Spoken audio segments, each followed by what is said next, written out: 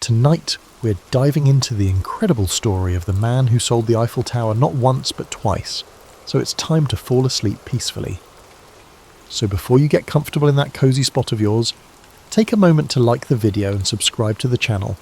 Also, let us know where you're watching from and what time it is. Now get comfortable and dim them lights. Paris in the 1920s was alive. Champagne corks popping, jazz clubs buzzing, and fashionable Art Deco lights twinkling. To astute visitors, Paris offered endless possibilities. Travellers flocked to the Seine at night, British tourists with their pastel-coloured suits, American expatriates, and European industrialists with fat wallets. It was perfect for a resourceful con man with a convincing story to sell. For Victor Le Renard Le Maire, the city vibrated with cigarette smoke and colourful posters. He was not always Le Renard or in Paris. Born in a small village on the Austrian border, he was captivated by the world beyond the mountains. While other boys herded sheep, Victor watched travellers in their streamlined car. He saw that the most persuasive could sell peasants anything, from worthless medicines to bewildering life insurance. Young Victor discovered that a good tale was worth more than gold. That's when locals dubbed him Le Renard, the fox, after he exchanged worthless trinkets for a prized hunting rifle. In a village of rumours, that tale spread quickly. As a boy, he learned to shape people's perceptions to see what he wanted. By adulthood, his skill was sharp. He mastered languages, studied psychology, and honed his sophisticated demeanour. He'd earned a tidy fortune from his swindles across Europe, letter forgery, impersonating nobility at social events, and selling near-new antiques. Each time he was being investigated by the authorities, he'd vanish, reappearing in Vienna, Milan or Berlin, a step ahead. Victor arrived in Paris following the Great War with a suitcase and a shy smile. He had settled in within a month after reading an article about the cost of keeping the Eiffel Tower standing. It was built for the World's Fair in 1889. It was costly to maintain, and some people did not appreciate its appearance. There were strong protests against its demolition, despite the fact that it was popular among visitors. Victor learned of this news. He spent days in Champs-Élysées cafes hearing conversations on city projects. He learned that bureaucratic decisions were bogged down by red tape and that the city lacked money. He considered if he persuaded someone that the government of Paris was planning to dismantle the Eiffel Tower to sell it as scrap, he could become rich. It was a wild scheme. Failure would turn him into a laughingstock. But a success was possible. Victor considered it for a night. He figured the more ridiculous the scam, the more people might be made to believe it. Who would fake the sale of France's most iconic landmark? He thought it needed high bureaucratic flair, like forged papers and stamps. Rumour and secrecy would be at his side. If he succeeded, he'd vanish, rich and legendary. He spent the next few days poring over the engineering wonder, absorbing facts such as its metal mass, elevator upkeep, and the way the tower accommodated activities ranging from tourism to radio reception. With these details, he was able to address prospective buyers with authority. He took a lavish suite at the Hôtel de Crillon, pretending to be a high-ranking official. To add authenticity to his deception, he engaged an engraver for stationery of his imaginary Ministry of Post and Telegraph, since the Eiffel Tower was also a radio centre. The last touch put him in official mode. Paris, for all its beauty, also had its share of opportunistic entrepreneurs. There were whispers that a government minister was looking discreetly for a private investor in a secret project. The city did not want to face the public outcry of cancelling the tower, so this transaction had to be kept quiet.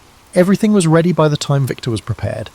It was such a warm spring afternoon that Victor was at a sidewalk cafe facing the Madeleine, scanning a list of buyers, ambitious, greedy-eyed men in the metal industry. His informant had told him they would stop at nothing to gain inside information on a city contract, no matter how sleazy. Breathing deeply of the scent of warm croissants and enjoying the hush as upscale Parisians walked past, Victor was filled with confidence. He could practically feel his win. He was more than a criminal in his own eyes. He was a performer with a bigger act than ordinary morals. He finished his coffee, concealed his notes, and rose to his feet. The greatest scam of his life was ready to start. Victor began by sending elegantly handwritten invitations on forged ministry stationery to half a dozen influential scrap metal merchants. He requested their presence at the prestigious Hôtel de Crillon for a most confidential discussion of national importance. The letter was a masterpiece of official-sounding rhetoric, sprinkled with phrases such as "in strictest confidence" and "under direct ministerial oversight." Anyone who read it would have believed it came straight from the desk of a high-ranking bureaucrat. He scheduled a single day of interviews, meeting each merchant individually. He wanted them to feel hand-picked and privileged, reinforcing the notion that the city wanted to keep this matter tightly under wraps. From the start, curiosity and greed twinkled in their eyes. When at last the conversation steered to the possibility of dismantling the Eiffel Tower, he watched their expressions dance between disbelief, astonishment, and excitement. Victor's calmly stated reasoning was that the maintenance fees had become prohibitive, and certain parties in government felt the tower no longer served its original purpose. To all of them, he leaked the same inside track. The city would soon finalise a discreet agreement for the tower's metal, but public backlash was a real concern. The city planned to avoid any uproar by finalising the deal quickly, so confidentiality was paramount. By the time the meeting ended, each merchant was fully enthralled. Victor had left them with the impression that they were among the few chosen to bid on the opportunity. Their own imaginations did much of the work from there, conjuring up fantasies of staggering profit. However, Victor soon identified a prime mark: André Dubois, a mid-level scrap metal businessman whose ambition often overshadowed his common sense. Dubois was known to be insecure about his place among the big players in the industry. If he could land a deal that secured him exclusive rights to the Eiffel Tower's metal, he believed he'd rise overnight into an elite echelon. Victor noticed how Dubois always asked breathlessly about the possibility of special consideration, a subtle hint that he might pay extra for preferential treatment. That was precisely the attitude Victor needed. After a few days of tantalising phone calls and cryptic notes, Victor invited Dubois to tour the Eiffel Tower with him in person. For added realism, Victor booked a chauffeur-driven car to pick up Dubois. Both men sat in the back seat, forging an atmosphere of clandestine camaraderie. As they approached the landmark, Victor gestured toward it as if it were an aging beast about to be put down. "It's quite costly to keep it painted and structurally sound," he remarked, with a faint sadness in his voice, as though he truly lamented the tower's impending fate. Dubois nodded solemnly, but his eyes gleamed with hunger. Ascending the tower's first deck, they observed the city sprawling in every direction, evidence, as Victor noted, that progress required sacrifice. He recited maintenance figures he'd gleaned from newspaper archives and from subtle bribes given to minor city clerks. This data-laden performance impressed Dubois. Victor then produced a sheaf of official-looking papers, a forged contract awarding the successful bidder exclusive salvage rights. Dubois skimmed them, mouth agape, as if he held a golden ticket to instant wealth. Finally, on the cusp of sealing the deal, Victor paused dramatically, then leaned closer. "I must admit," he said quietly, "we're under tremendous pressure to finalise this swiftly, but some officials are, shall we say, open to persuasion." With one eyebrow raised in subtle suggestion, Victor let that phrase linger in the air. Dubois took the bait. He understood that a bribe would secure him the contract, an illegal but... Weeks later, Victor found himself in Vienna, living luxuriously at a grand hotel. He enjoyed idle afternoons at the imperial cafes, reading about the flurry of rumours swirling in Paris. A few tabloids speculated that a conman had fleeced a businessman out of a fortune. Official statements from City Hall denied any plans to dismantle the Eiffel Tower. Yet the press never got hold of Dubois's name, and no one had identified Victor. The story, swirling with half-truths, soon faded from public discourse. For Victor, that was a green light. His scheme had left no significant ripples, no public scandal, no humiliating trial. It was as though the entire episode had slipped into an urban legend. While sipping a particularly fine espresso one morning, he found himself flipping through a Parisian newspaper. In the business section, there was a fresh wave of articles on the tower's upkeep expenses. Costs were climbing yet again. The debates that raged a few years prior were resurfacing, with critics continuing to ask if the monument had outlived its usefulness. Reading that, Victor felt a surge of déjà vu, accompanied by a mischievous grin. If the city itself remained unconvinced of the tower's permanent place in its skyline, then the seed of plausibility was still there. The more he mulled it over, the more irresistible the idea became. Selling the Eiffel Tower once was bold. Selling it twice, that would be legendary. Of course, every repeat performance carries an elevated risk. Con artistry thrives on the unexpected. Victor was no stranger to the concept that lightning rarely strikes the same place twice. And yet, as he weighed his options, he recognised one key advantage. The first victim, Dubois, never went public. The scheme was still cloaked in rumour. Furthermore, the ephemeral nature of public memory in a bustling city like Paris worked in his favour. People had moved on to the next scandal. Victor decided that with a few adjustments, the plan could work again. He returned to Paris incognito, adopting the persona of a minor diplomat from a small Eastern European country. He took a suite at a different upscale hotel near the Opéra Garnier, careful not to retrace his steps exactly. He updated his forged documents, upgrading his fictitious role to an intergovernmental liaison dealing with municipal real estate transitions. This time, his approach would be more polished, more exclusive. He planned to target even wealthier players, men with deeper pockets and even greater appetites for risk. The second attempt began with the same formula. Elegantly worded letters on official-looking stationery, discreet appointments scheduled in lavish hotel lounges, and hushed talk of a sensitive government project. Yet the potential buyers this time were fewer, and Victor was more selective. At one meeting in a private parlour, he addressed 3 men together, an unusual choice for him. The trio included a well-known industrialist rumoured to have close ties to the city's political figures, a second man who managed a large shipping enterprise, and a third, a foreign investor looking to break into European markets. Victor carefully balanced the discussion, letting just enough details slip to convince them that the city's patience with the Eiffel Tower was running thin. But if the first sale had gone astonishingly smooth, the second was fraught with unexpected snags. One of the potential buyers was far more astute than Victor anticipated. This man, Claude Fournier, had a reputation for sniffing out underhanded deals.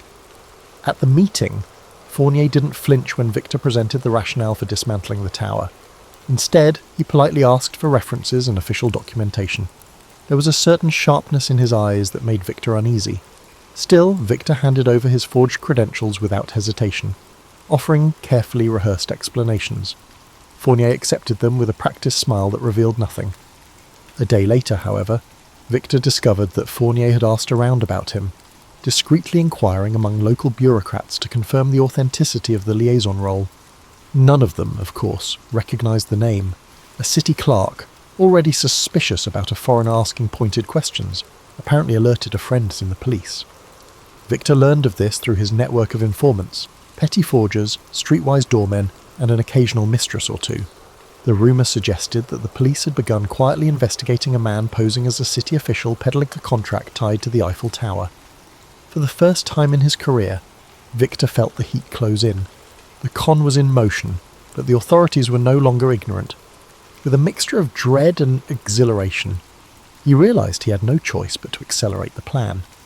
He zeroed in on the second potential mark, an overly ambitious shipping magnate named Marcus Weissman, who had a penchant for shady dealings.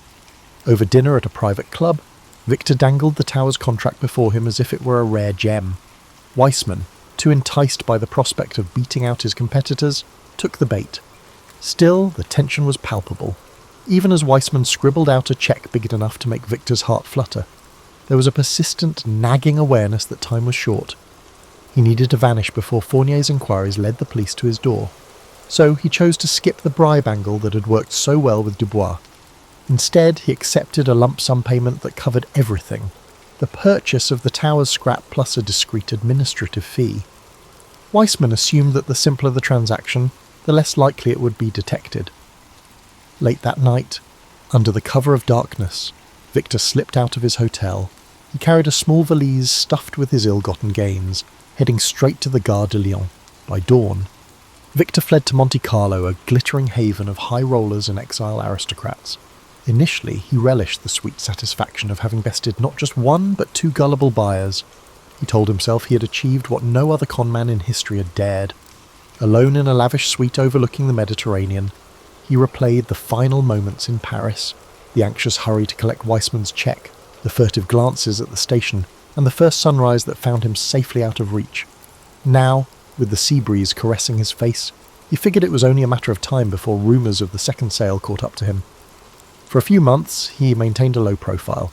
He frequented the Monte Carlo casino under a false identity. staying clear of any large wagers that might draw attention. He used coded telegrams to stay in touch with his forgers and informants back in Paris. From them, he learned that Fournier had indeed pressed the police for an investigation. Weissman, facing public humiliation and potential legal woes, tried to keep the matter as quiet as possible, hoping to recover his money through any means short of a public scandal. Still, the police smelled something big. They had never heard of such an audacious swindle, and that alone piqued their interest enough to keep them digging. Eventually, investigators uncovered the faint tracks Victor left behind, receipts at the hotel, witnesses who recalled a confident, well-dressed man with a foreign accent. They pieced together the timeline of his meetings, even found traces of his forged stationery. Before long, they had a name, though it remained unclear if Victor Lemaire was real or an alias. With pressure mounting, the authorities circulated descriptions to major European cities, urging border agents and local police to keep an eye out. One photograph, taken secretly by a curious bystander at the Eiffel Tower, showed a side profile that might have been him. Rumours spread that a flamboyant con artist, rumoured to have sold the Eiffel Tower not once but twice, was at large. Despite the noose tightening, Victor couldn't resist the lure of one last escapade. He reasoned that living on the run forever would be unbearable. Why not gamble big while he still had some measure of control? One evening at the casino, dressed in a crisp dinner jacket, swirling a glass of fine cognac, he sat at a roulette table. In a dramatic flourish, he placed a small fortune on a single bet. It was uncharacteristic of him to risk real money on chance. He usually preferred to rig the odds through manipulation. But something inside him craved the adrenaline rush. The wheel spun, heart pounding. He watched the tiny ball bounce from slot to slot. When it finally settled, it landed on red, a loss for Victor's black bet. Though it was only a fraction of his earnings, the defeat seemed like an omen. For a moment, he stared at the chipped green felt of the table, the croupier's polite nod indicating the end of the bet. In that instant, a seed of doubt sprouted in Victor's mind. Was his luck running out? He excused himself, stepping away from the table, ignoring the curious glances of other patrons who recognised him, by one of his many aliases, presumably. That night, as he strolled the moonlit promenade along the coast, he tried to shake off the feeling that everything was about to catch up with him. He told himself he was a master of illusions. He could reinvent himself anywhere, America, South America, or a quiet corner of Asia. Yet the persistent thought nagged at him. How long can any fox outrun the hounds? He had always believed in the artistry of his craft, but sooner or later, every performance comes to a close. Sure enough, his downfall arrived abruptly. While stepping out of a Monte Carlo cafe one morning, he was discreetly approached by a man who introduced himself as a private detective from Paris, hired by none other than Claude Fournier. The detective's tone was polite, but his eyes brimmed with that unwavering sense of purpose. He claimed to have evidence linking Victor to the Tower Con, along with sworn statements from hotel staff. The detective offered Victor a choice: return to Paris, meet with Fournier's lawyers, and negotiate a quiet settlement, or face arrest and extradition. Outwardly, Victor kept his composure. He flashed a wry smile, feigning indifference. But his heart pounded. Even if he eluded this detective, he sensed the net was cast too wide for him to remain free for much longer. Sometimes, surrendering on your own terms was the last con you could pull. In a move that stunned the detective, Victor proposed his own arrangement. He would meet Fournier in neutral territory, in Switzerland, to hash out a deal. The detective, intrigued and possibly influenced by some under-the-table persuasion, agreed to broker the meeting. Victor reasoned that by controlling the location, he might still orchestrate an escape. But as fate would have it, the Swiss authorities were also alerted. When Victor arrived, plainclothes officers appeared from the shadows, swiftly taking him into custody. His arrest was a quiet affair, overshadowed by bigger global events. Still, word spread among the underworld. The man who sold the Eiffel Tower twice had finally met his match. There was no dramatic public trial in France. Instead, in backroom negotiations to avoid an international scandal, a deal was reached. Some said Fournier and Weissman recouped a fraction of their losses, and the French government, stung by embarrassment, preferred to hush up the matter. Victor was quietly sentenced for fraud under an assumed name, but the legend endured in hushed whispers for decades. Rarely did anyone speak of his fate. Some claimed he escaped from prison using forged documents. vanishing into the night. Others insisted he served his time, only to emerge a changed man. Either way, in the smoky corners of certain Parisian cafes, old-timers still tell the tale with a gleam in their eyes. The man who dared to sell the Eiffel Tower, not once, but twice. It remains a testament to the power of audacity, the allure of ambition, and the strange truth that the bigger the lie, the more people want to believe it. And so the story endures, a monument to the enduring thrill of a great impossible scam. The Battle of Gettysburg began on the morning of July 1st, 1863. It was a warm summer day, the kind where the golden light of dawn touched the fields and forests with a serene glow. But the tranquility of the Pennsylvania countryside would soon be shattered by the thunder of battle. This clash was not merely another skirmish in the long and bloody conflict of the Civil War. It was a turning point, a moment where the fate of the Union and the Confederacy hung precariously in the balance. General Robert E. Lee, commanding the Confederate Army of Northern Virginia, had set his sights on a bold invasion of the North. His army, emboldened by a string of victories, marched into Pennsylvania with the hope of striking a decisive blow that would force the Union to sue for peace. Lee's strategy was not just about military conquest. It was about shaking the Northern resolve, bringing the war to Union soil, and perhaps swaying foreign powers to recognize the Confederacy. On the Union side, General George G. Meade had recently taken command of the Army of the Potomac. His task was daunting: to stop Lee's advance and protect the Union's heartland. The soldiers under his command were weary from years of conflict, but their resolve to defend their homeland and preserve the Union burned brightly. The two armies converged near the small town of Gettysburg, a place of rolling hills, fertile farmland, and winding roads. It was an unlikely setting for one of the most significant battles in American history. On the first day, the fighting began west of the town, as Confederate forces encountered Union cavalry. The clash was fierce and chaotic, with both sides scrambling to gain the upper hand. By day's end, the Confederates had pushed Union forces back through the town and onto the high ground to the south, securing an early advantage. The second day of the battle dawned with tension thick in the air. The Union Army had established a strong defensive position along a series of hills and ridges known as Cemetery Hill, Culp's Hill, and Little Round Top. Lee, confident in his army's strength, launched a series of attacks to break the Union lines. The fighting on July 2nd was intense and bloody. At Little Round Top, Union Colonel Joshua Lawrence Chamberlain and the 20th Maine Regiment made a heroic stand to defend the hill's southern flank. Outnumbered and nearly out of ammunition, Chamberlain ordered a desperate bayonet charge that drove the Confederates back and secured the Union's position. It was a moment of extraordinary courage, one that would later be remembered as a turning point in the battle. Elsewhere, the fields of wheat and peach orchards became killing grounds, their beauty scarred by the carnage of war. The air was thick with smoke and the cries of the wounded. Soldiers on both sides fought with ferocious determination, knowing that the stakes were higher than ever. By the end of the day, the Union lines had held, but at a terrible cost. The third and final day of the battle, July 3rd, brought the infamous assault known as Pickett's Charge. Lee, believing that a concentrated attack on the Union center could break their lines, ordered 12,500 Confederate soldiers to march across open fields under heavy Union artillery fire.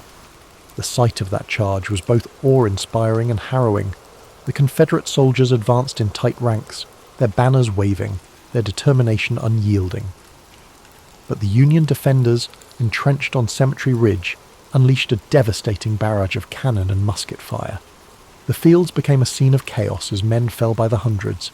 Despite their bravery, the Confederate soldiers could not overcome the Union's defences.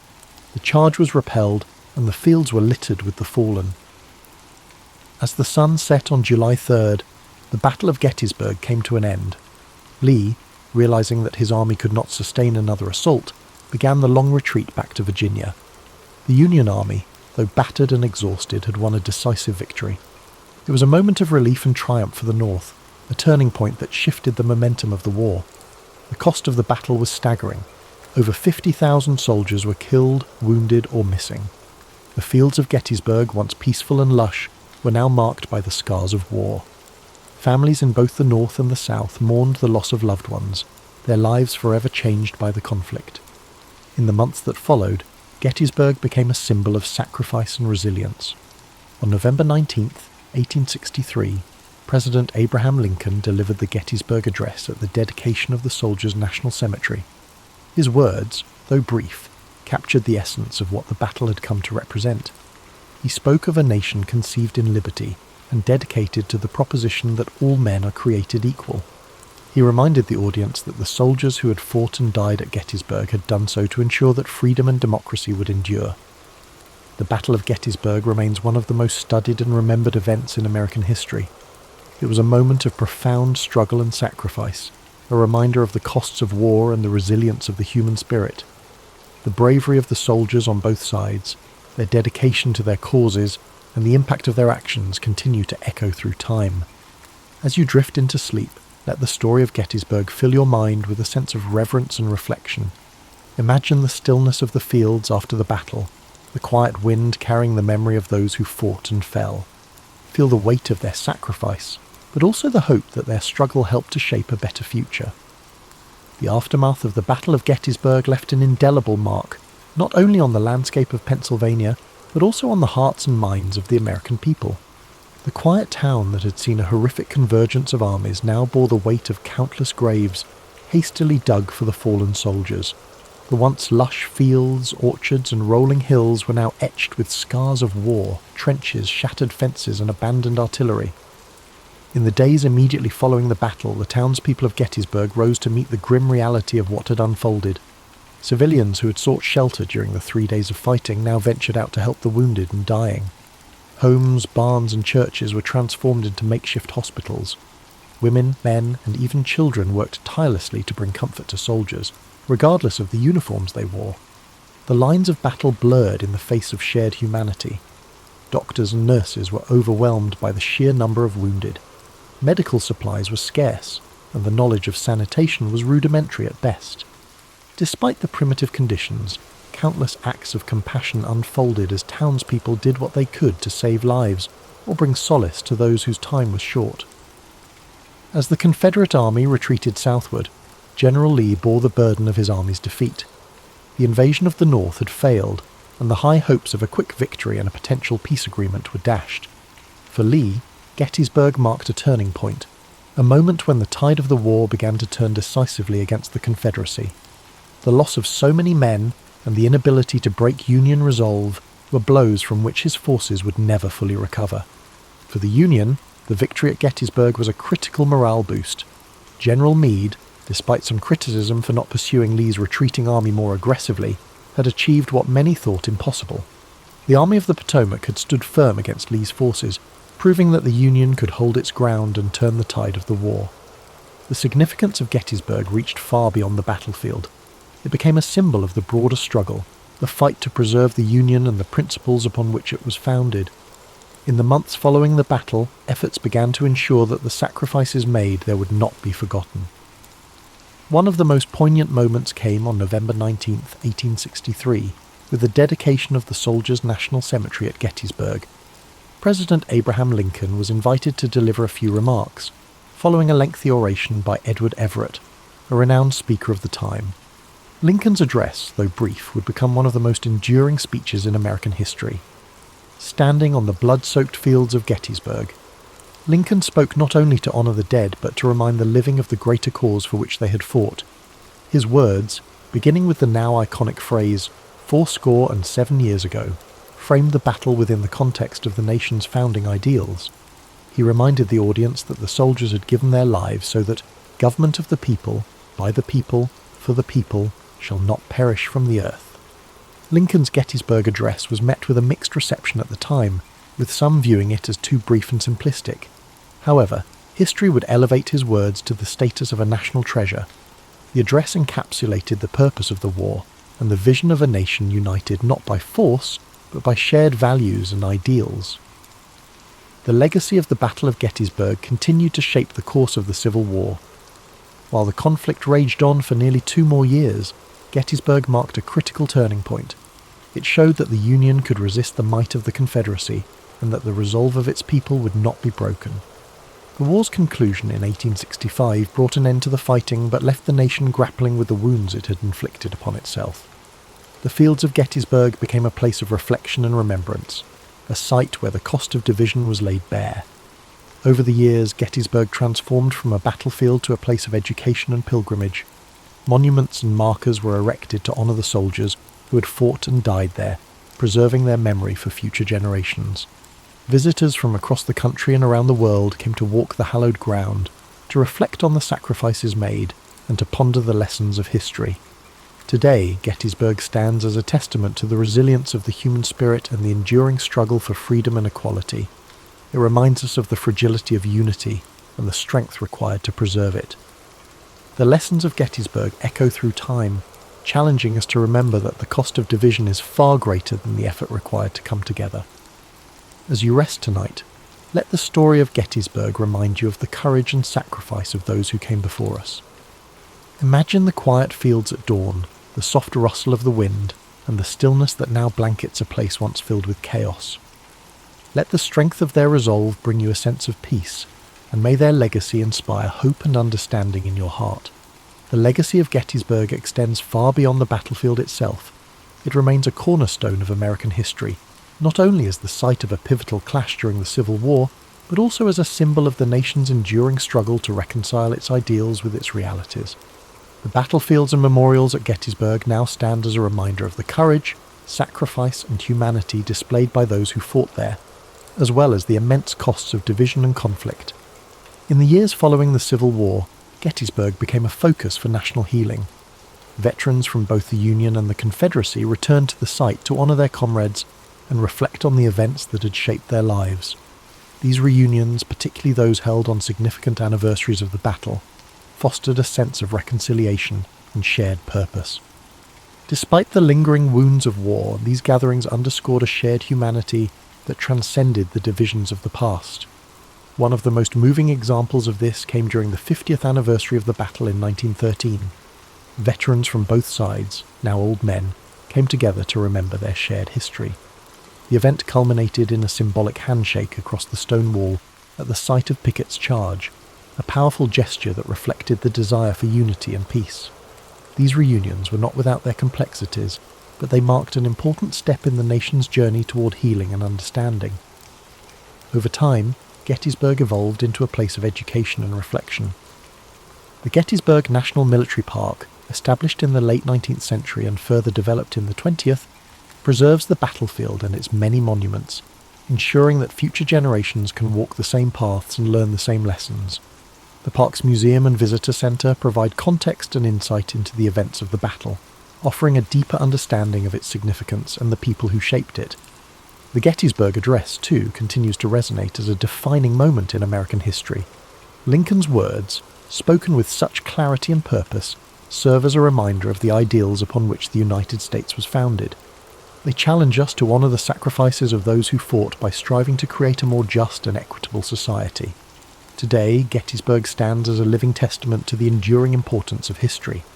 It draws visitors from across the globe who come to honour the past, reflect on the present, and consider the future. The battlefield, with its rolling hills, stone walls, and quiet woods, invites contemplation. Walking its paths, one cannot help but feel a connection to the stories of those who stood there, to the bravery and determination that defined them, and to the lessons they left behind. The Battle of Gettysburg teaches us that even in the darkest times, there is hope for redemption, for reconciliation, and for a brighter tomorrow. It reminds us of the costs of division and the strength required to build unity. It challenges us to live up to the ideals of liberty and equality, to honour the sacrifices of those who came before us by working to create a better world.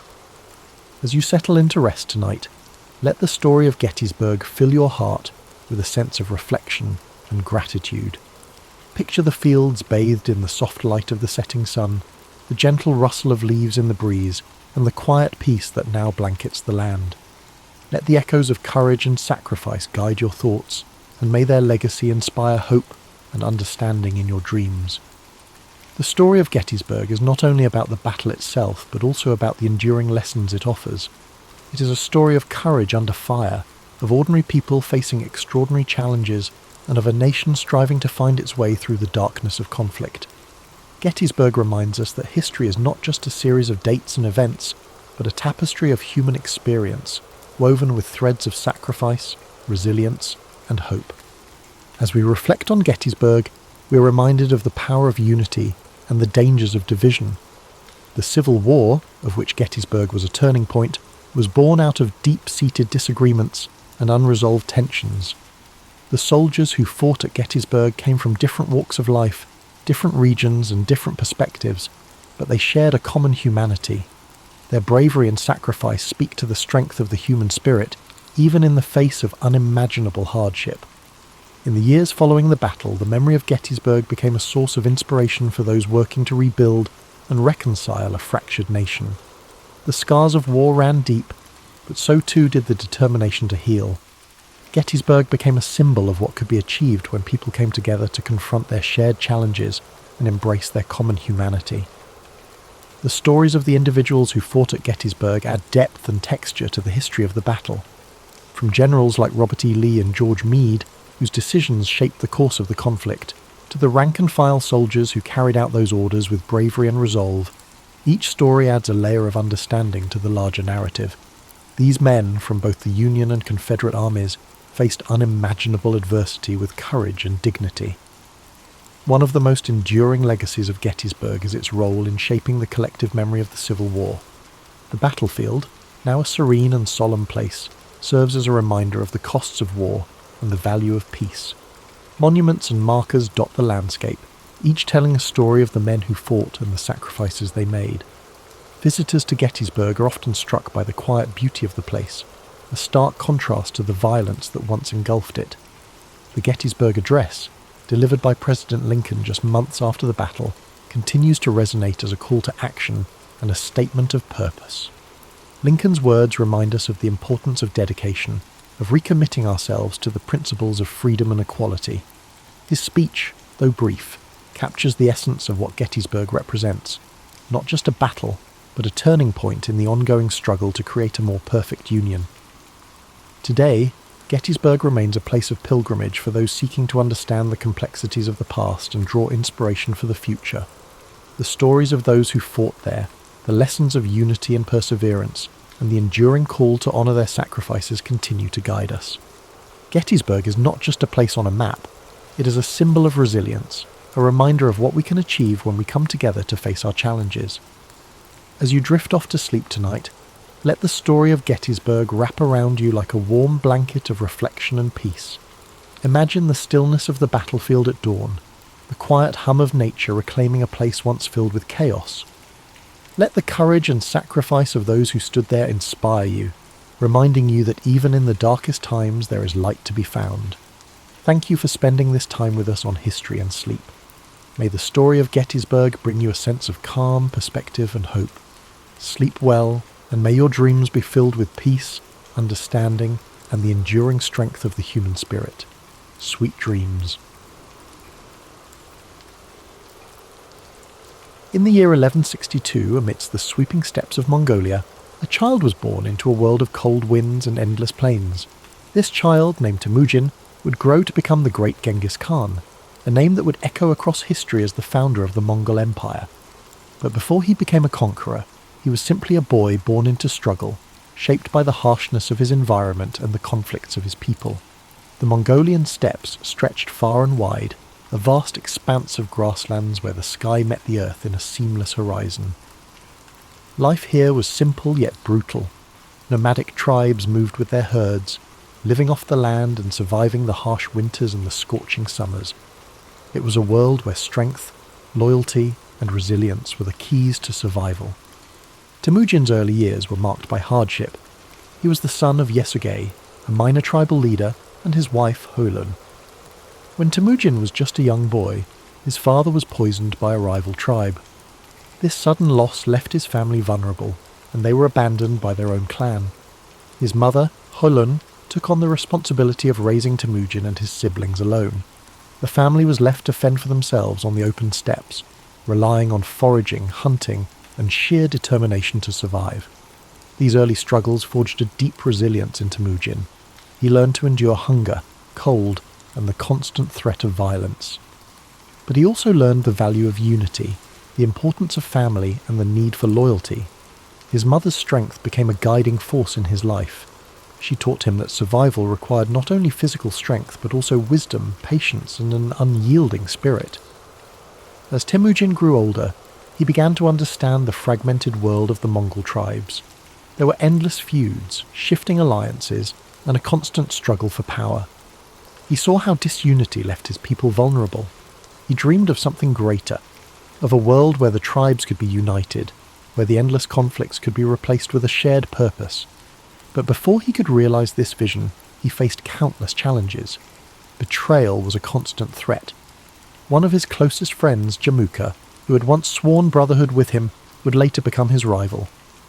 Temujin's path was marked by moments of capture, imprisonment, and escape. Each setback hardened his resolve. He believed that strength was found not just in the sword, but in the unity of purpose and loyalty. In time, Temujin began to gather followers who saw his vision. He was not just a warrior. He was a leader who understood people. He rewarded loyalty and merit rather than noble birth, a revolutionary idea in a world bound by tradition. His reputation grew, and more tribes pledged their allegiance to him. His ability to inspire, to strategize, and to adapt set him apart. He was relentless, determined, and focused on a single goal: to unite the Mongol tribes under one banner. In 1206, after years of battles, alliances, and strategic brilliance, Temujin achieved his dream. He was declared Genghis Khan, meaning universal ruler. It was a title that reflected his role as the unifier of the Mongols, a leader who'd brought together the once fractured tribes into a formidable force. But Genghis Khan's vision did not stop at the borders of Mongolia. He saw beyond the steppes, beyond the horizon. His ambition was to create a world where his people could thrive, where the divisions that had weakened them for centuries could be replaced by a new order. His armies, skilled horsemen and fierce warriors, began to expand the Mongol territory. They moved with speed, discipline, and precision, conquering lands that had once seemed unreachable. The campaigns of Genghis Khan swept across Central Asia, into China, and beyond. His leadership was marked by a combination of ruthless efficiency and strategic genius. He understood the importance of adapting to new challenges, incorporating new technologies, and learning from the cultures he encountered. Under his rule, the Mongol Empire became a melting pot of ideas, trade, and communication. But Genghis Khan was more than just a conqueror. He established laws to bring order to the chaos of his expanding empire. His code, known as the Yasa, emphasized loyalty, discipline, and justice. He promoted religious tolerance, recognizing that unity required respecting the beliefs of diverse peoples. He created systems of communication, trade routes, and infrastructure that connected distant parts of his empire. The Silk Road, once a dangerous route, flourished under Mongol protection, facilitating the exchange of goods, ideas, and cultures. As you breathe in deeply, picture the vast Mongolian steppes under a night sky filled with stars. The grass sways gently in the breeze, and the world is quiet except for the soft sounds of horses and the distant crackle of campfires.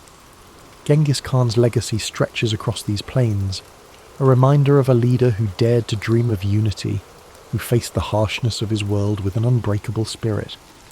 His life was a journey of resilience, vision, and transformation. He turned adversity into strength, chaos into order, and disunity into a vast and enduring empire. Though his methods were fierce, his impact on the world was profound. The connections he forged between East and West reshaped history, leaving a legacy that endures to this day.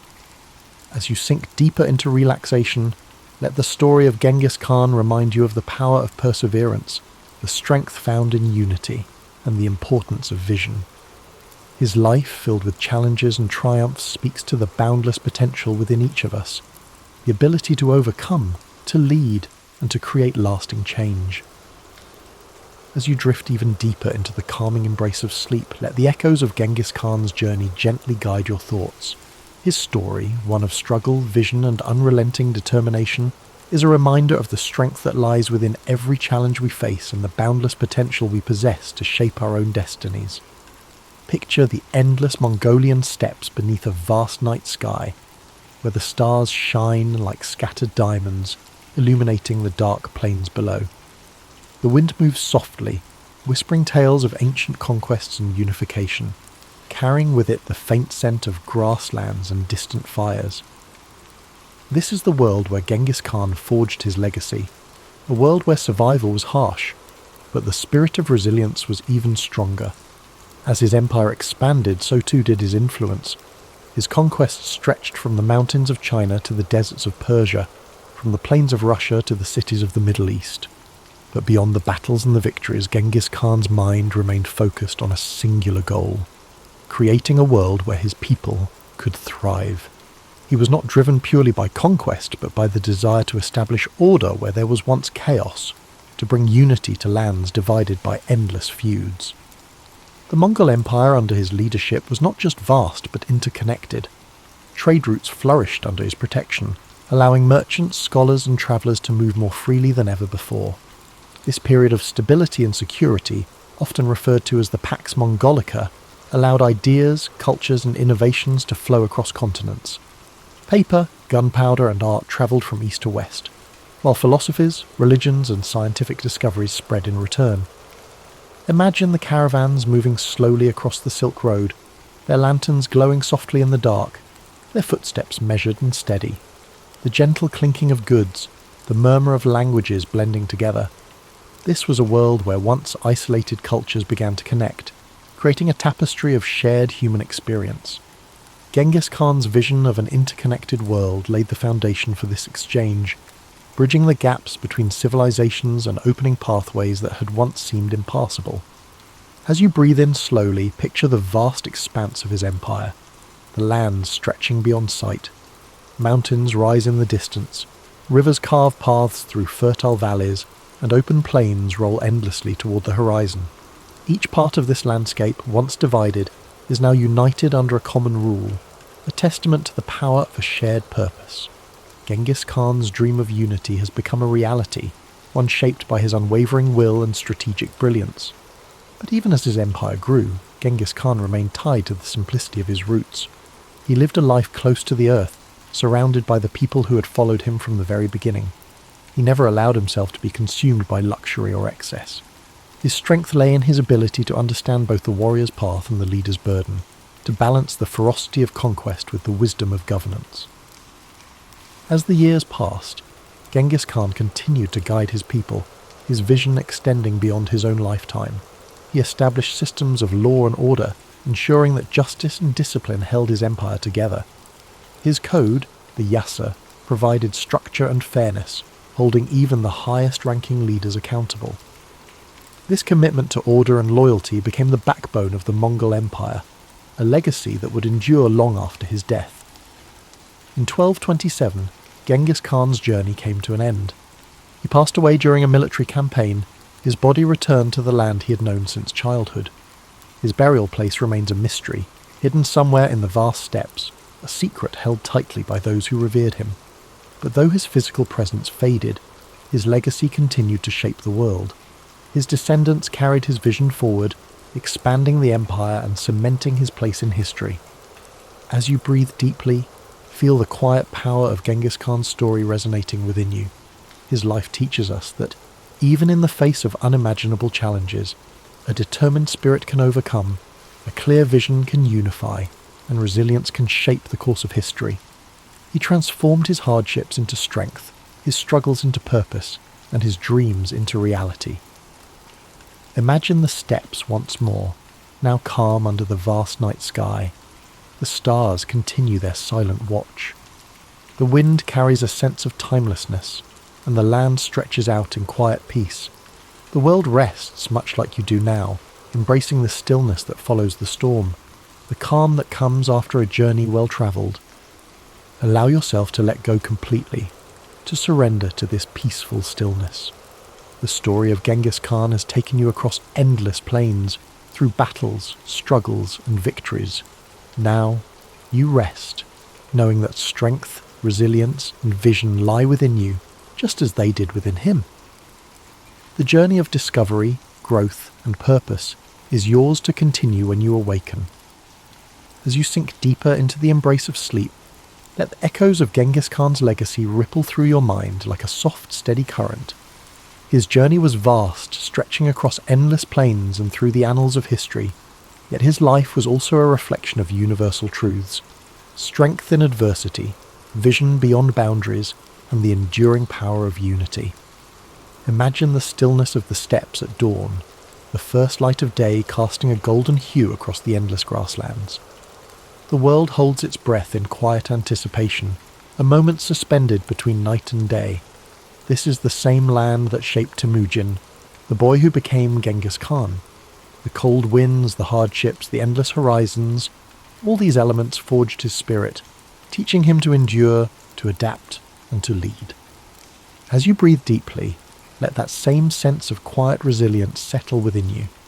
Just as the steppes stretched beyond sight, so too do the possibilities within your own life. The journey of Genghis Khan reminds us that no matter how vast the challenges before us, the human spirit is capable of incredible endurance and transformation.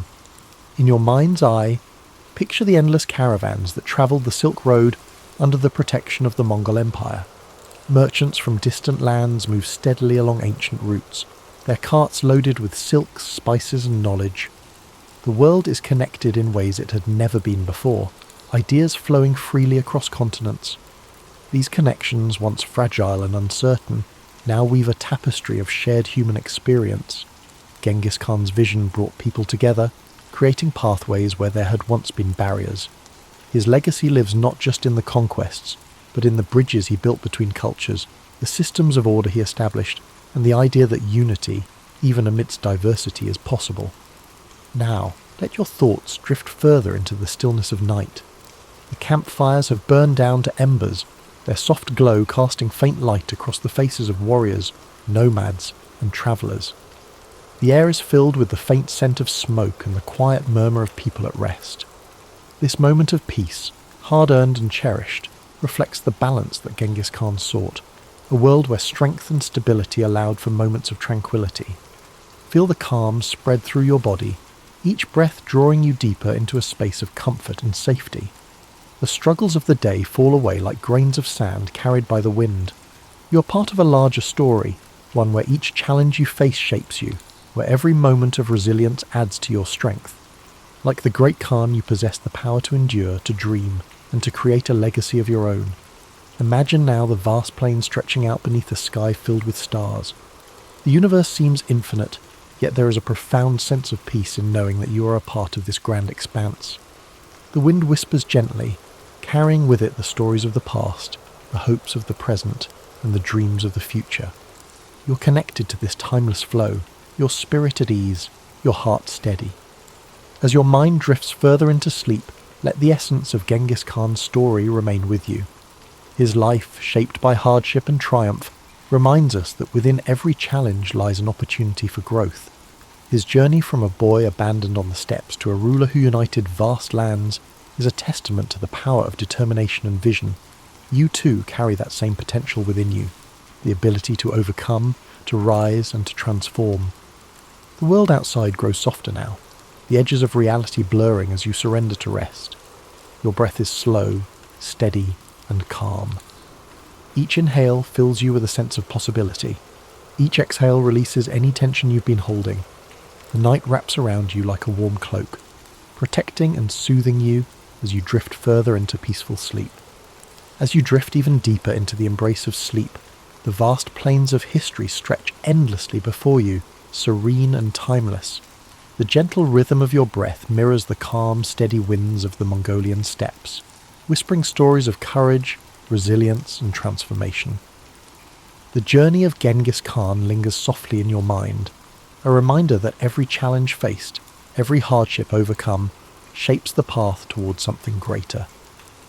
In this peaceful expanse, the world feels limitless. The night sky, filled with an infinite sea of stars, reflects the boundless potential within you. Each star glimmers with a quiet brilliance, a beacon of possibility, hope, and the dreams that lie waiting beyond the horizon. Just as Genghis Khan dared to look beyond the confines of his world, you too are capable of breaking through barriers, of envisioning new paths, of creating a life defined by your own resilience and purpose. Imagine the quiet of the ancient world. No city lights, no noise of modern life, just the pure, unbroken silence of the night. The grass beneath you is soft, cool and fragrant. The air is crisp, carrying the scent of earth and distant fires. The only sounds are the faint rustling of the wind and the occasional soft nicker of a horse standing watch. This tranquility is a gift, a space where you can let go, breathe deeply, and allow your mind to float freely. As you inhale, draw in a sense of calm strength.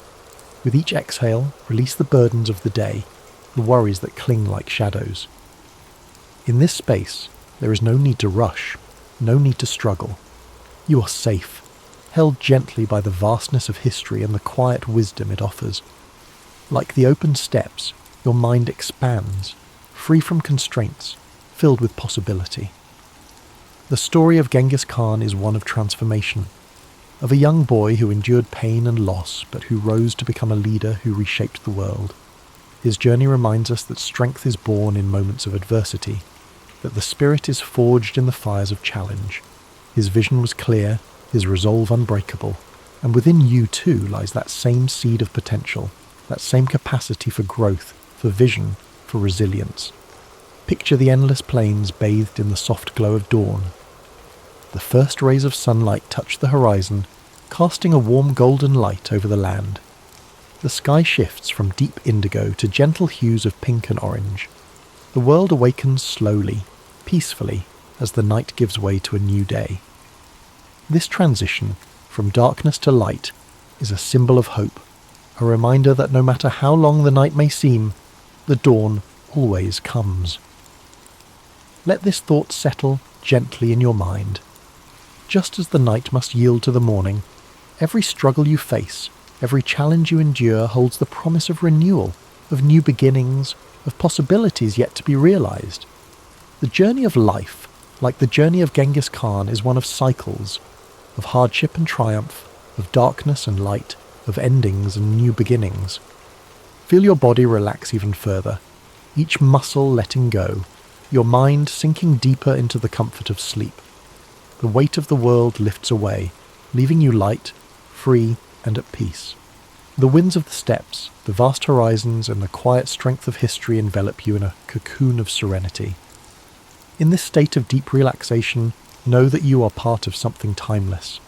The struggles, the victories, the dreams of those who came before you live on, whispering their wisdom and encouragement. You are connected to this greater tapestry of humanity, a thread woven through the fabric of time, resilient and unbroken. The American Civil War didn't happen overnight. It was the result of tensions that had been building for decades, tensions rooted in profound differences between the North and South. At the heart of it all was the issue of slavery. In the South, slavery wasn't just an institution, it was their economy. Cotton fields stretched as far as the eye could see, and the labour of enslaved people made the South incredibly wealthy. But it came at an unbearable cost, the humanity of millions denied, their voices silenced. In the North, things were changing. The Industrial Revolution was taking hold, and with it came growing calls to abolish slavery. People were starting to speak out more, questioning how a nation built on the idea of liberty could allow such a system to exist.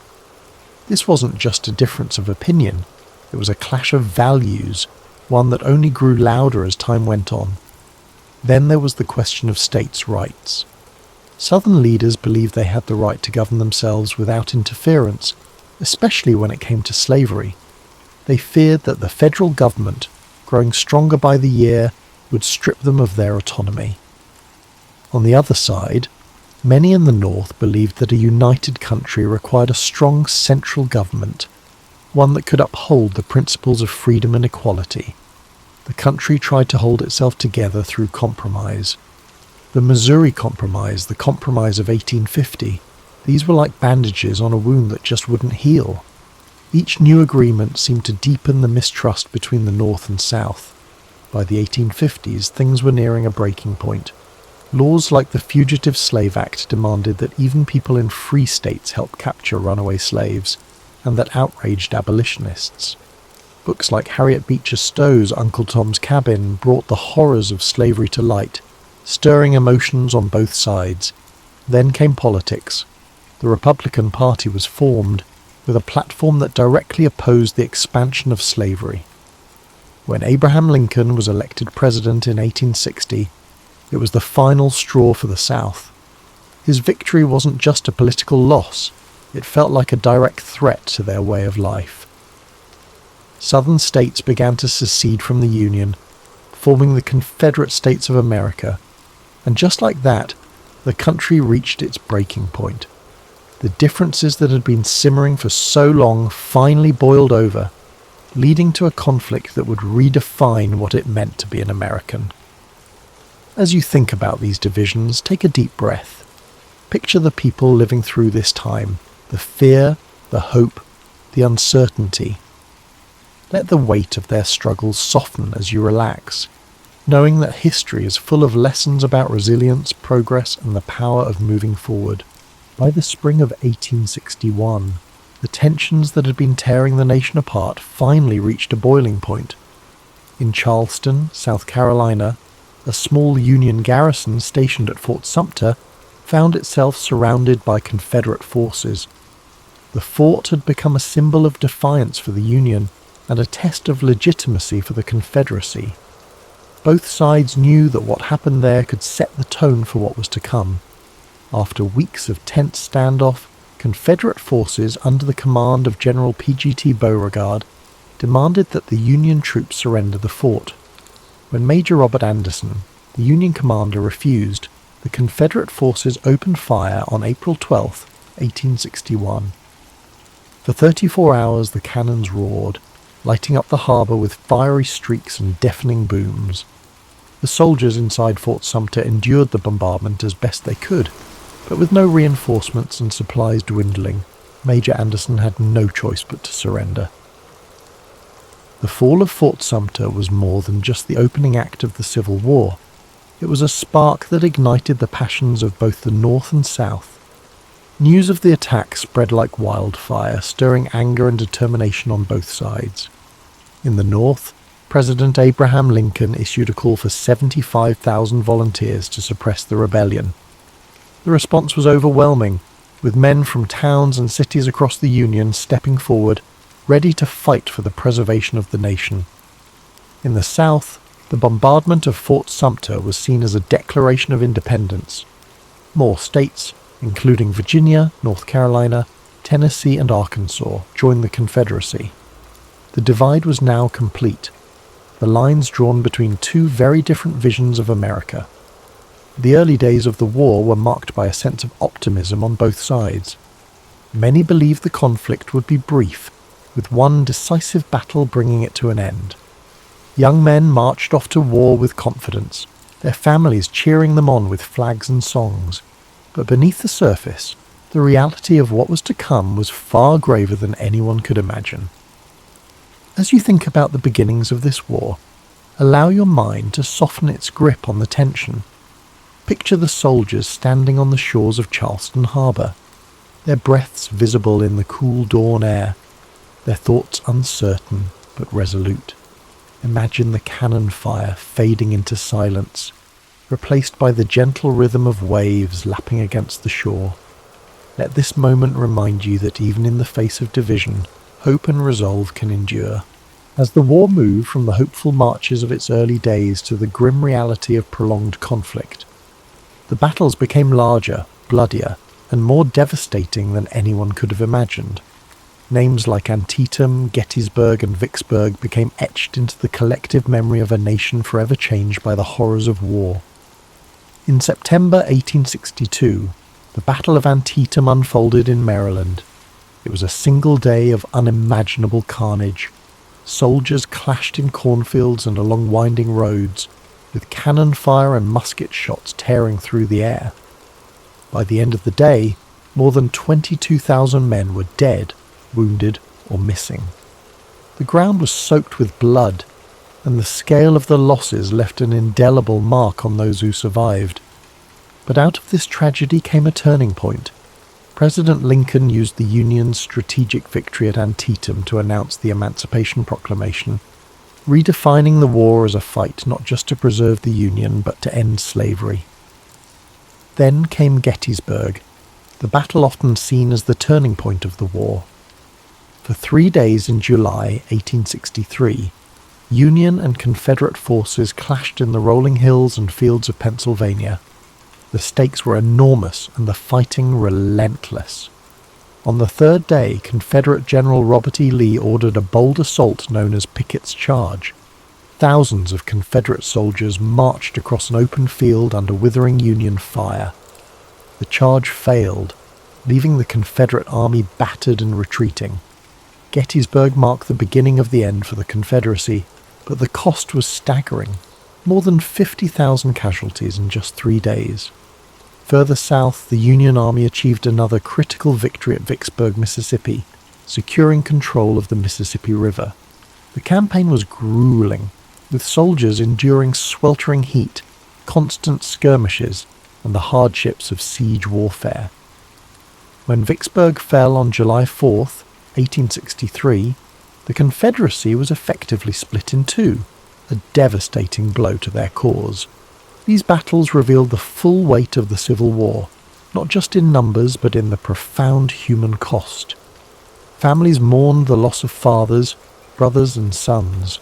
Soldiers bore the scars of battle, both physical and emotional. The countryside was littered with the remnants of war, broken cannons, torn flags, and fields that once grew crops now filled with unmarked graves.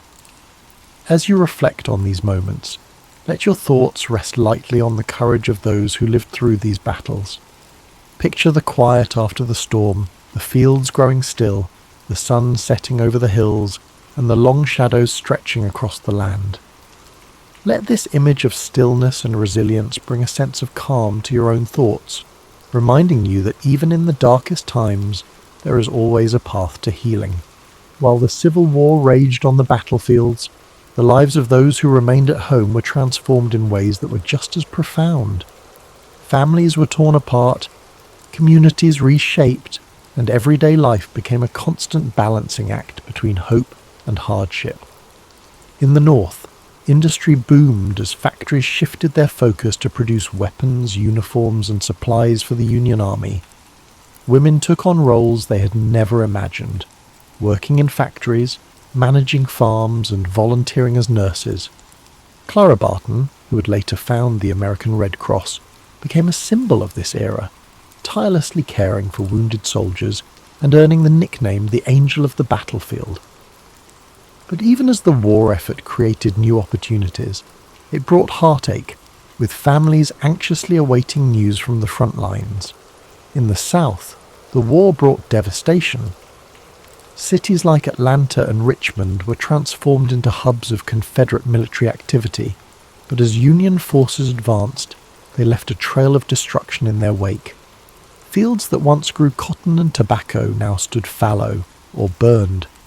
With so many men away fighting, women and children were left to manage farms, often without the resources they needed. Food shortages became common, and Confederate currency quickly lost its value, plunging families into poverty. Both sides experienced the emotional toll of war.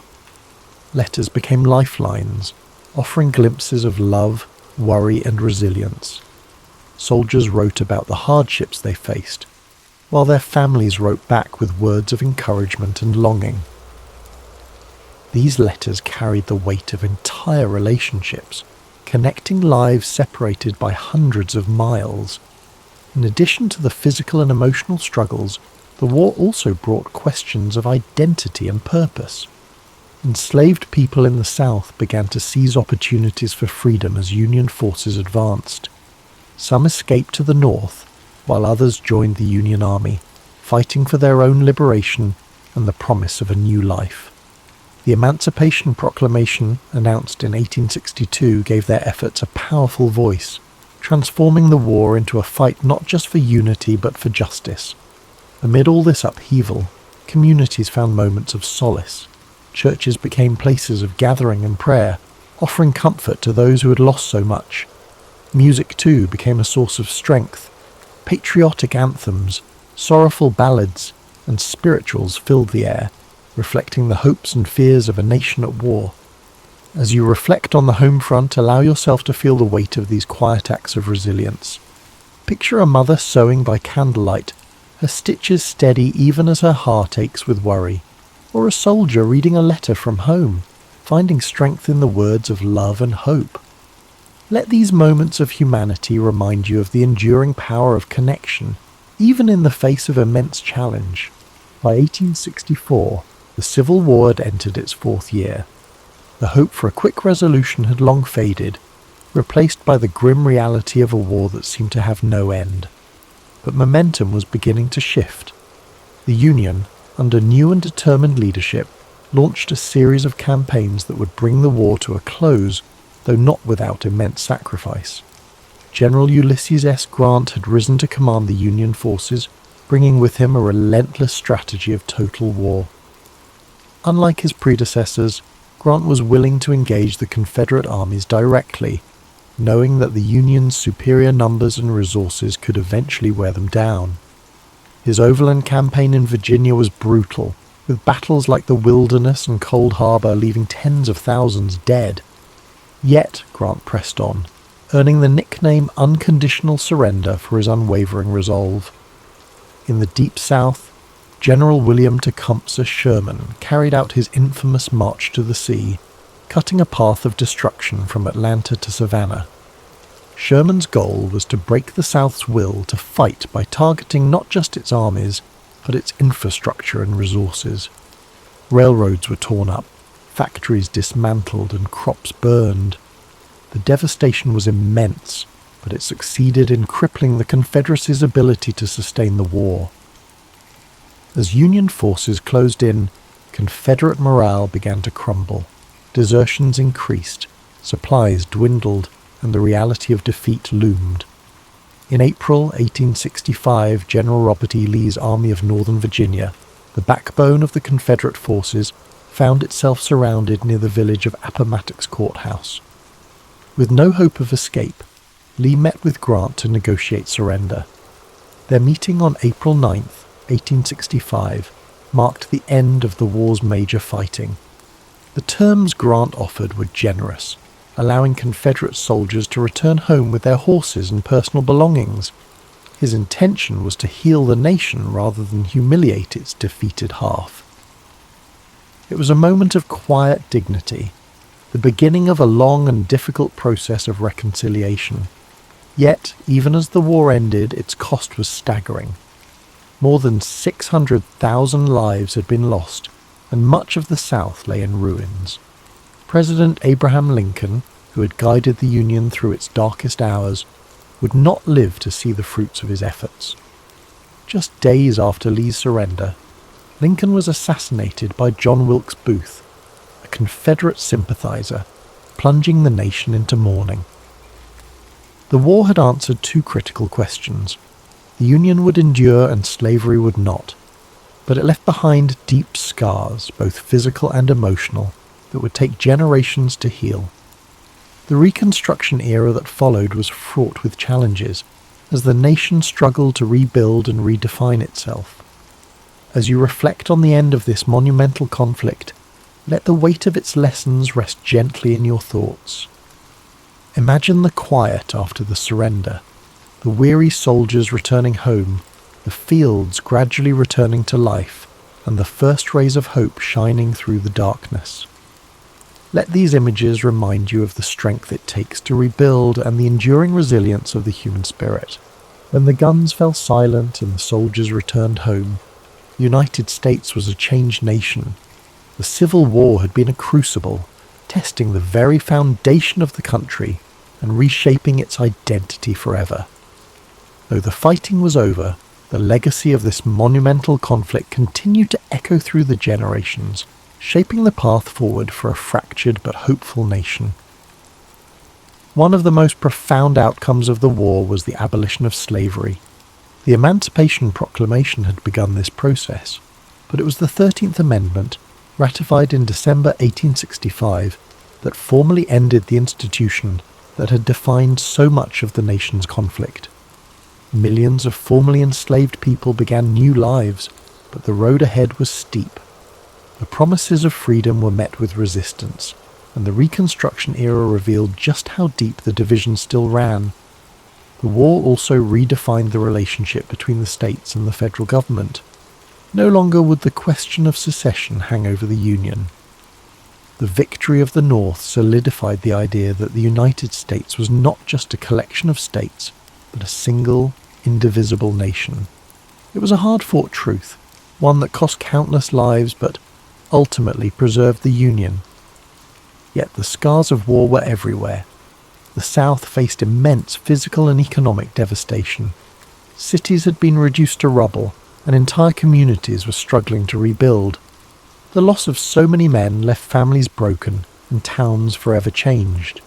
Even in the North, where victory was celebrated, the weight of the sacrifices made was impossible to ignore. For the soldiers who fought, the war left an indelible mark. Some returned home to rebuild their lives, carrying memories of camaraderie and courage. Others bore wounds, both seen and unseen, that would shape the rest of their days. Memorials began to rise in towns across the country, honouring the fallen and reminding future generations of the cost of conflict. The Civil War also left a legacy of storytelling.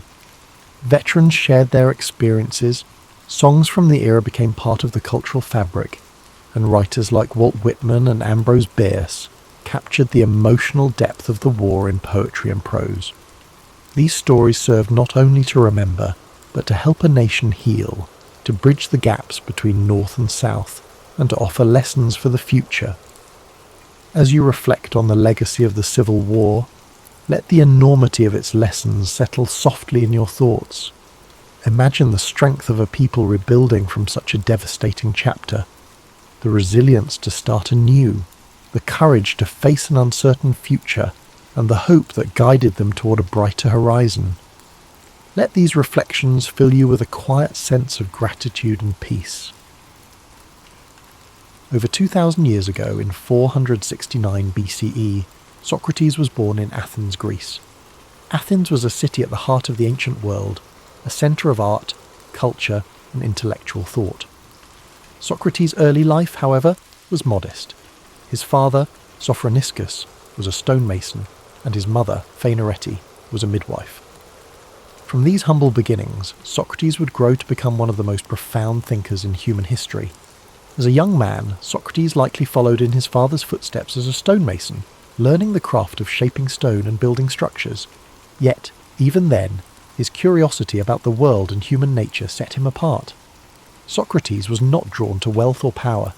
Instead, he found fulfillment in observing life, questioning beliefs, and seeking wisdom. Unlike many of his contemporaries, Socrates did not write books or leave behind written records of his teachings. Instead, we know about his life and philosophy through the writings of his students, particularly Plato. Through these accounts, we gain insight into Socrates' unique method of teaching and his relentless pursuit of truth. Socrates' approach to philosophy was deeply rooted in dialogue and inquiry.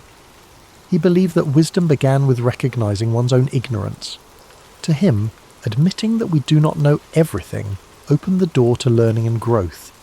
This idea became the foundation of the Socratic method, a process of asking and answering questions to stimulate critical thinking and uncover underlying truths.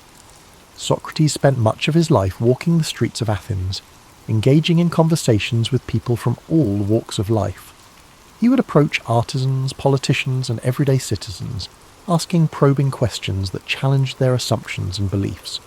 These discussions were not meant to humiliate or demean, but to encourage reflection and deeper understanding. Despite his humble appearance, barefoot, dressed simply, and often unkempt, Socrates' intellect and charisma drew people to him. Many young Athenians admired his wisdom and became his students, eager to learn from his insights. However, his habit of questioning authority and exposing contradictions in people's beliefs also earned him powerful enemies. Socrates believed that a life worth living was one dedicated to virtue and the pursuit of truth. He often spoke of the importance of the soul and the need to care for it through ethical living. To Socrates, material wealth and social status were insignificant compared to the value of living a just and honourable life. Athens, during Socrates' lifetime, was a city in flux.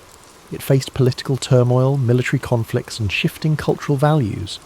Socrates' teachings, which encouraged critical thinking and challenged traditional norms, were seen by some as a threat to the stability of society. His questioning of the status quo made him a controversial figure, admired by many but also viewed with suspicion and hostility by others.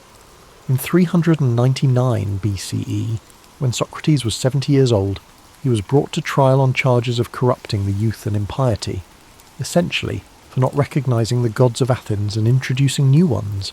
His accusers painted him as a dangerous influence who undermined the fabric of society. During his trial, Socrates stood firm in his beliefs.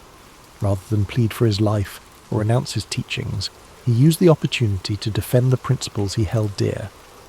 He argued that his questioning and discussions were a service to Athens, pushing its citizens to think critically and live virtuously.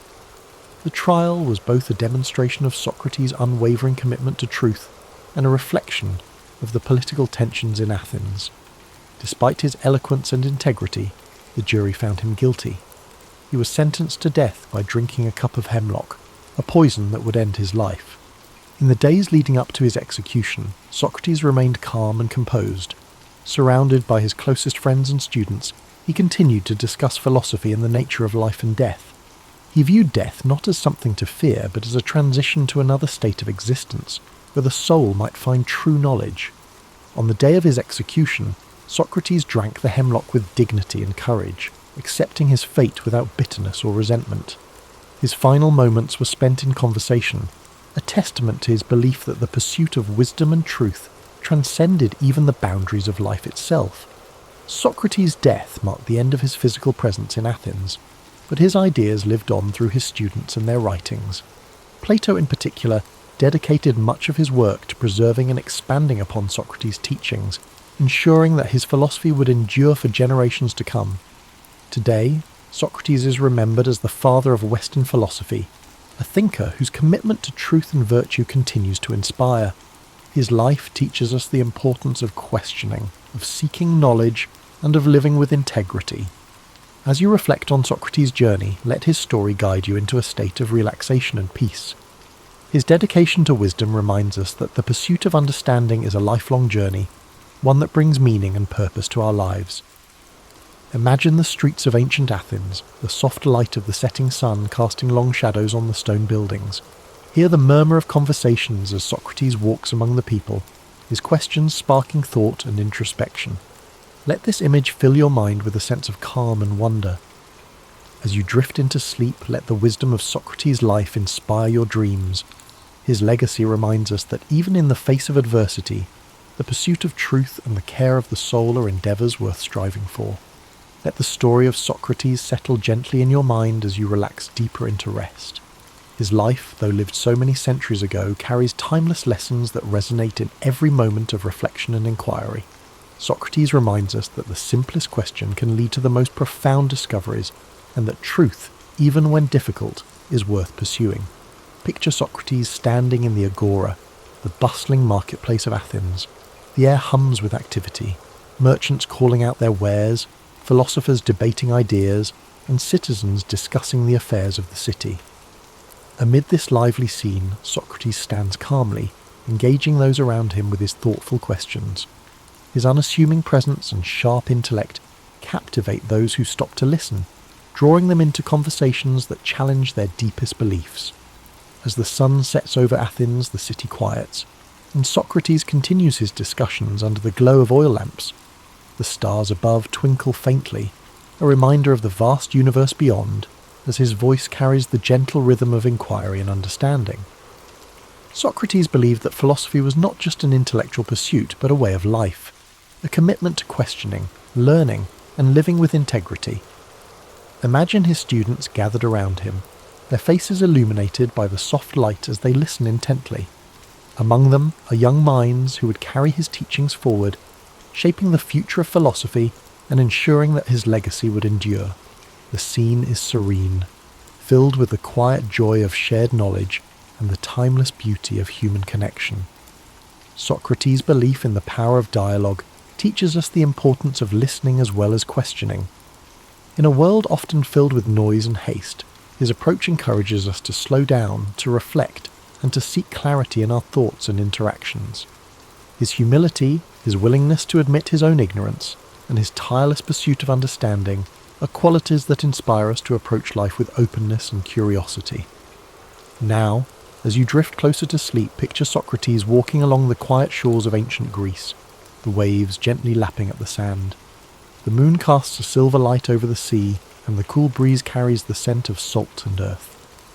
Socrates walks slowly, his thoughts as calm and steady as the rhythm of the waves. In this peaceful moment, his dedication to truth and wisdom feels as vast and eternal as the ocean itself.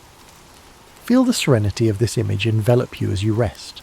Socrates' life reminds us that even in moments of uncertainty, the search for meaning and understanding brings us closer to the essence of who we are.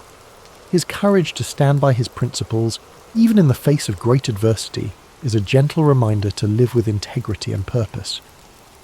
As you relax further, imagine the soft sound of sandals on stone as Socrates ascends the steps of a temple, the sky painted with the warm hues of dawn. The first rays of sunlight illuminate the ancient city, a symbol of renewal and the endless possibilities that come with each new day. Let this image fill you with a sense of hope and calm, a quiet reassurance that the pursuit of truth is always worth the effort. As you drift into a deep and restful sleep, carry with you the wisdom and spirit of Socrates. His life teaches us that even the simplest questions can open the door to profound insights, and that the search for understanding is a journey without end. As the gentle rhythm of Socrates' life story echoes in your mind, allow yourself to relax even further. His life, dedicated to the pursuit of wisdom and the betterment of the human soul, is a profound reminder that every question we ask is a step toward understanding the world and ourselves. Socrates believed that knowledge was not about having answers, but about the courage to ask and to seek. Picture the calm stillness of ancient Athens at night, the soft glow of lanterns lining narrow streets. Socrates, with his simple cloak draped over his shoulders, moves quietly among the people, his presence as humble as it is impactful. Each conversation he sparks is a journey into thought, a reminder to those around him that wisdom begins with wonder. Socrates' approach to life was marked by an unshakable commitment to virtue. He often spoke of the importance of living a life in harmony with one's values, of aligning actions with principles. To him, the care of the soul was the highest purpose, far more important than wealth, fame, or material success. This philosophy reminds us that true fulfillment comes not from external achievements, but from inner growth and ethical living. As you rest, let the wisdom of this teaching soothe your thoughts. The idea that our choices shape not just our lives, but the essence of who we are, encourages us to approach each moment with intention and care. Socrates' belief in the transformative power of self-reflection invites us to look inward, to nurture our inner lives with the same dedication and compassion we offer to others. Now imagine the gentle breeze of a spring morning in ancient Greece, the hills around Athens bathed in golden light. Socrates walks with his students along a quiet path, the sounds of birdsong and rustling leaves creating a peaceful symphony. Their conversation flows naturally, filled with questions and ideas that challenge and inspire. This idyllic scene captures the essence of Socrates' philosophy, a life lived in connection with nature, community, and the endless pursuit of knowledge. As you drift deeper into relaxation, think of Socrates' courage in facing the end of his life. His calm acceptance of his fate, his willingness to stand by his beliefs, even in the face of death, is a testament to the strength of his character. He taught his students not to fear death, but to view it as a natural part of existence. A transition that, like life itself, holds the potential for learning and growth. Feel the serenity of Socrates' perspective as it envelops you like a warm blanket. His unwavering faith in the value of a life well lived reminds us that even in moments of uncertainty, we can find peace by staying true to our values and seeking the truth within ourselves. His life, though marked by challenges, was ultimately one of profound purpose and enduring legacy. As the night deepens, imagine Socrates standing on a hill overlooking Athens, the city lights twinkling below like stars fallen to earth. The wind carries with it the faint sounds of laughter and conversation, the echoes of a city alive with thought and creativity. In this quiet moment, Socrates reflects on the beauty of a world filled with questions and possibilities. Let this image guide you into a deep, restful sleep. The story of Socrates reminds us that life's greatest journeys are not measured by distance, but by the depth of our exploration. His commitment to wisdom, his humility in the face of the unknown, and his courage to challenge convention inspire us to live with authenticity and purpose. As the soothing story of Socrates carries you further into relaxation, let the timelessness of his teachings resonate deeply within you. His belief in the transformative power of questioning and reflection is a reminder that growth begins when we dare to examine our lives. Socrates once said, "The unexamined life is not worth living," a sentiment that invites us to seek meaning and purpose in even the smallest moments. Picture the serene landscape of ancient Athens at dawn. The first light of the sun spills over the Acropolis, painting the marble temples in soft hues of pink and gold. Socrates stands with his students in the quiet morning air, his voice calm and steady as he shares his thoughts. The city begins to wake, its streets gradually filling with life, but in this tranquil moment, the exchange of ideas feels timeless, as if the wisdom being shared is as eternal as the sun's light. Socrates' method of teaching was not about providing answers, but about encouraging others to think for themselves. He believed that through dialogue, one could uncover deeper truths and challenge assumptions. His way of guiding others with questions was both gentle and profound, a reminder that sometimes the best teachers are those who help us find our own way. As you let these thoughts settle, imagine the peaceful simplicity of Socrates' life. Despite living in a city known for its grandeur, Socrates valued humility and lived with few possessions. He found joy not in material wealth, but in the richness of thought and the connections he forged with others. This simplicity is a reminder that contentment often lies not in having more, but in appreciating what truly matters. Now, as you drift deeper into rest, imagine the stars above Athens twinkling softly in the night sky. Socrates, seated with his students, gazes upward, his mind pondering the mysteries of the universe. William Shakespeare was born in the spring of 1564 in the small town of Stratford-upon-Avon, England. Though the exact date of his birth is not known, tradition holds it to be April 23rd. The streets of Stratford were quiet, lined with timber-framed houses, their white plaster walls crisscrossed by dark wooden beams. The gentle flow of the River Avon had meandered through the town, reflecting the sky in its soft, rippling waters. William was the third child of John Shakespeare, a glove maker and local merchant, and Mary Arden, who came from a respected farming family. Their home on Henley Street was modest, but comfortable, filled with the sense of leather and parchment from his father's work. In those early days, William's world was shaped by the sounds of bustling markets, church bells, and the hum of conversation among townsfolk. The air in Stratford was filled with the rhythms of everyday life, the changing seasons, and the echoes of a world on the brink of cultural awakening. As a boy, William likely spent time exploring the fields and woods beyond the town, where wildflowers bloomed and the calls of birds filled the air. He may have wandered along the banks of the Avon, his curious eyes taking in the flowing water, the shifting light, and the small wonders of nature. William attended the King's New School, where he received a solid education in reading, writing, and classical literature. He studied the works of Roman poets like Ovid and playwrights like Plautus and Seneca. These ancient stories of gods, heroes, and tragic fates ignited his imagination, giving him a foundation that would later blossom into his own masterpieces. The days at school were long, filled with the scratch of quills on parchment, the low hum of Latin recitations, and the occasional creak of wooden benches. William learned not only the rules of language, but also the power of storytelling, the ability to capture the human experience in words. When William was 18, he married Anne Hathaway, a farmer's daughter who lived in a small cottage outside of Stratford. Their marriage was a quiet affair, held in the local church, surrounded by family and friends. A year later, they welcomed their first child, Susanna, followed by twins, Hamnet and Judith.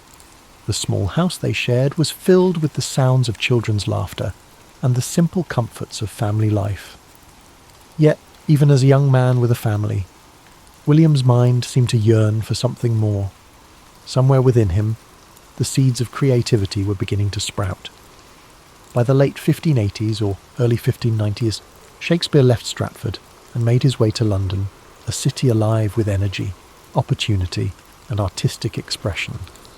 London in the 1590s was a place of contrasts, cobblestone streets filled with carriages, merchants selling their wares, and the hustle and bustle of a growing metropolis. It was a city where theatres were becoming centres of cultural life, drawing people from all walks of society.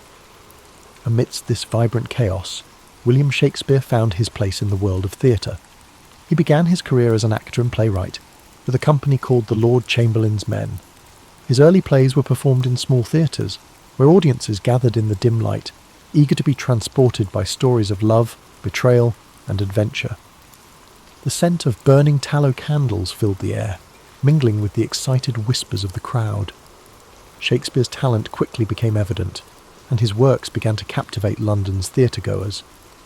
His early successes included plays like Henry VI and Titus Andronicus, stories of war, revenge, and political intrigue. Each line he wrote seemed to pulse with life, filled with the richness of human emotion and the beauty of language. By the late 1590s, Shakespeare had become a respected figure in the theatre world. He purchased shares in the newly built Globe Theatre, a wooden structure that would become the heart of his creative endeavours. The Globe stood on the southern bank of the River Thames, its thatched roof and open-air stage welcoming thousands of eager spectators. It was here that some of his greatest plays came to life: Romeo and Juliet, A Midsummer Night's Dream, and The Merchant of Venice. These stories of a young love, magical realms, and complex human relationships resonated with audiences who laughed, wept, and marvelled at the tales unfolding before them.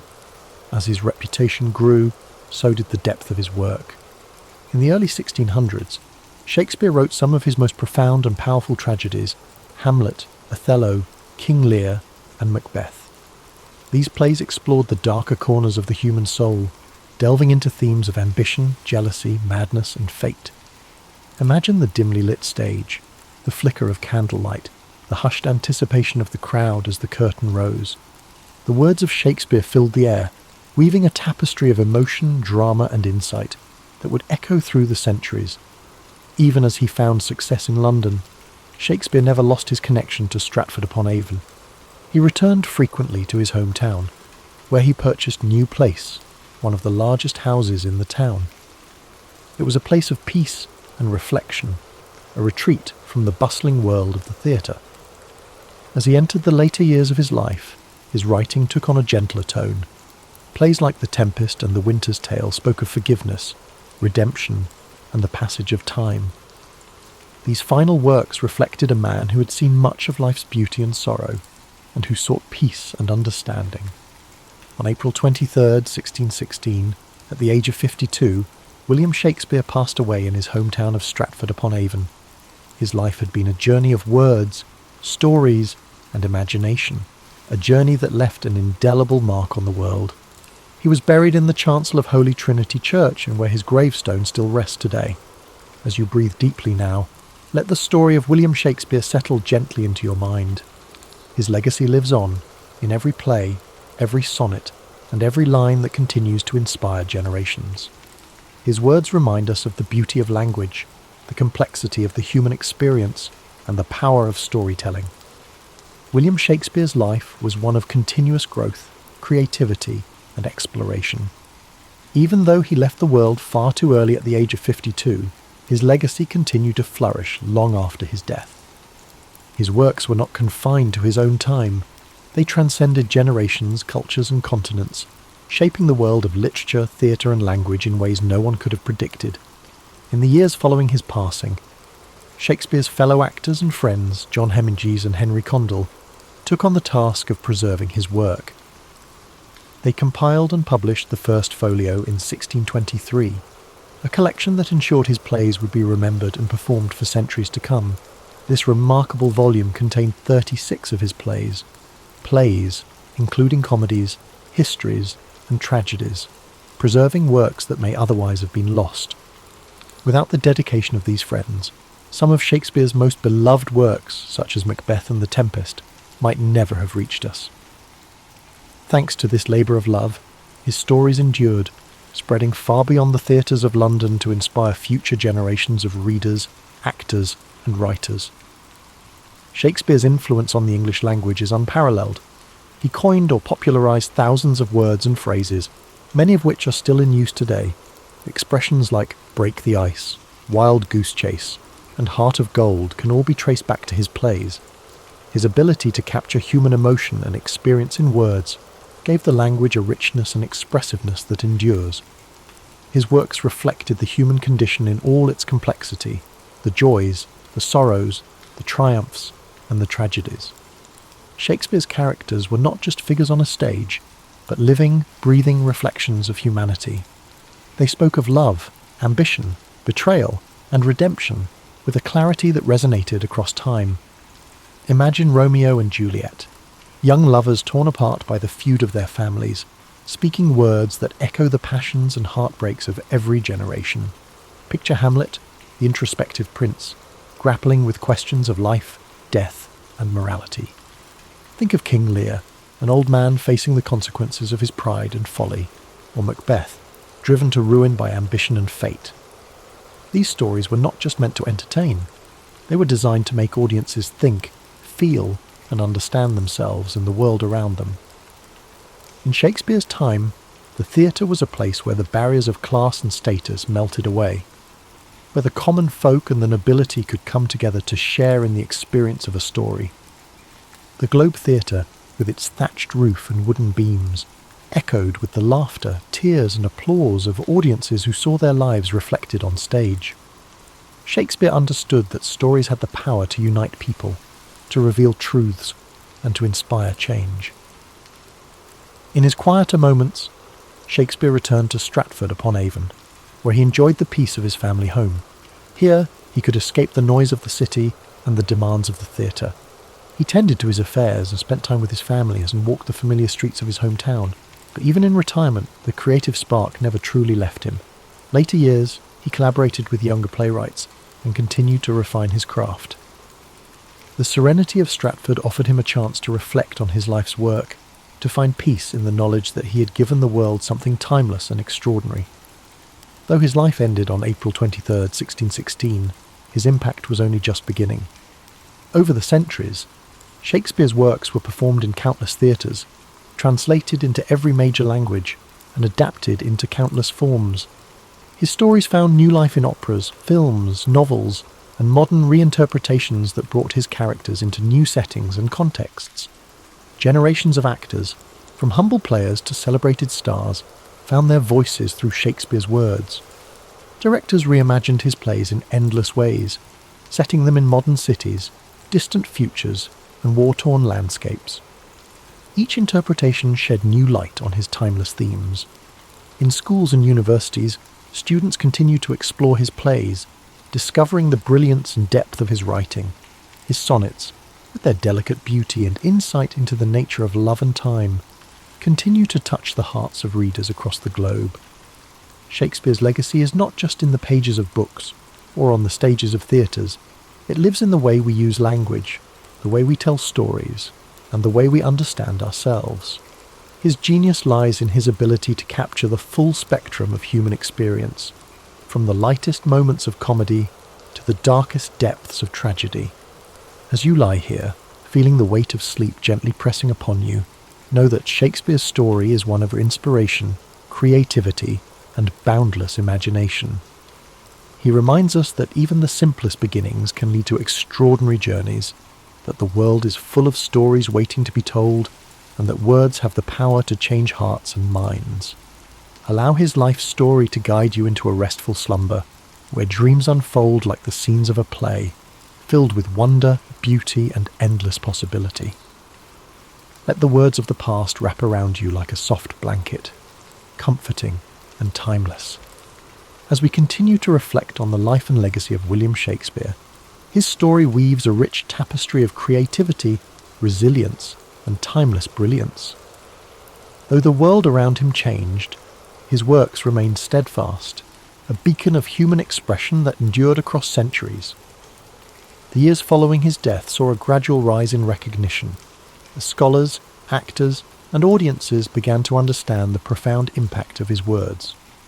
In the decades after his passing, you have the first folio published in 763, 1623 by his friends and fellow actors, secured his place in history. This collection ensured that plays like Macbeth, The Tempest, Twelfth Night, and Julius Caesar would be preserved and shared with future generations. Each of these works held a mirror to society, reflecting the complexities of human nature, politics, and morality. As time went on, Shakespeare's works spread beyond the shores of England. Travelling troupes of actors performed his plays across Europe, carrying his stories to new audiences. By the 18th century, his influence had reached the far corners of the world, with translations bringing his words to new languages and cultures. The universality of his themes, love, ambition, betrayal, and redemption, resonated with people from all walks of life. His birthplace, Stratford-upon-Avon, slowly became a place of pilgrimage for lovers of literature and theatre. Visitors walked the same cobblestone streets, passed by the same riverbanks, and stood in the same rooms where Shakespeare once lived. The small town grew into a symbol of creativity and artistic heritage, forever linked to the legacy of its most famous son. As the centuries progressed, Shakespeare's plays were studied in schools, performed in grand theatres, and adapted for new media. Actors found endless opportunities to breathe life into his characters, from the tragic figures of Hamlet and King Lear to the comedic brilliance of Much Ado About Nothing and A Midsummer Night's Dream. Directors reimagined his stories in modern settings, on battlefields, in boardrooms, and in far-off galaxies, proving that his themes remained ever relevant. His influence on the arts is immeasurable. Painters depicted scenes from his plays in rich, vibrant canvases. Composers like Felix Mendelssohn and Giuseppe Verdi turned his works into operas and orchestral pieces. Poets and writers drew inspiration from his words, finding new ways to explore the human experience. In the 19th century, Shakespearean festivals began to emerge, celebrating his works with performances, lectures, and readings. The Royal Shakespeare Company, founded in the 20th century, became a beacon for the continued performance and exploration of his plays. The dedication to his work ensured that his stories remained alive, evolving with each new interpretation and performance. Shakespeare's works also found a home in cinema, with directors like Laurence Olivier, Kenneth Branagh, and Baz Luhrmann bringing his plays to the silver screen. Films adapted from his plays reached audiences around the world, introducing his characters and stories to new generations.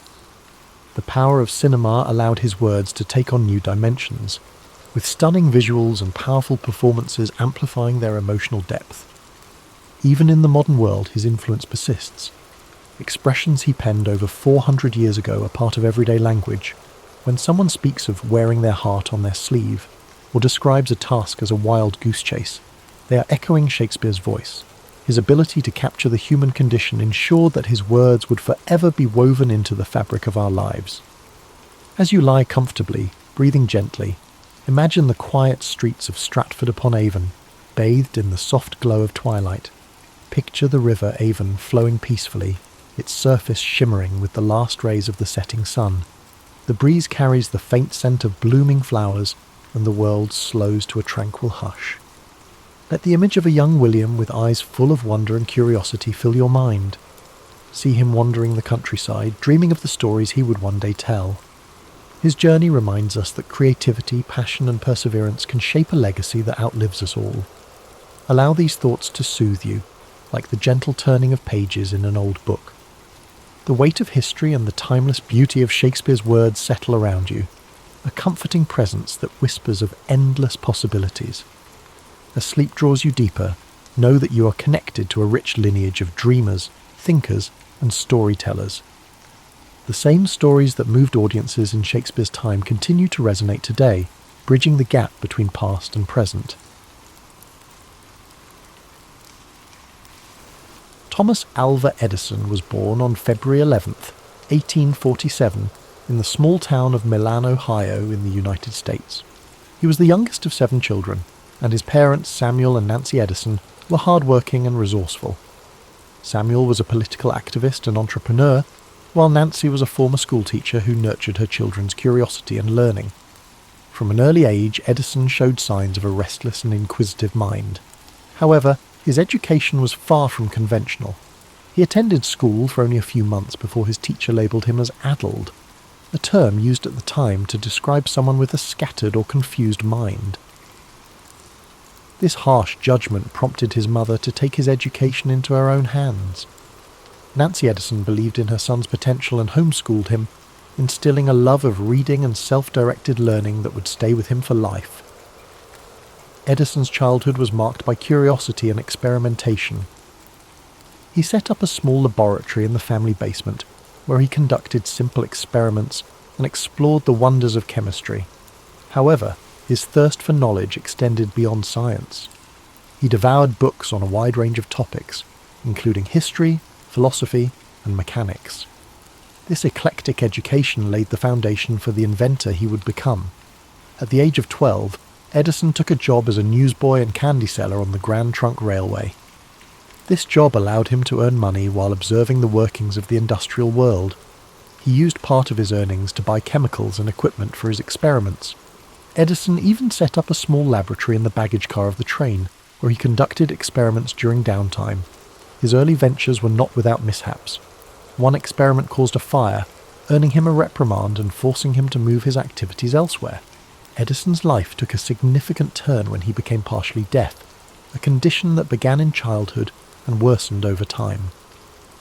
Although he later offered various explanations for his hearing loss, including a train conductor pulling him onto a moving train by his ears, the exact cause remains uncertain.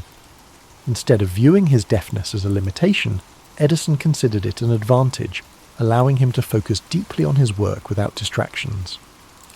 As Edison grew older, his fascination with telegraphy opened new doors.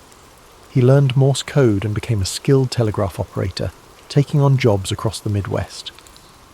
The telegraph was one of the most advanced technologies of the time, and working with it gave Edison valuable experience in electrical systems and communication. During this period, he began to develop his first inventions, including an automatic repeater that improved the efficiency of telegraph transmissions. Empty brackets. In 1868, at the age of 21, Edison moved to Boston, a hub of innovation and industry. It was here that he created his first patented invention, an electric vote recorder designed to speed up the voting process in legislative bodies. Unfortunately, the device failed to gain traction, teaching Edison a valuable lesson about the importance of creating inventions that met practical needs. This setback did not deter him. Instead, it fueled his determination to succeed. Edison's career really took off in 1876 when he established his first research laboratory in Menlo Park, New Jersey. This facility became a center of creativity and innovation, earning Edison the nickname the Wizard of Menlo Park. Here, he assembled a team of talented assistants who collaborated on a wide range of projects. Edison's approach to invention was systematic and collaborative, a stark contrast to the solitary inventor stereotype. One of Edison's most famous inventions emerged from this period, the phonograph. In 1877, he developed a device that could record and reproduce sound, a groundbreaking achievement that amazed the public. The phonograph earned Edison international acclaim and cemented his reputation as a leading innovator. The following years saw Edison tackle one of the greatest challenges of his career, creating a practical and affordable electric light system. While others had experimented with electric lighting, Edison was determined to develop a complete system, including generators, wiring and light bulbs that could bring electricity to homes and businesses.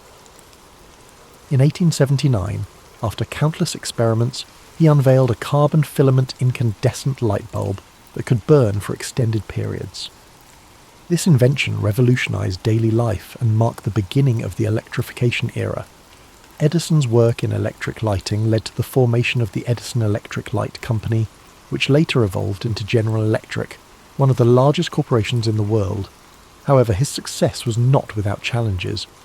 The late 19th century saw fierce competition between Edison's direct current, DC, electrical system and the alternating current, AC system, championed by Nikola Tesla and George Westinghouse. This war of the currents was a bitter rivalry, but ultimately AC became the dominant method of electrical distribution due to its efficiency over long distances. Despite this setback, Edison continued to innovate in a wide range of fields. He improved motion picture technology, developing the kinetoscope and contributing to the early days of the film industry. His laboratories also worked on advances in batteries, cement and mining technologies. By the time of his death, Edison held over 1,000 patents, a testament to his relentless creativity and work ethic.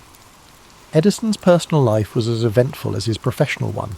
He married Mary Stilwell in 1871, and the couple had 3 children. After Mary's untimely death in 1884, Edison married Mina Miller in 1886, with whom he had 3 more children. Mina played a significant role in managing Edison's affairs and supporting his work, providing stability in a life often consumed by invention. As we reflect on Thomas Edison's life, it's clear that his contributions went far beyond individual inventions. He pioneered a new model of innovation, combining scientific research with practical application and entrepreneurial spirit. His work not only transformed technology, but also reshaped the way we live, work, and connect with one another. Tonight, as you drift off to sleep, imagine the flicker of an early electric light bulb, the scratchy sounds of a phonograph recording, or the hum of a motion picture projector. These were the dreams of a man who never stopped pushing the boundaries of what was possible. Let his story inspire your own dreams, reminding you that curiosity, perseverance, and creativity can illuminate even the darkest nights. As we continue our journey through the life of Thomas Edison, let's explore the later years of this remarkable man, a time filled with continued innovation, personal growth, and reflections on a life dedicated to invention. By the dawn of the 20th century, Edison had already secured his place in history, but his drive to create and explore new ideas never waned. His laboratory at Menlo Park had given way to a larger, more advanced facility in West Orange, New Jersey, which became his new centre of operations. This expansive complex allowed Edison to work on multiple projects simultaneously and provided a space where ideas could flourish on a grand scale. The West Orange laboratory was a bustling hub of activity, where Edison and his team of assistants worked tirelessly on inventions that would shape the future. This facility housed not only research areas but also manufacturing spaces, making it a model for modern industrial research. Here, Edison's vision for invention as a collaborative process continued to thrive. During this period, one of Edison's key focuses was improving battery technology. He believed that rechargeable batteries held the potential to revolutionize transportation and energy storage. After years of experimentation, he developed the nickel-iron storage battery, which proved to be more durable and long-lasting than its predecessors. These batteries were used in electric vehicles, signaling Edison's foresight into the future of sustainable transportation. Edison's interest in motion pictures also continued to evolve. His work on the kinetoscope and the development of early film projectors played a crucial role in the birth of the motion picture industry. Although his methods and equipment were eventually surpassed by newer technologies, Edison's contributions laid the groundwork for the film industry's rapid growth. He saw movies not just as entertainment, but as a powerful medium for education and communication. In addition to his inventions, Edison had a keen sense of business and industry. He founded several companies over his lifetime, many of which merged or evolved into the corporate giants of today. His ability to navigate the worlds of science, engineering and business set him apart as a true pioneer of the industrial age. As Edison aged, his approach to work remained disciplined and intense. He was known for his long hours and often slept only a few hours each night, preferring to take short naps throughout the day. He famously remarked, "Genius is 1% inspiration and 99% perspiration, a testament to his belief in hard work and perseverance." Edison's personal life also continued to be a source of strength and stability. His second wife, Mina Miller Edison, managed the family household and supported his endeavours with grace and dedication. Together they raised 3 children, Madeline, Charles and Theodore. The Edison family enjoyed a comfortable life, but Edison's devotion to his work sometimes kept him away from home for long stretches of time. Despite his fame and success, Edison remained a humble and often private individual. He shunned the idea of being called a genius, and instead credited his achievements to relentless effort and curiosity. He was known to be a man of simple tastes, preferring practical clothing and straightforward conversations over grand displays of wealth, or intellect. In the later years of his life, Edison's pace of invention began to slow, but his mind remained active. He explored new ideas in fields such as rubber production, seeking alternatives to natural rubber for industrial use. He even collaborated with his friends Henry Ford and Harvey Firestone on this endeavour, forming what became known as the $1 Million Trio. Their combined efforts reflected the spirit of collaboration and innovation that defined Edison's career. As he approached his twilight years, Edison became more reflective about the changes he had witnessed. Born before the widespread use of electricity, he lived to see a world transformed by his inventions. The cities of his youth, once dimly lit by gas lamps and candles, now gleamed with electric lights. The hum of machines, powered by electricity, filled factories and homes alike. The world had grown smaller through communication technologies like the telegraph, the telephone and motion pictures, all fields where Edison had left his mark. In 1929, to celebrate the 50th anniversary of the electric light bulb, a grand event was held in Edison's honour at his laboratory in West Orange. Attended by prominent figures such as President Herbert Hoover and industrialists like Henry Ford, the event was a tribute to a man whose ideas had changed the world. Despite the accolades, Edison remained modest, focusing instead on the future and the possibilities yet to be explored. On October 18, 1931, at the age of 84, Thomas Edison passed away in his home in West Orange, New Jersey. His death marked the end of an era, but his legacy lived on. In tribute to his memory, people across the United States dimmed their electric lights for a moment of silence. It was a poignant reminder of how deeply Edison's work had illuminated their lives. Edison left behind more than just his inventions. He left a philosophy of innovation, a belief that curiosity, hard work, and a willingness to experiment could change the world.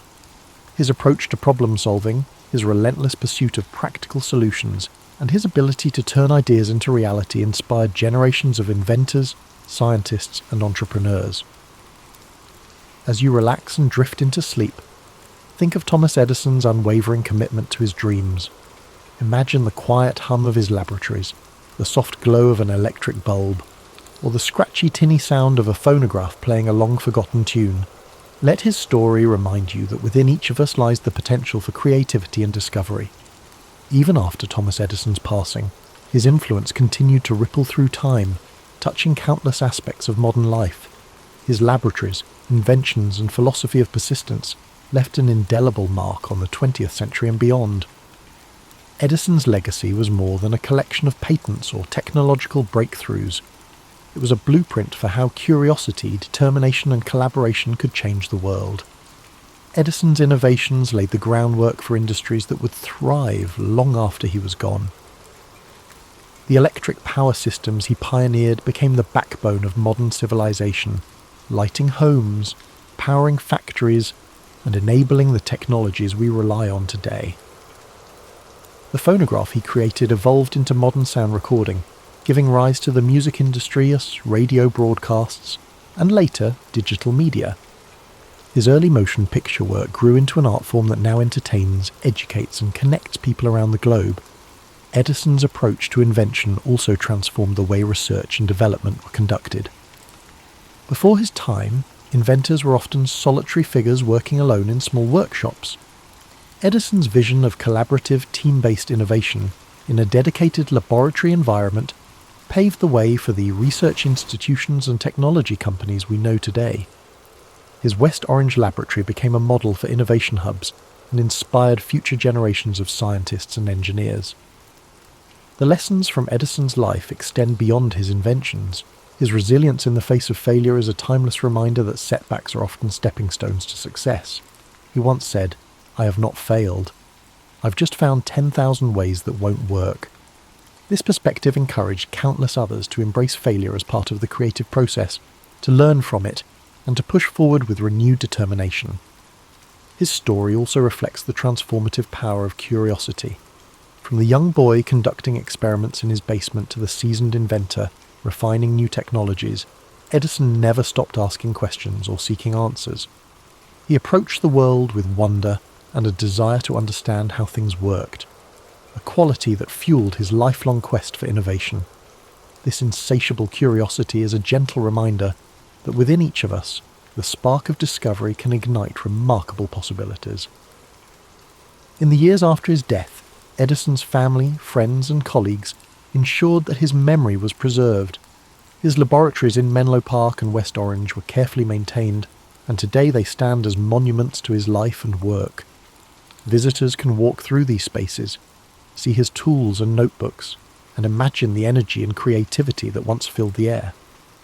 The sounds of clinking glassware, the smell of chemicals, and the quiet hum of machinery still seem to echo in these historic halls. Beyond the physical spaces he left behind, Edison's ideas continue to shape the world. His belief in making technology accessible and practical lives on in every device that simplifies our lives. The light bulb, though improved and modified over time, remains a universal symbol of inspiration, creativity, and the triumph of human ingenuity. Edison's story is also a reminder of the human side of innovation, the patience, the long hours, and the moments of doubt that accompany every breakthrough. He understood that progress often comes slowly, and that true innovation requires both passion and persistence. As you rest tonight, perhaps you can reflect on your own journeys, knowing that even small steps forward are part of a greater path. Imagine a world lit only by flickering candles and dim gas lamps, where nights were cloaked in darkness. Then picture the slow, steady emergence of light, spreading from cities to towns, illuminating homes and streets. This transformation was more than a technological shift. It was a change in how people experienced life. Night no longer brought an end to productivity or recreation. With the glow of electric light, the world stayed awake, and new possibilities emerged. As you sink deeper into relaxation, envision Thomas Edison in his laboratory, the warm glow of a single bulb casting long shadows across the room. Shelves lined with tools, wires, and glass beakers surround him. The quiet scribble of notes fills the air as he records his observations. His eyes, filled with focus and curiosity, study each experiment, searching for answers hidden in the details. This was a man who believed that within every problem lay a solution waiting to be uncovered. Edison's belief in progress and innovation reminds us that the world is ever changing, shaped by those who dare to imagine something better. His life's work was a testament to the idea that with enough patience, creativity, and determination, we can bring light to even the darkest corners of our world. Japan's origins are steeped in myth and legend, woven into the fabric of the country's identity. According to the Kojiki and Nihon Shoki, the oldest chronicles of Japan, the islands were created by the divine couple Izanagi and Izanami, who dipped a jeweled spear into the sea and formed the archipelago. Their descendants, the Kami, shaped the land and its people.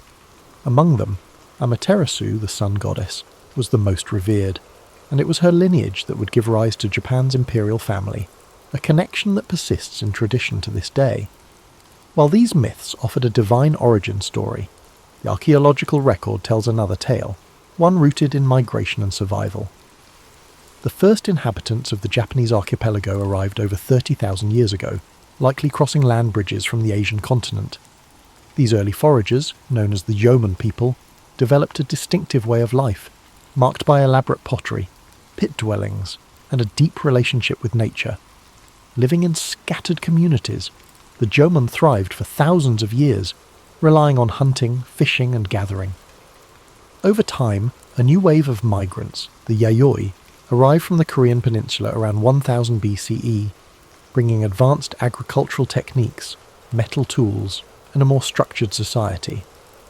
The Yayoi introduced rice farming, which transformed the landscape and led to the rise of settled villages, social hierarchies, and territorial disputes. This era laid the foundation for the first centralized political structures in Japan, as powerful clan leaders, known as Uji, competed for control. Among them, one lineage, the Yamato, gradually emerged as the most dominant, consolidating power and setting the stage for an imperial dynasty. While the lines between history and myth blur in Japan's earliest narratives, these formative centuries shaped the cultural, spiritual and political DNA of the nation. The balance between divine legitimacy and earthly rule became a defining feature of Japan's rulers, a theme that would persist through centuries of samurai governance, shogunate control, and imperial restoration. The echoes of these ancient times still resonate in modern Japan, where traditions, shrines, and rituals continue to honour the distant past, maintaining a tangible link to the country's mythological and historical roots.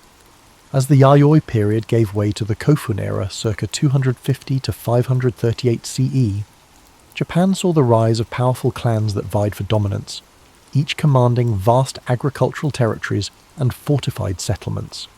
Among these rival factions, the Yamato clan gradually asserted its influence over much of central and western Japan, cementing itself as the dominant force.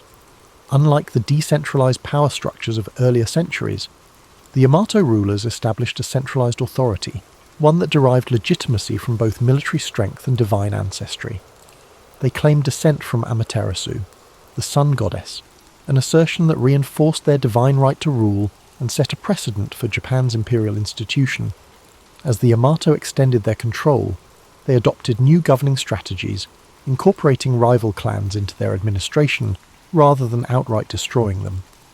This tactic allowed them to unify a fragmented land while keeping powerful regional families invested in their rule.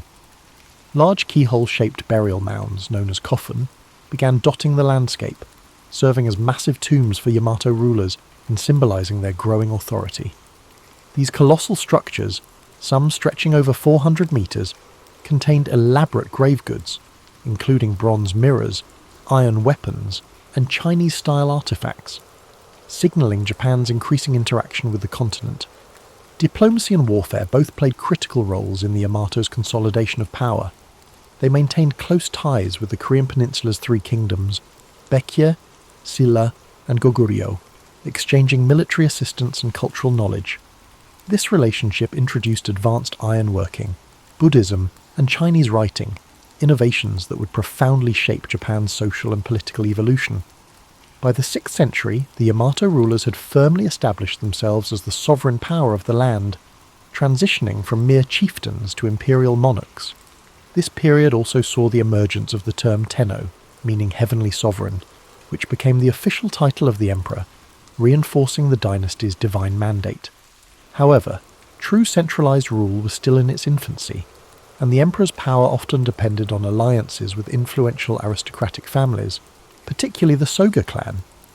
Buddhism's arrival from Korea further accelerated political and ideological shifts, as different factions debated whether to embrace or resist the foreign faith. Ultimately, the Soga championed Buddhism, securing its place in Japanese society and aligning themselves with the imperial family. This decision not only strengthened the Yamato state's ties to continental Asia, but also set the stage for profound transformations in governance, religion, and cultural identity. The dawn of imperial rule in Japan was not a sudden event but a gradual process, one shaped by diplomacy, conflict, and strategic alliances. The Yamato legacy endured, providing the framework for what would become the enduring Japanese imperial institution, one that still exists today as the oldest hereditary monarchy in the world.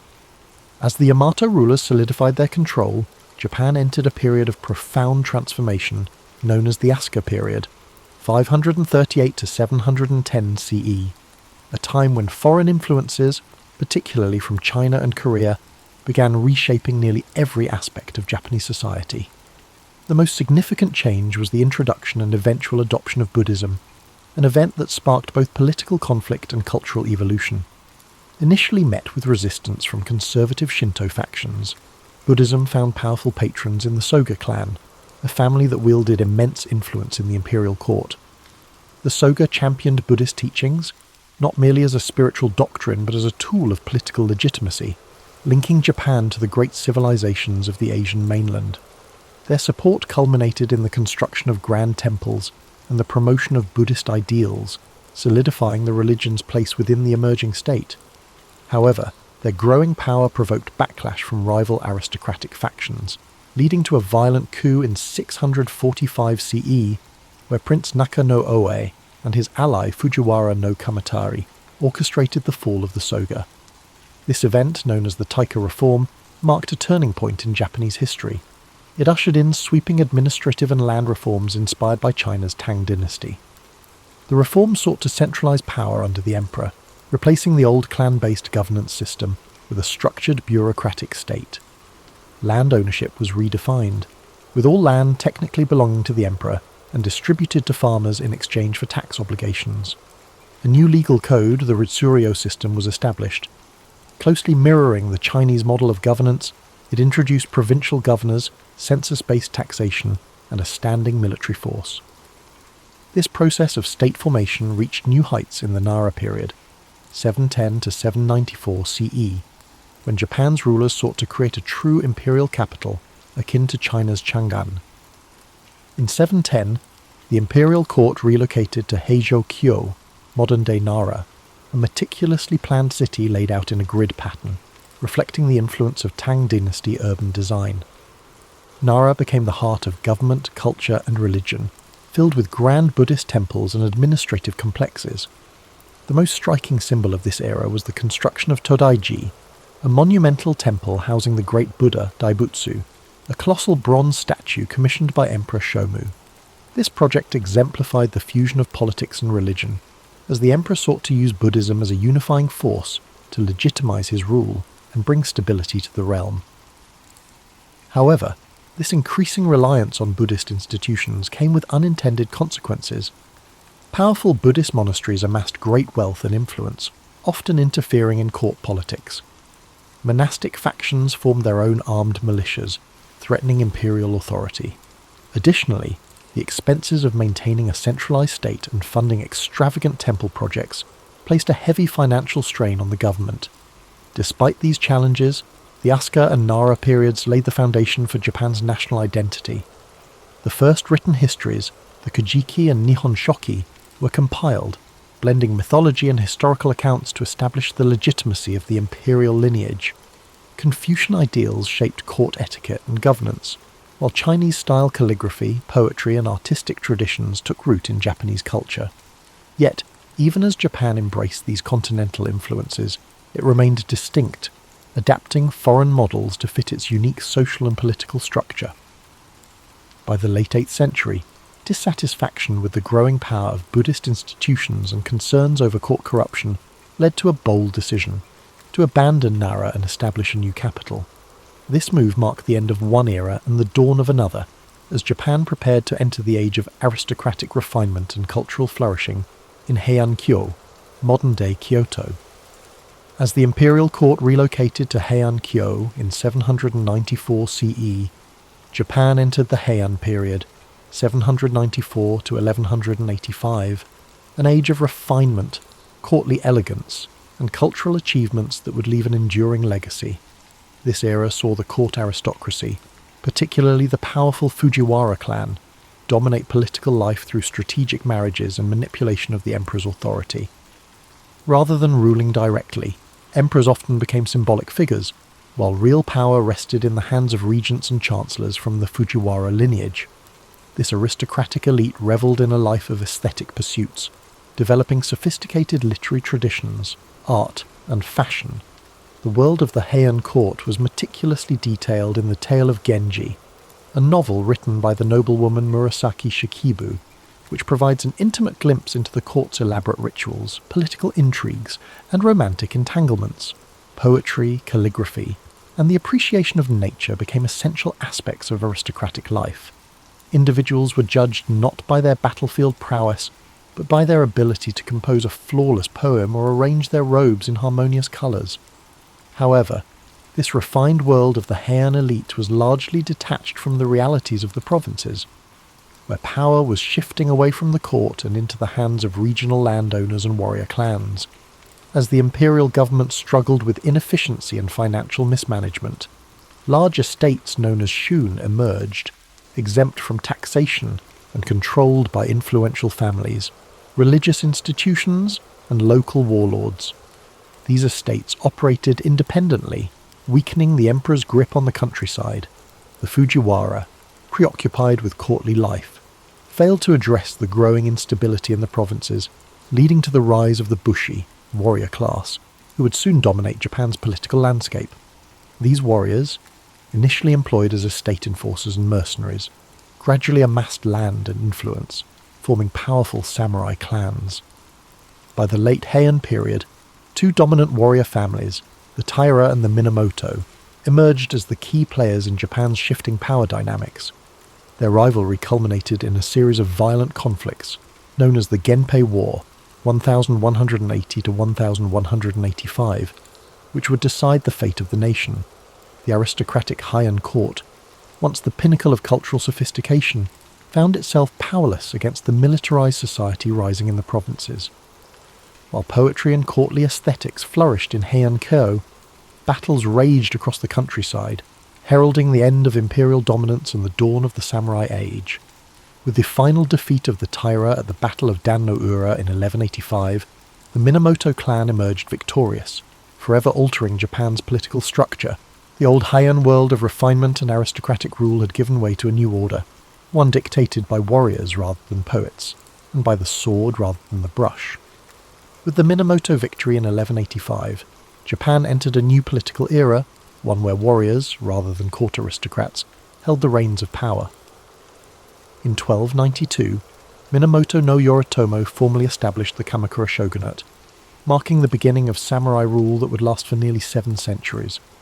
Unlike the emperors of old, who were largely ceremonial figures, Yoritomo wielded actual political and military authority as shogun, a title that would become synonymous with de facto rulership in Japan.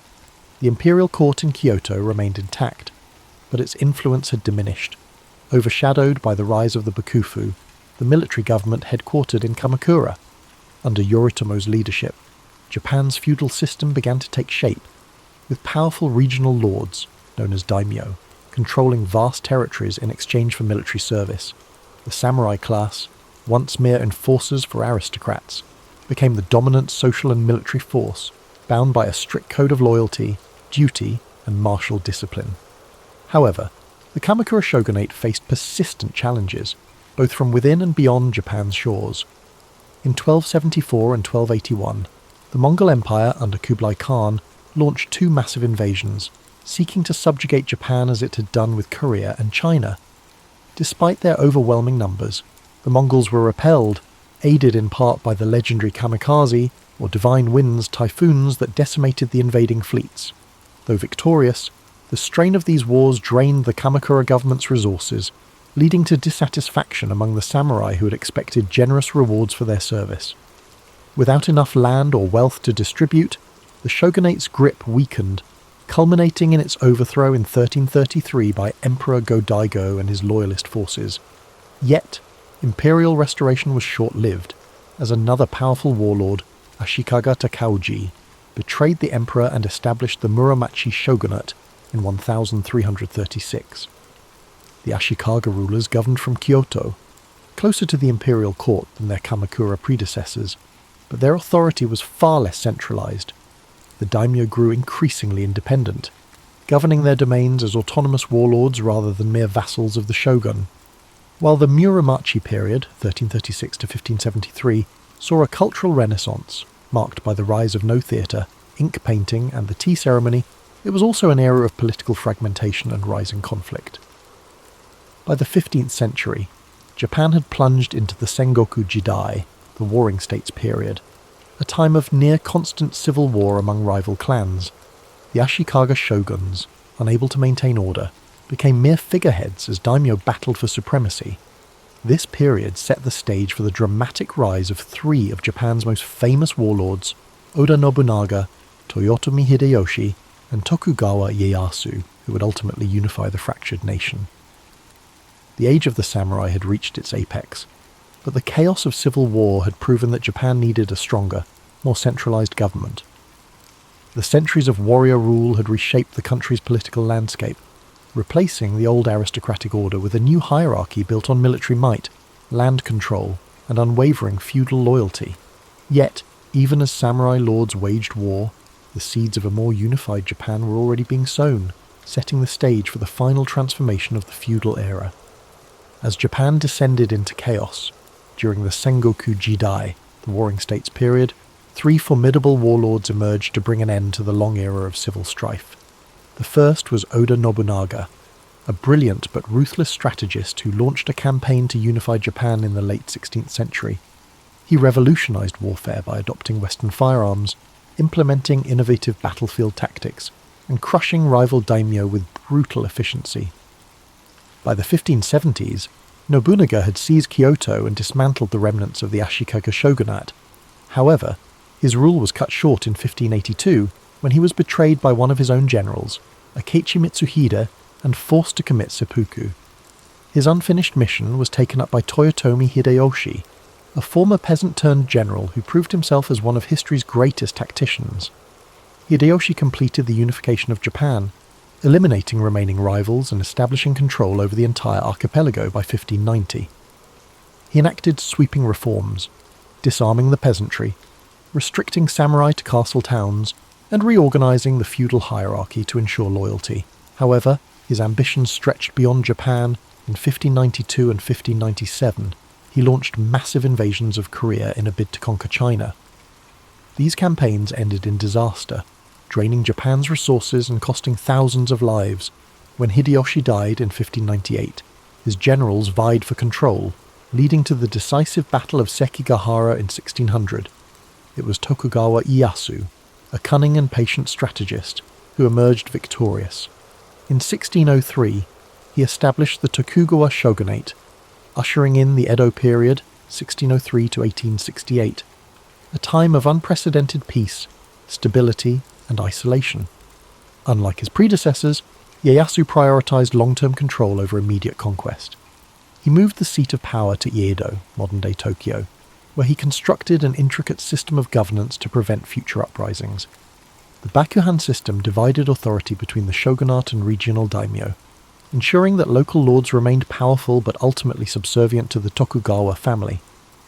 To maintain control, Ieyasu implemented the Sankin-kotai policy, which required daimyo to alternate living in Edo and their home provinces, draining their wealth and keeping them under close watch. Meanwhile, he enacted strict social policies that solidified Japan's rigid class hierarchy: samurai, peasants, artisans, and merchants, ensuring that each class remained in its designated role. One of the most defining features of the Tokugawa era was Japan's policy of isolation, known as sakoku. Fearing foreign influence, particularly the spread of Christianity, the shogunate banned European missionaries, restricted trade to a few controlled ports, and prohibited Japanese citizens from travelling abroad. For over 2 centuries, Japan remained almost entirely closed to the outside world, developing a distinct insular culture. Despite this isolation, the Edo period saw a flourishing of the arts, literature, and urban culture. Cities like Edo, Kyoto, and Osaka became centres of commerce and entertainment, giving rise to kabuki theatre, ukiyo-e woodblock prints, and haiku poetry. Samurai, now mostly bureaucrats rather than warriors, turned to scholarship and administration, while merchants, despite their low social status, grew increasingly wealthy. Yet, beneath the surface of stability, cracks began to form. Economic strain, rigid social policies, and foreign pressure would eventually force Japan to reopen its doors in the 19th century, bringing an end to the Tokugawa era and ushering in the Meiji Restoration. Still, the unification efforts of Nobunaga, Hideyoshi, and Ieyasu had laid the groundwork for modern Japan. Their legacies endured, shaping the country's political structure, cultural identity, and samurai ethos long after the last shogun relinquished power. The centuries of war and bloodshed had finally given way to order, but the cycle of history ensured that change would come again. Long before the samurai became the most revered warriors in Japanese history, they began as mere enforcers for the noble class. In the early centuries of Japan's political development, power rested in the hands of the imperial court and aristocracy, with local disputes often settled by hired fighters rather than structured military forces. However, as the Heian period progressed, land ownership shifted from centralized control to private estates, shun, which gave rise to influential provincial lords who needed warriors to protect their holdings. These warriors, initially called saburao, meaning to serve, evolved into the samurai, a class of fighters who would one day dominate Japan's social and political order. Unlike the court nobles in Kyoto, these provincial warriors lived by the sword, honing their skills in mounted archery, swordsmanship, and disciplined military tactics. They were not just fighters, but strategists, trained in loyalty, duty, and honor, principles that would later be enshrined in Bushido, the code of the samurai. The imperial government's decline in the late Heian period accelerated the rise of the samurai, as noble families began relying more on military clans for protection. Among the most powerful of these emerging warrior families were the Minamoto and the Taira, two clans whose rivalries would shape Japan's history. Initially, these samurai were still seen as servants of the court, their status subordinate to the aristocracy. But that perception began to change as warriors gained influence through both battlefield prowess and political maneuvering. By the 12th century, samurai were no longer just defenders of noble estates. They were power brokers in their own right, leading vast armies and commanding immense respect. The shift from noble rule to warrior rule was not sudden, but rather a gradual process driven by the failures of the imperial government to maintain order. As regional conflicts escalated and lawlessness spread across the provinces, the need for strong military leadership became undeniable. This transformation reached its climax in the Genpei War, 1180 to 1185, a brutal conflict between the Taira and Minamoto clans that determined the fate of Japan. The war was more than just a struggle for dominance. It marked the end of aristocratic rule and the beginning of samurai governance. The final battle at Dan-no-ura saw the complete destruction of the Taira, solidifying the Minamoto clan's control over Japan. In its aftermath, Minamoto no Yoritomo seized power and established the Kamakura shogunate in 1192, officially shifting Japan into a military government led by a shogun, a supreme warlord who ruled in the emperor's name. This event marked the true emergence of the samurai as the ruling class of Japan, their influence stretching beyond warfare into governance, law, and culture. No longer mere warriors in service to the court, they had become the backbone of the nation's power structure. But with power came responsibility, and the samurai soon found themselves navigating a delicate balance between loyalty, honor, and political ambition. The rise of the shogunate brought new challenges: clan rivalries, internal betrayals, and shifting allegiances that would test the samurai's resilience over the centuries. What had begun as a class of armed retainers had transformed into a military elite, shaping the destiny of Japan for generations to come. Their journey had only just begun, and the centuries ahead would see them not only rule Japan, but fight to keep their place at the top. With Minamoto no Yoritomo's rise to power in 1192, Japan entered the Kamakura period, 1185–1333, an era where the samurai became the governing class for the first time in history.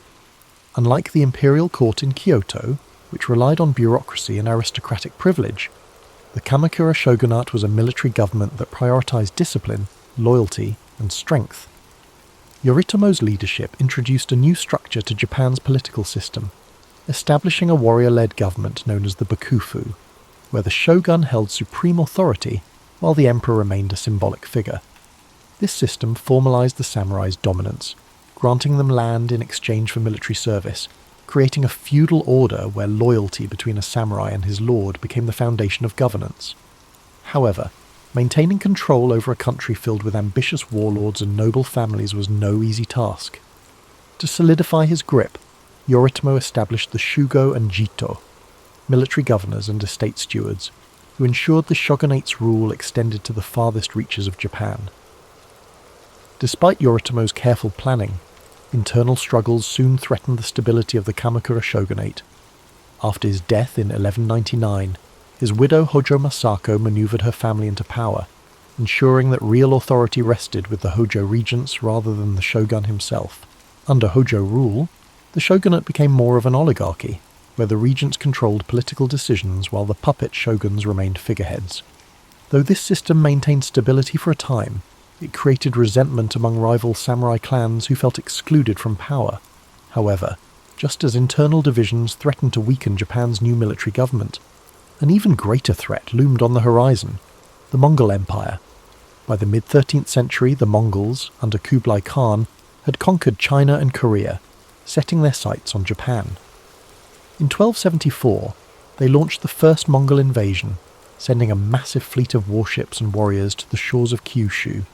The Mongols fought unlike anything the samurai had ever encountered, using coordinated cavalry charges, massed archery, and explosives to disrupt traditional Japanese combat styles.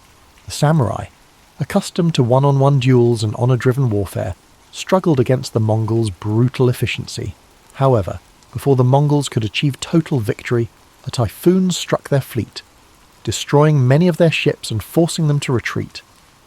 This storm, later called kamikaze, or divine wind, was seen as divine intervention, a sign that the gods had protected Japan. Undeterred, Kublai Khan launched a second invasion in 1281, this time with an even larger force of over 140,000 soldiers. For months, the samurai defended Japan with relentless determination, holding back the Mongols in grueling coastal battles.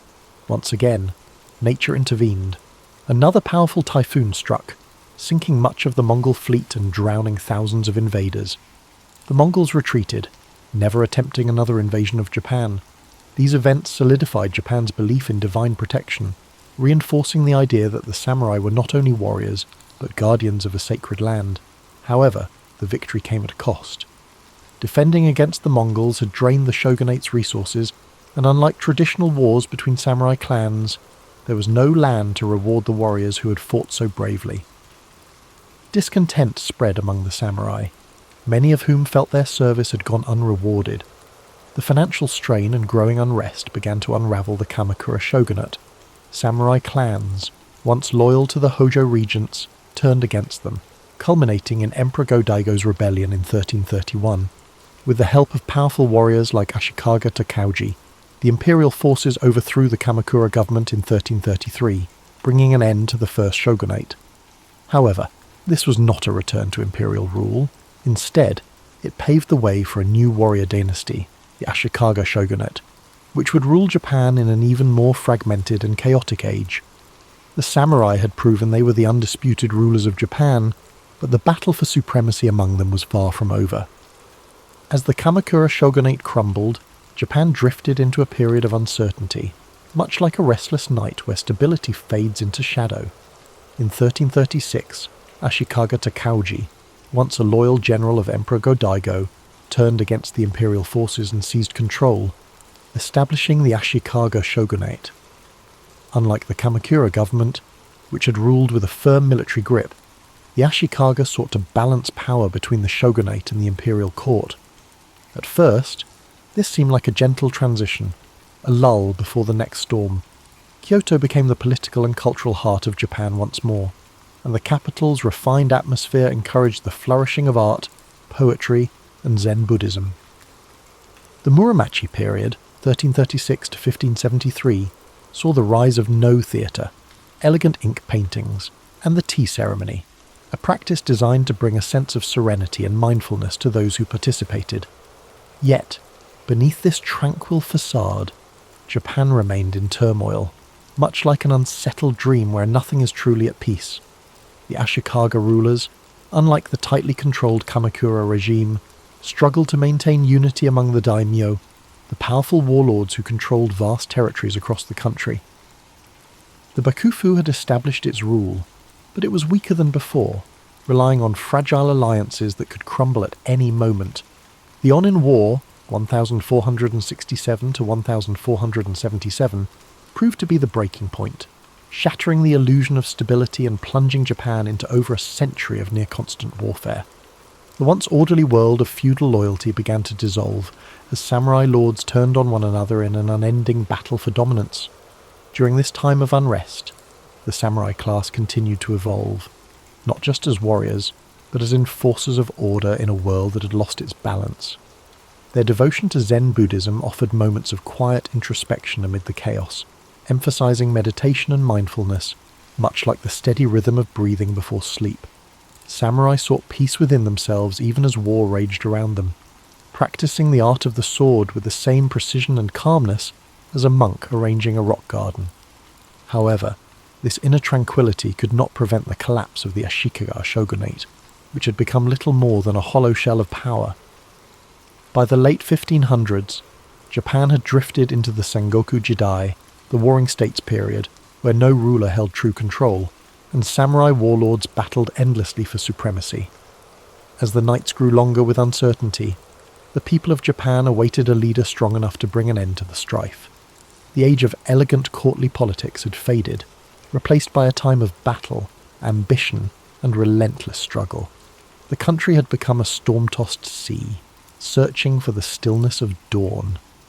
And soon, three remarkable figures, Oda Nobunaga, Toyotomi Hideyoshi, and Tokugawa Ieyasu, would rise from the chaos to forge a new era. But before peace could be restored, Japan would have to endure its most turbulent dreams of war. The Sengoku Jidai, 1467 to 1600, was a time when Japan existed in a state of endless night, a restless dream filled with the sounds of clashing swords and the distant echoes of battle drums. The Ashikaga shogunate had lost control, leaving the land divided among powerful daimyo, each ruling their own domain like kings of miniature kingdoms. Castles rose across the landscape, fortified strongholds where warlords plotted their next move, their sleepless ambition keeping Japan in a cycle of bloodshed. Alliances were made and broken like fleeting dreams, with battles erupting across the country in an endless struggle for supremacy. The once rigid feudal order dissolved into chaos, as samurai pledged their loyalty not to a shogun or emperor, but to those who could promise them land, power, or survival.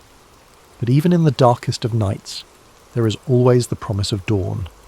From the turmoil of war, three figures emerged who would change the course of Japanese history: Oda Nobunaga, Toyotomi Hideyoshi, and Tokugawa Ieyasu. Each would play a role in bringing an end to the anarchy, shaping the future of Japan with their ambition, strategy, and sheer force of will. The first of these men, Oda Nobunaga, was unlike any warlord before him. Ruthless, innovative, and determined to unite Japan at any cost. He introduced new military tactics that shattered traditional samurai warfare.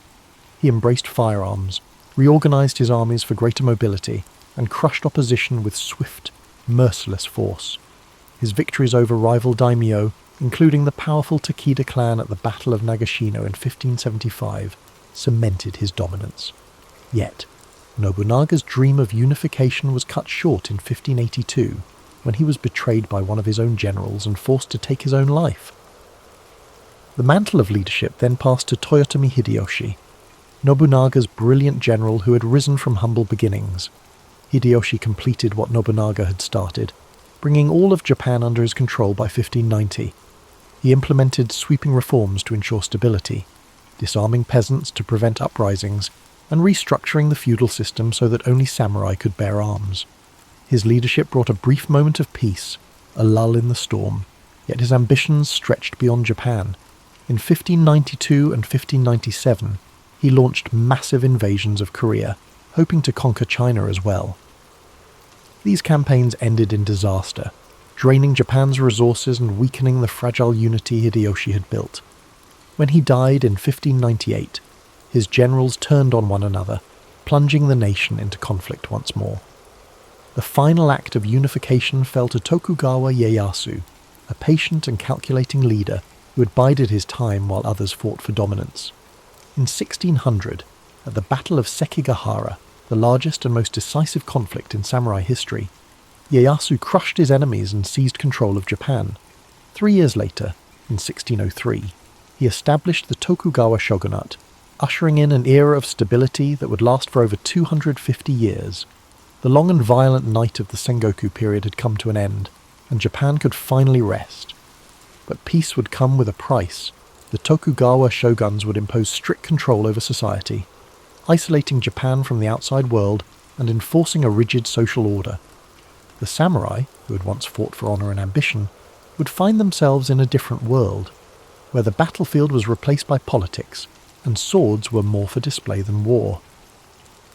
As the country drifted into a new age of order, the samurai would have to adapt or fade into history like a forgotten dream. For now, though, the land could finally breathe, wrapped in the quiet embrace of a newfound peace. With Tokugawa Ieyasu's victory at Sekigahara in 1600 and his formal appointment as shogun in 1603, Japan entered a new era of stability, one that would last for more than 250 years.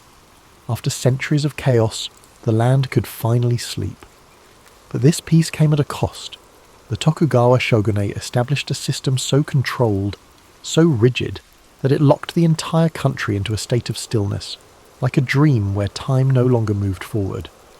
Ieyasu and his descendants implemented strict policies to prevent any future wars, ensuring that power remained in the hands of the Tokugawa family. The Bakuhan system divided governance between the central shogunate and the regional daimyo, but all power ultimately rested in Edo, modern-day Tokyo, where the shogunate ruled with an iron grip. To prevent rebellions, the shogunate imposed Sankin-kotai, a policy that forced all daimyo to spend every other year in Edo while their families remained there as hostages. This ensured that no warlord could gather enough strength to challenge Tokugawa rule. Samurai, once fierce warriors who had lived and died by the sword, found themselves trapped in an existence of bureaucratic duty, their blades more symbols of rank than tools of war. The class system was strictly enforced. At the top were the samurai, followed by peasants, artisans, and merchants at the bottom. No one could change their place in society. The structure was unshakable, like the walls of Edo Castle itself. One of the most defining aspects of the Tokugawa era was Sakoku, Japan's policy of complete isolation. In 1639, the shogunate banned nearly all foreign contact, allowing trade only through the Dutch and Chinese at the artificial island of Dejima in Nagasaki. Christianity was outlawed, Western books were burned, and any Japanese caught trying to leave the country faced execution. This isolation sealed Japan in a world of its own, a self-contained dream where time seemed frozen. Yet, within these constraints, a unique culture flourished. Cities like Edo, Kyoto, and Osaka became centers of art, literature, and entertainment. The rise of kabuki theater and ukiyo-e woodblock prints captured the spirit of the era, depicting scenes of pleasure districts, bustling markets, and legendary warriors of the past. The tea ceremony, once a samurai ritual, became a refined art form, offering a rare moment of stillness in an increasingly structured world. Despite this cultural blossoming, the cracks in the system slowly began to show. The samurai class, once noble warriors, struggled under economic strain, as their stipends remained fixed while merchant wealth grew. The once lowly merchants, despite their social status, accumulated great fortunes, funding theatres, art, and literature. With no wars to fight, many samurai fell into debt, forced to marry into merchant families or take up menial bureaucratic work to survive. Meanwhile, the peasantry, burdened with heavy taxes, faced famine and unrest. Though the Tokugawa rule was firm, beneath its surface, dissatisfaction simmered, like a restless sleeper waiting to wake. By the mid-19th century, foreign ships began appearing on Japan's shores, their presence an omen of change. The stillness of the Edo period could not last forever. Like the dawn breaking after a long and dream-filled night, a new era was approaching, one that would shake Japan from its slumber and thrust it into the modern world. For more than 250 years, Japan existed in a state of carefully maintained stillness, as if wrapped in an unbroken dream. The Tokugawa shogunate had built a fortress of peace, isolating the country from foreign influence and keeping strict order within its borders. But no dream lasts forever. By the mid-19th century, change loomed on the horizon as black ships appeared in Japanese waters, ominous and foreign, like shadows breaking through the quiet of night. These were the vessels of Commodore Matthew Perry, an American naval officer who arrived in 1853 with demands that Japan open its ports to trade. The shogunate, so accustomed to control, found itself powerless against the superior firepower and technology of the Western world. The illusion of stability began to crack. In 1854, under pressure from Perry's fleet, the shogunate signed the Treaty of Kanagawa, officially ending Japan's policy of Sakoku. For the first time in over 2 centuries, foreign influence poured in, bringing modern weapons, new technologies, and unfamiliar ideas. Japan's people, once lulled into the predictability of Tokugawa rule, suddenly found themselves in an unfamiliar landscape. Western-style clothing and steamships appeared in the harbours. Telegraphs and railways disrupted the old rhythms of life. The samurai, once the unquestioned rulers of the land, now found themselves staring into an uncertain future, their way of life becoming obsolete. The cracks turned into fractures as discontent spread across the nation. The shogunate's inability to resist foreign pressure angered many, including powerful daimyo and young samurai who longed for a return to Japan's former strength. two factions emerged, those who wished to reform the shogunate and those who sought to restore the emperor as the true ruler. The conflict escalated into the Boshin War, 1868 to 1869, a final struggle between the forces of the Tokugawa and the imperial loyalists. At the Battle of Toba-Fushimi, the modernized imperial army, armed with rifles and western artillery, overwhelmed the traditional samurai warriors, proving that the age of the sword had come to an end. In 1868, the victorious imperial forces declared the Meiji Restoration, and with it, the fall of the Tokugawa shogunate. The emperor was reinstated as the central figure of government, but this was no return to the past. Japan rapidly modernized, adopting Western-style governance, industry, and military tactics. In 1876, one of the final blows came, a law banning samurai from carrying swords in public, a symbol of their fading status.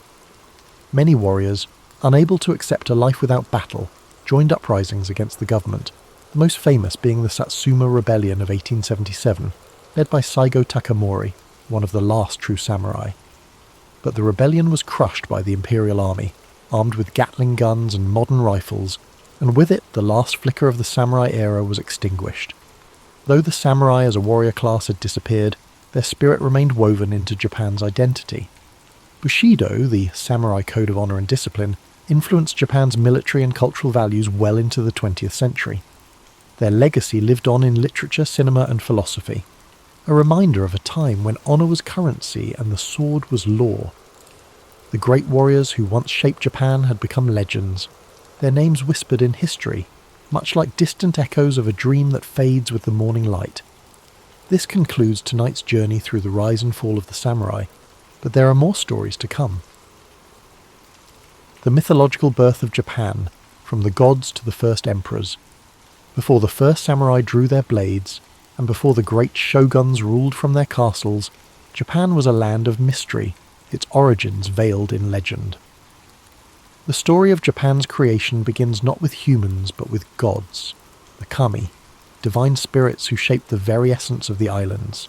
According to the Kojiki and Nihon Shoki, the oldest chronicles of Japan, two celestial beings, Izanagi and Izanami, stood upon the floating bridge of heaven, gazing down at a formless world.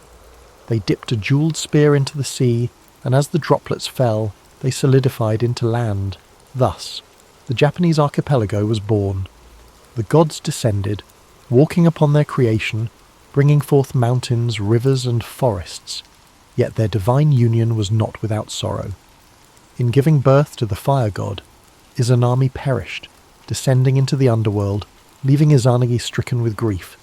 His journey to reclaim her ended in horror, as he fled from the decayed form of his beloved, purifying himself in a sacred river. From this act of purification emerged three powerful deities: Amaterasu, the sun goddess, Tsukuyomi, the moon god, and Susanoo, the storm god, the very forces that would shape Japan's destiny. Amaterasu, radiant and benevolent, was entrusted with the heavens, while her brother Susanoo, wild and uncontrollable, was cast down to earth. In a fateful moment, their rivalry erupted into chaos. Susanoo, in a fit of rage, stormed through the celestial plains, destroying Amaterasu's rice fields, hurling filth into her palace, and causing devastation wherever he walked. Unable to bear the destruction, Amaterasu retreated into a cave, plunging the world into darkness. The other gods, desperate to restore light, devised a clever plan. They placed a mirror outside the cave, and as Amaterasu peeked out, drawn by curiosity, they pulled her into the open, bringing light back to the world. This event would forever symbolize the divine right of the Yamato rulers, who traced their lineage directly to the sun goddess herself. From the union of gods and mortals came Ninigi no Mikoto, Amaterasu's grandson, who was sent to rule the land of Japan. He descended from the heavens, carrying the three sacred treasures, the mirror, the sword, and the jewel, symbols of imperial authority that would be passed down through generations. His lineage led to Emperor Jimmu, the legendary first emperor of Japan, who, guided by divine spirits, waged war against rival tribes and established the imperial throne in 660 BCE. Though historical evidence for Jimmu remains elusive, his legacy endures, his name enshrined in myth, his reign marking the beginning of a dynasty that still exists today. While the myths of Japan's creation provided a divine foundation, the reality was far more complex. The archipelago was home to early human settlers long before the first emperors emerged. The Jomon people, hunter-gatherers who lived in pit dwellings and created intricate pottery, thrived for thousands of years, their way of life shaped by the land's untamed beauty. But as the centuries passed, a new wave of migrants arrived, the Yayoi people, bringing agriculture, metalworking, and social hierarchy.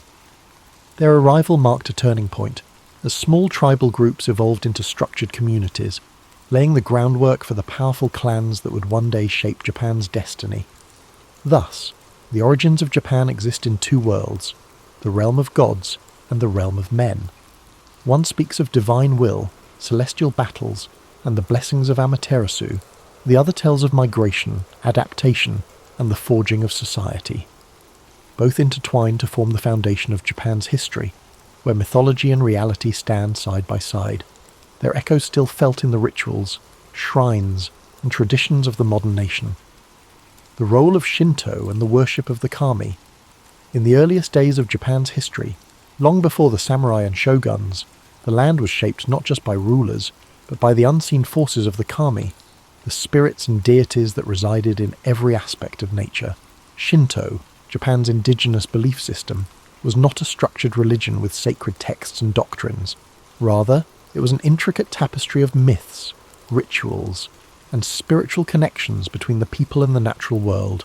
Unlike the faiths of the West, Shinto had no singular founder or strict commandments.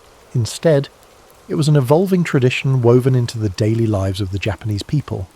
Every mountain, river, tree, and shrine was believed to house a kami, and maintaining harmony with these spirits was essential for both individual well-being and the prosperity of the land.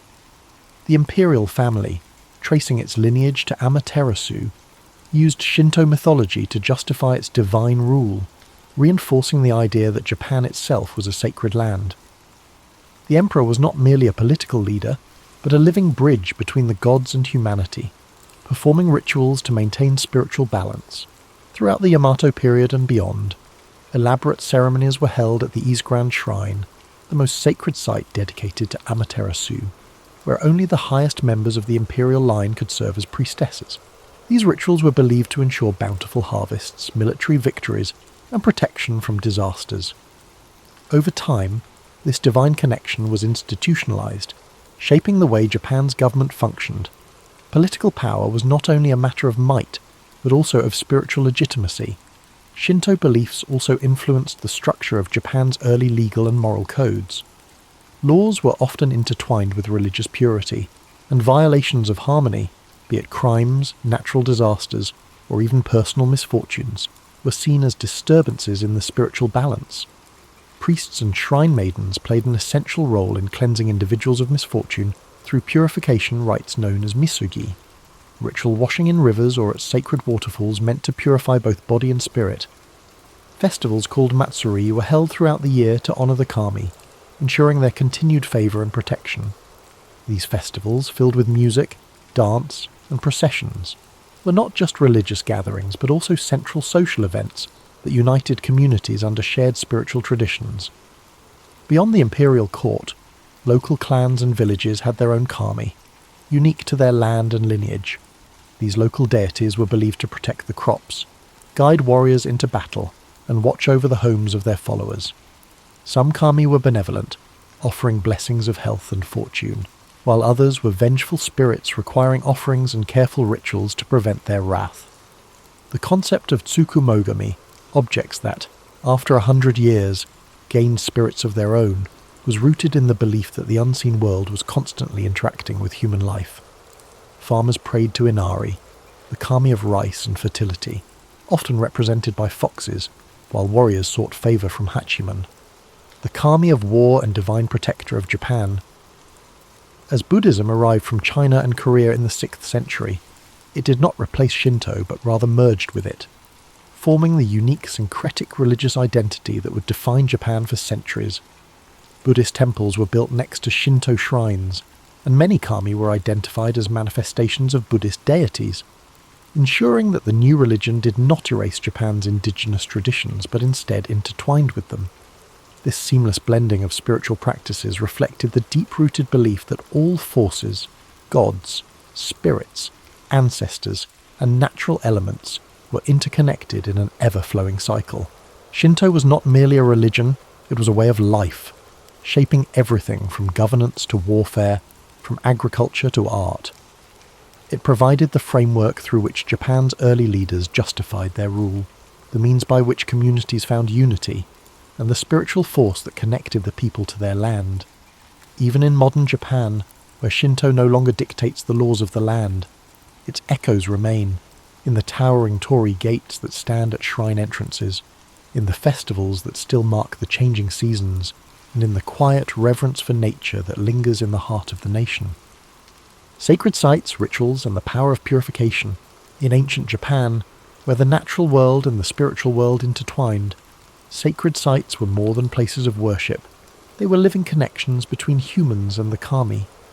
The most revered among them was the Izigran Shrine, dedicated to Amaterasu, the sun goddess and divine ancestor of Japan's emperors. Nestled deep in the forests of Mie Prefecture, the shrine was rebuilt every 20 years in a centuries-old tradition, symbolizing renewal and the impermanence of all things. Only the imperial family and the highest-ranking priests were permitted to conduct rituals within its sacred grounds, ensuring that the emperor's divine link to the gods remained unbroken. Other major shrines, such as Izumo Taisha, dedicated to the storm god Okuninushi, and Fushimi Inari Taisha, home to the fox spirits of Inari, became centers of devotion, pilgrimage, and seasonal festivals that shaped the rhythm of life across Japan. At the heart of Shinto practice was the idea of purification, the belief that humans accumulated spiritual impurities through daily life and interaction with the physical world. To cleanse themselves, individuals performed misogi, ritual washing in rivers, waterfalls, or the sea. Warriors, before battle, would stand beneath rushing water, clearing their minds and bodies of impurity, believing that a cleansed spirit would ensure victory. In everyday life, purification took place through temizuya, stone basins found at the entrances of shrines, where worshippers would rinse their hands and mouths before praying. This act was not simply about physical cleanliness, but about restoring spiritual harmony, aligning oneself with the natural flow of energy that bound all things together. Beyond personal purification, entire communities participated in grand rituals to appease the kami and ensure their continued blessings. Shinto priests dressed in flowing white robes performed ceremonies filled with ancient chants, rhythmic drumming, and offerings of rice, sake, and salt.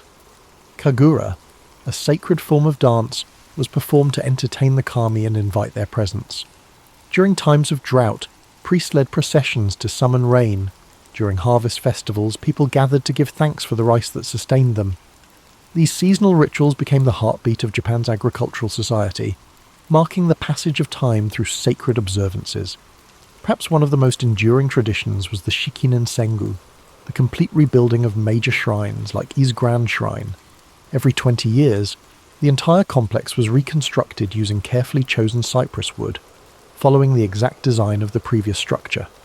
This practice, dating back over 1,300 years, reflected the Shinto belief in impermanence and renewal, the idea that nothing is permanent, yet through careful preservation, continuity can be maintained. The wood from the old shrine was repurposed in smaller shrines across Japan, ensuring that the divine essence remained within the land. Among the most feared spiritual disturbances were yokai and vengeful spirits, believed to emerge when proper rituals were not observed or when great injustices were left unresolved.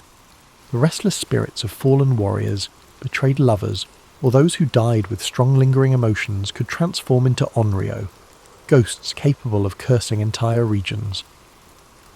To prevent such supernatural turmoil, elaborate exorcism rituals were conducted by priests to pacify these spirits and restore balance. Stories of these vengeful beings spread across Japan, reminding people of the importance of living in harmony with both the seen and unseen worlds.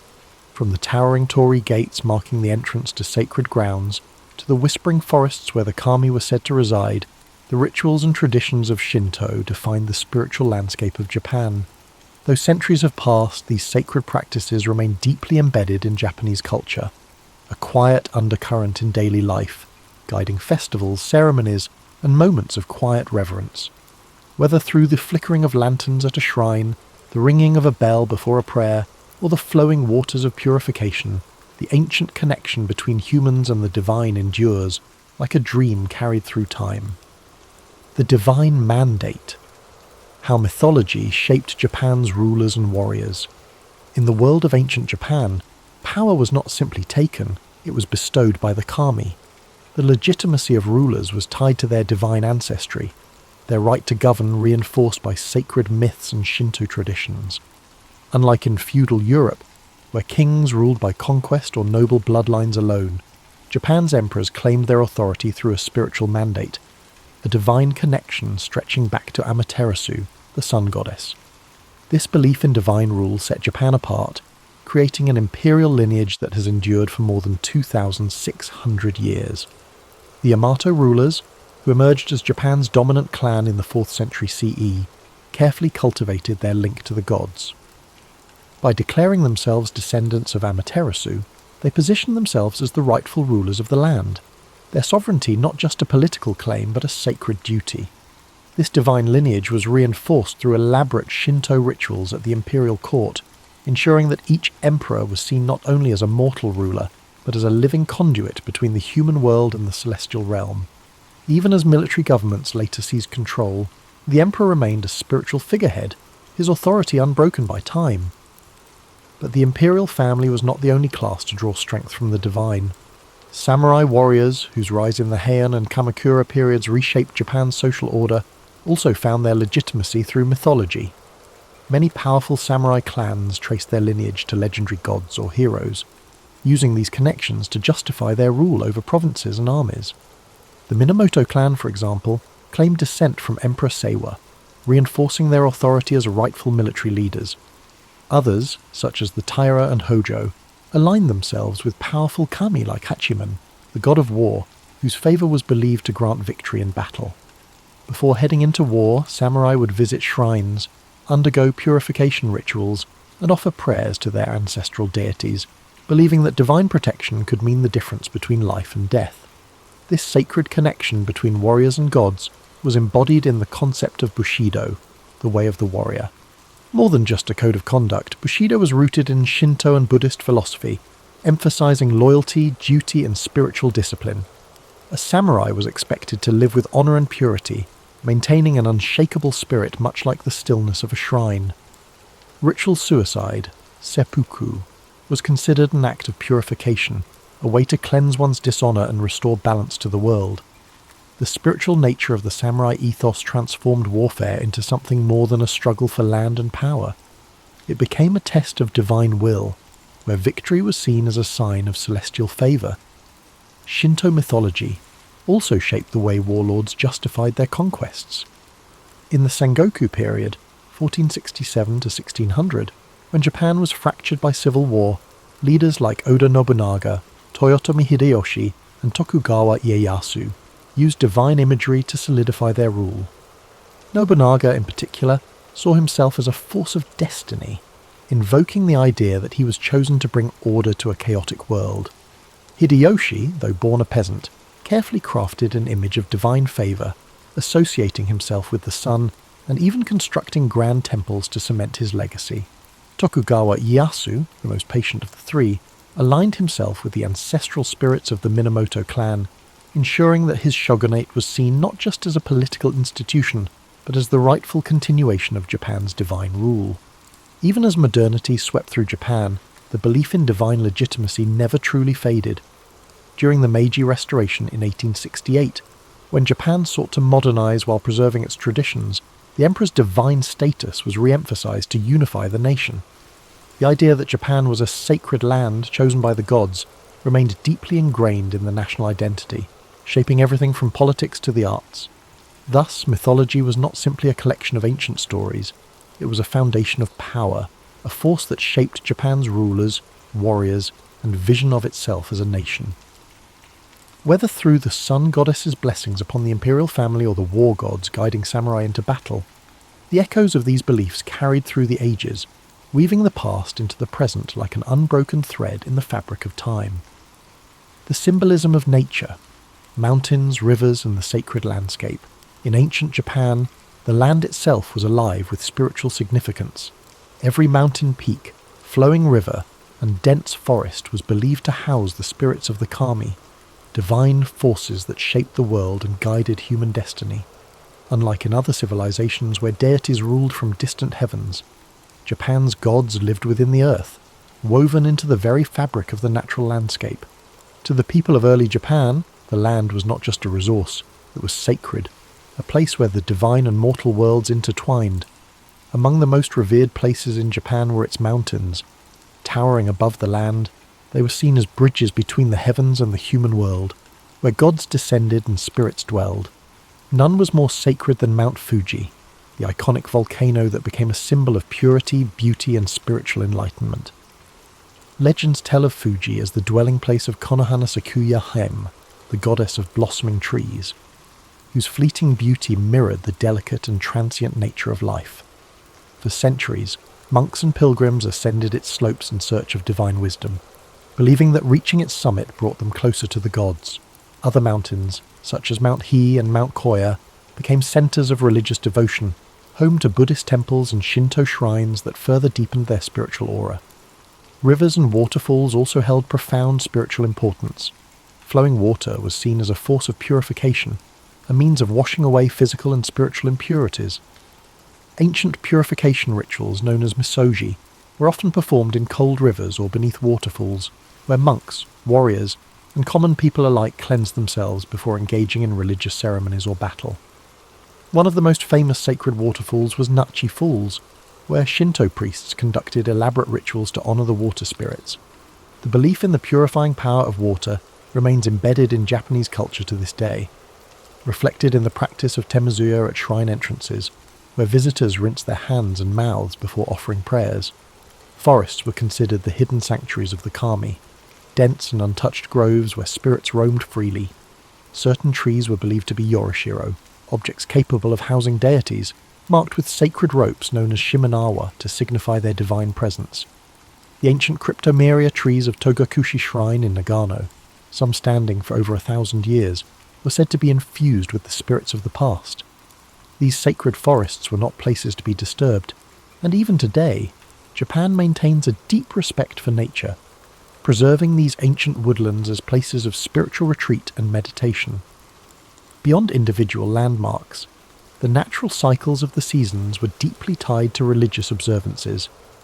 The blooming of cherry blossoms in spring was celebrated with Hanami, a festival that honoured the fleeting beauty of life, while the arrival of autumn brought solemn reflections on impermanence.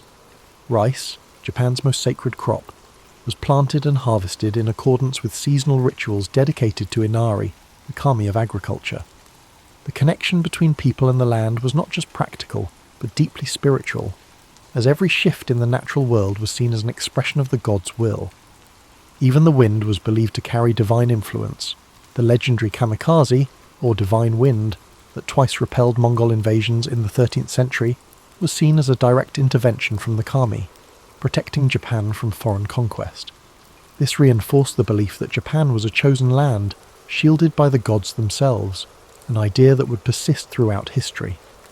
The landscape of Japan was not merely terrain, it was a living, breathing entity infused with the spirit of the divine. Whether through the towering presence of sacred mountains, the cleansing waters of flowing rivers, or the whispering groves of ancient forests, the natural world remained an ever-present force in the spiritual lives of the Japanese people. This reverence for nature continues even today, as shrines and temples remain nestled in the quiet embrace of mountains, rivers, and trees, reminders of a time when the world itself was seen as sacred. The eternal influence of mythology, how ancient beliefs shape Japan today.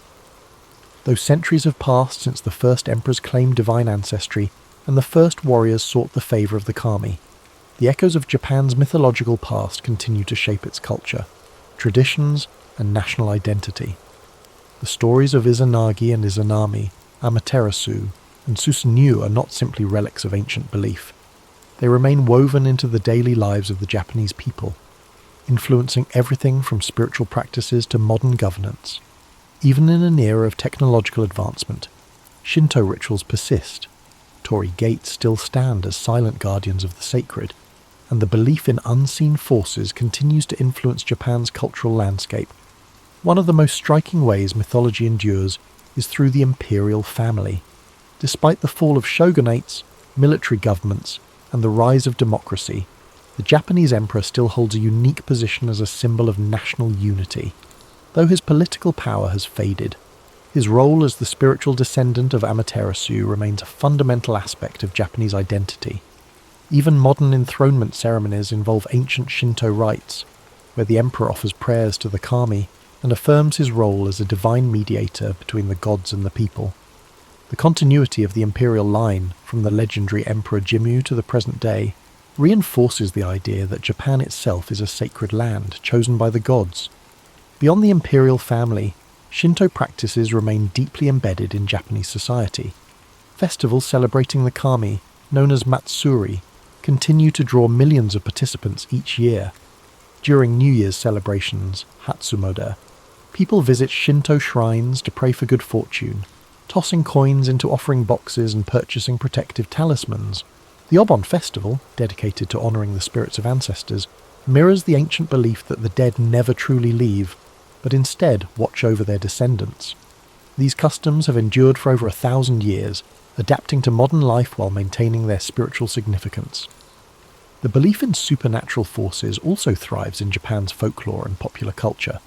The presence of yokai, spirits and creatures of myth, remains strong in art, literature, and entertainment. From the mischievous kitsune, fox spirits, to the vengeful onryo, ghosts, these beings still inspire countless films, novels, and anime. Even technological advancements have not diminished the influence of mythology.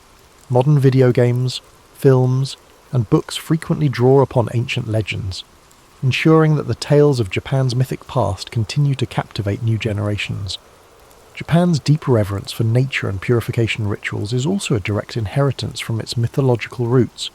The custom of cleansing oneself before entering sacred spaces persists, not just in shrines, but in everyday life. Whether through bathing culture in onsen, hot springs, or the symbolic washing of hands before meals, the idea that nature is sacred continues to influence conservation efforts, reflected in carefully preserved forests around shrines and the nation's commitment to protecting natural landscapes. Even Japan's approach to urban design maintains a sense of harmony with the environment, with traditional Zen gardens and temple grounds serving as places of quiet reflection amidst modern cityscapes. Perhaps most importantly, the spirit of Japan's mythology lives on in its people, the deep-seated sense of honour, perseverance, and connection to the past. The philosophy of mono no aware, the appreciation of impermanence, stems from Shinto and Buddhist influences, reminding people to embrace the fleeting beauty of life. The respect for ancestral wisdom and the idea of duty to one's community reflect values passed down from ancient times, shaping everything from family traditions to workplace ethics. Even as the world changes, the myths of Japan remain, flowing through the nation like an unseen current, shaping its identity in ways both subtle and profound. The spirits of the past are never far, still honoured in whispered prayers at shrines, still present in the towering trees of sacred groves, still guiding the land and its people as they have for millennia. This concludes tonight's journey into Japan's divine origins.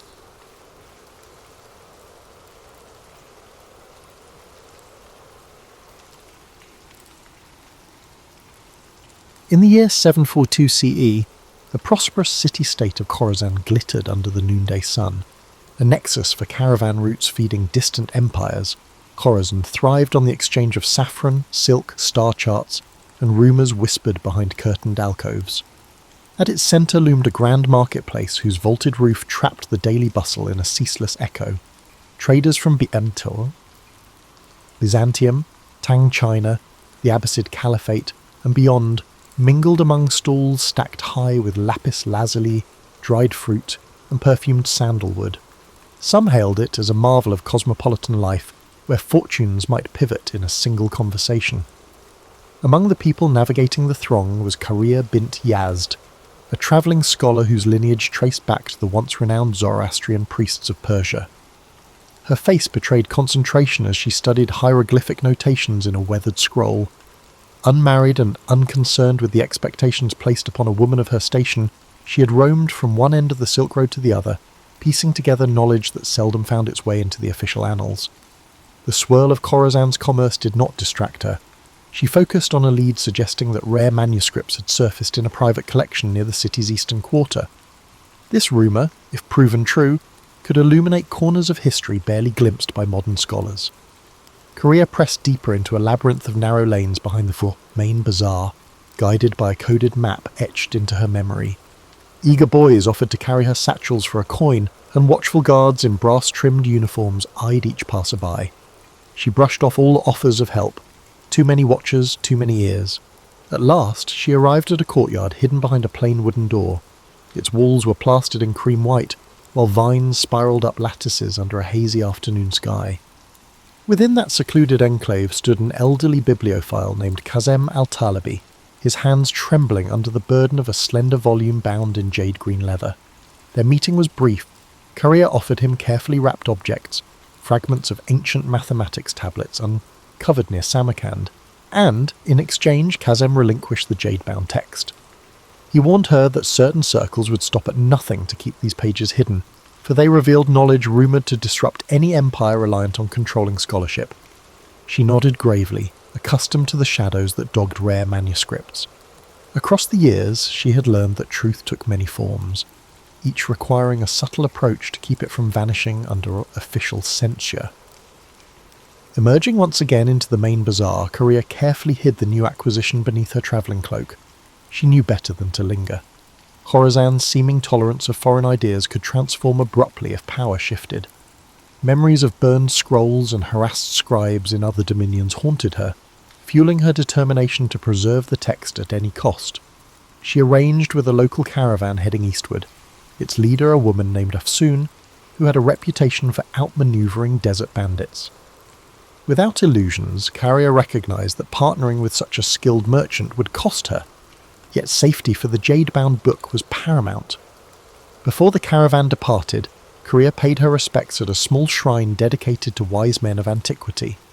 A single candle flickered by the altar, illuminating offerings left by travellers praying for clear roads and fair weather. She exhaled a silent oath that she would not let ignorance devour the precious knowledge in her care.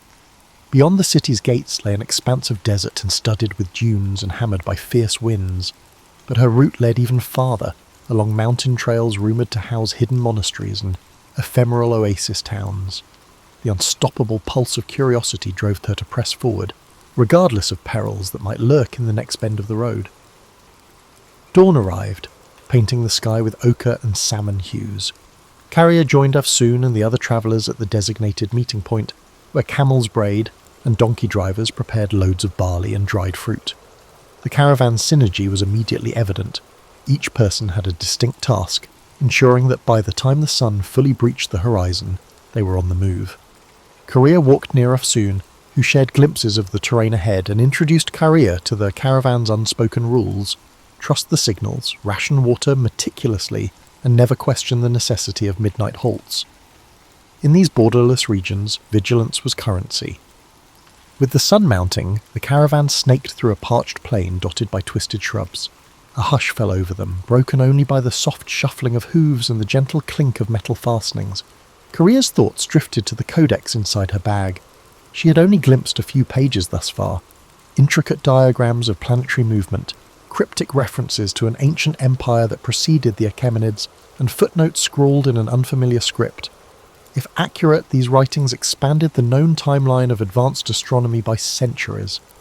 She resolved to study every page once the caravan reached a safe haven. Afsoon signalled a halt near a cluster of sun-scorched boulders, granting the group respite from the crushing midday heat. While some dozed in makeshift shade, Korea took cautious sips from her water skin, feeling the dryness cling to her throat. A restlessness stirred within her, equal parts excitement and anxiety. She replayed Kazem al-Talibi's warning. Powerful figures had an interest in ensuring no one deciphered the text. For them, knowledge was a finite resource, best kept under strict watch. As a swirl of wind kicked sand across her path, Carrier gripped her satchel, silently vowing she would not be silenced. By twilight, the caravan approached a modest oasis, lined with date palms that cast long shadows across still water. Afsoon guided her camels into a semicircle, forming a protective barrier against stray wanderers.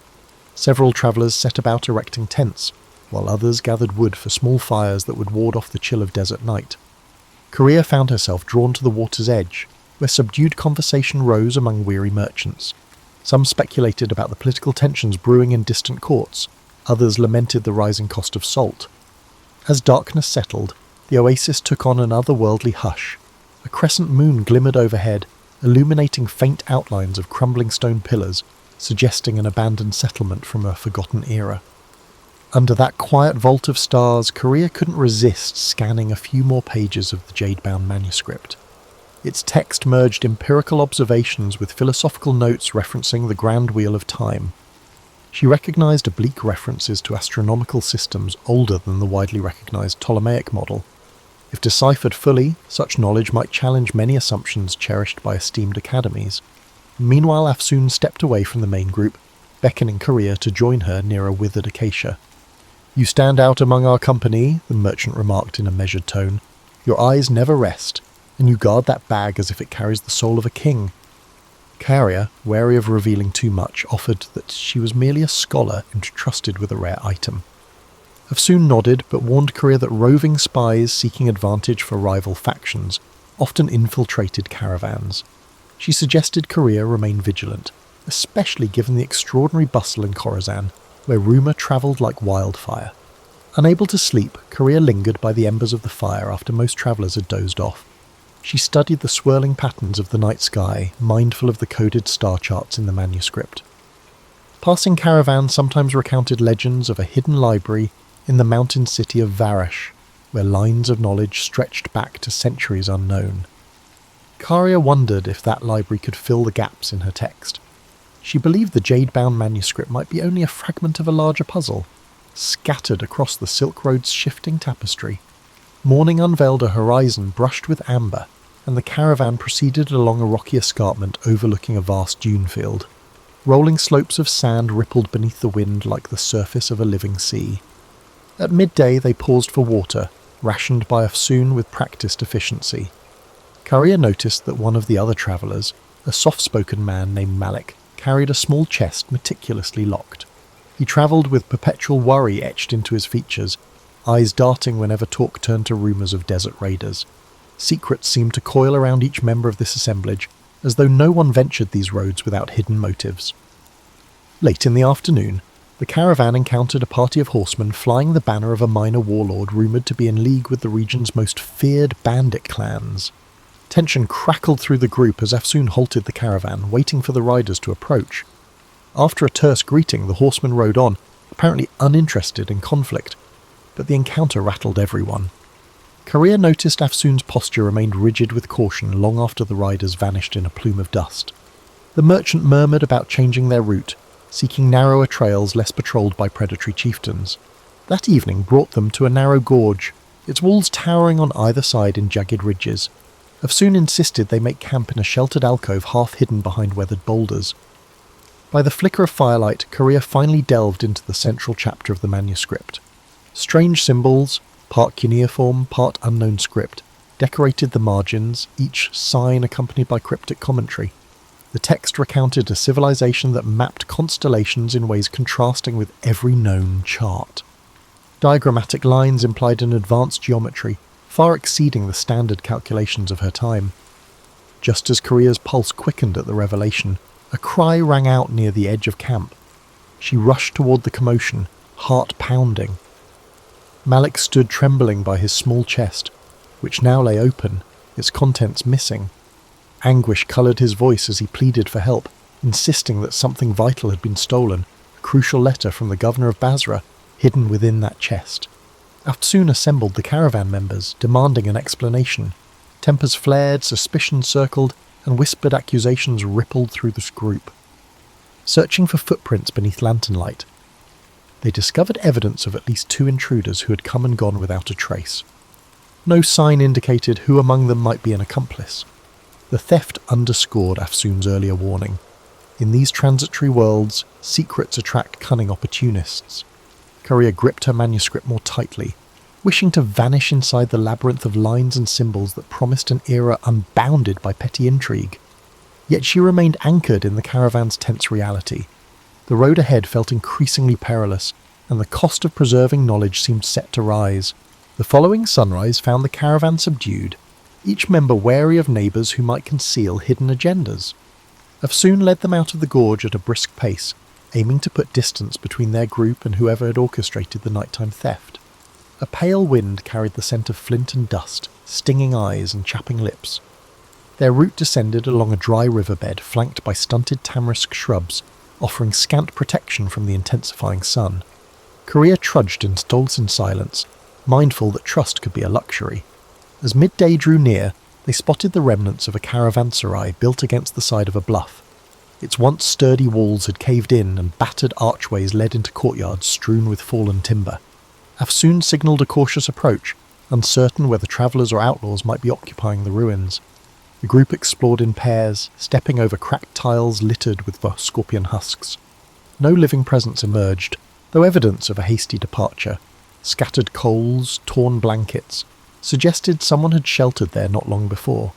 Since water was available from a half-collapsed cistern, Afsoon decided they would rest under what remained of the caravanserai's roof. Malik hovered by his broken chest, sifting through remnants of cloth as though searching for any clue. Courier drifted away from the group, drawn to an overgrown courtyard where a dried fountain stood. Vines draped its cracked basin, trailing over carved motifs of intertwined serpents.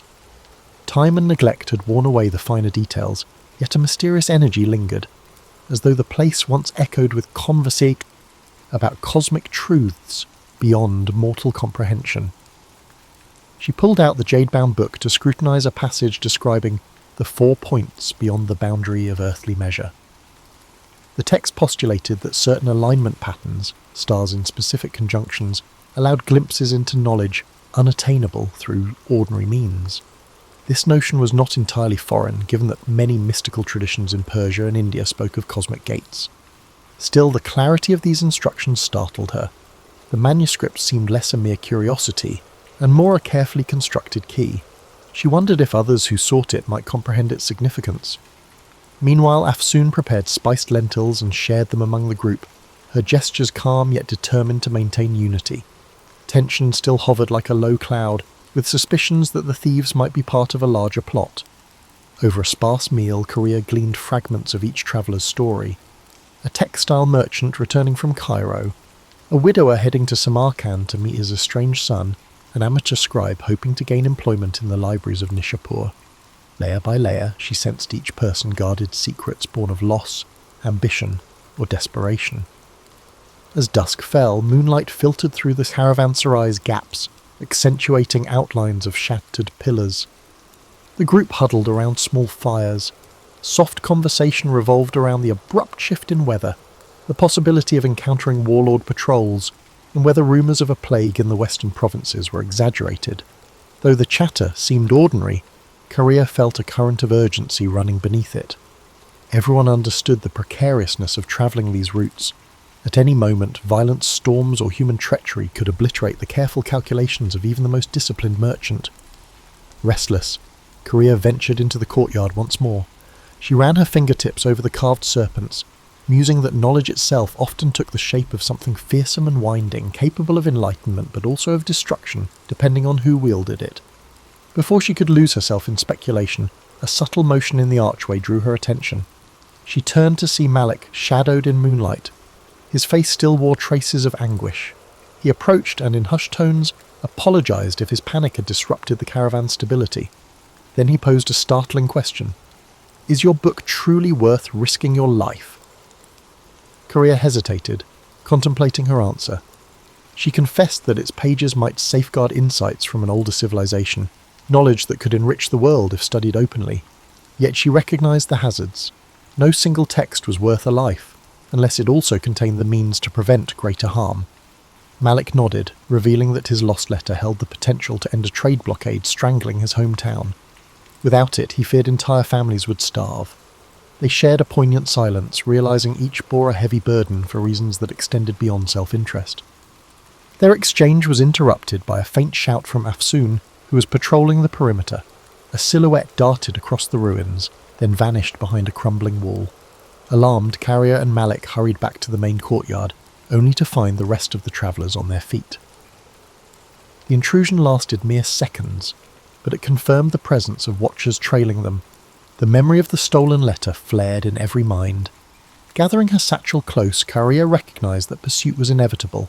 She could only hope that what she carried would outlast the desert's shifting alliances and the relentless greed of unknown adversaries.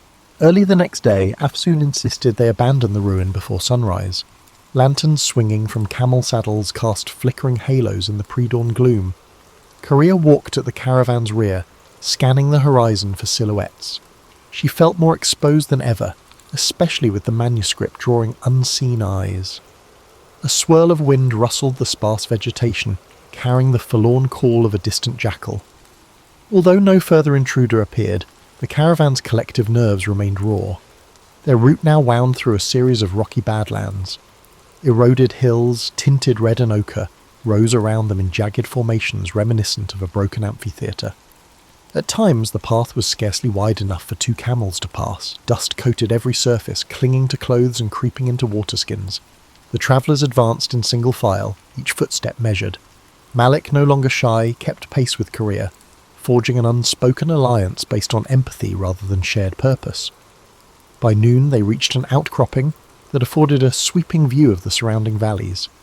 Afsoon pointed to a distant caravan crossing a ridge, its figures small as insects against the harsh light.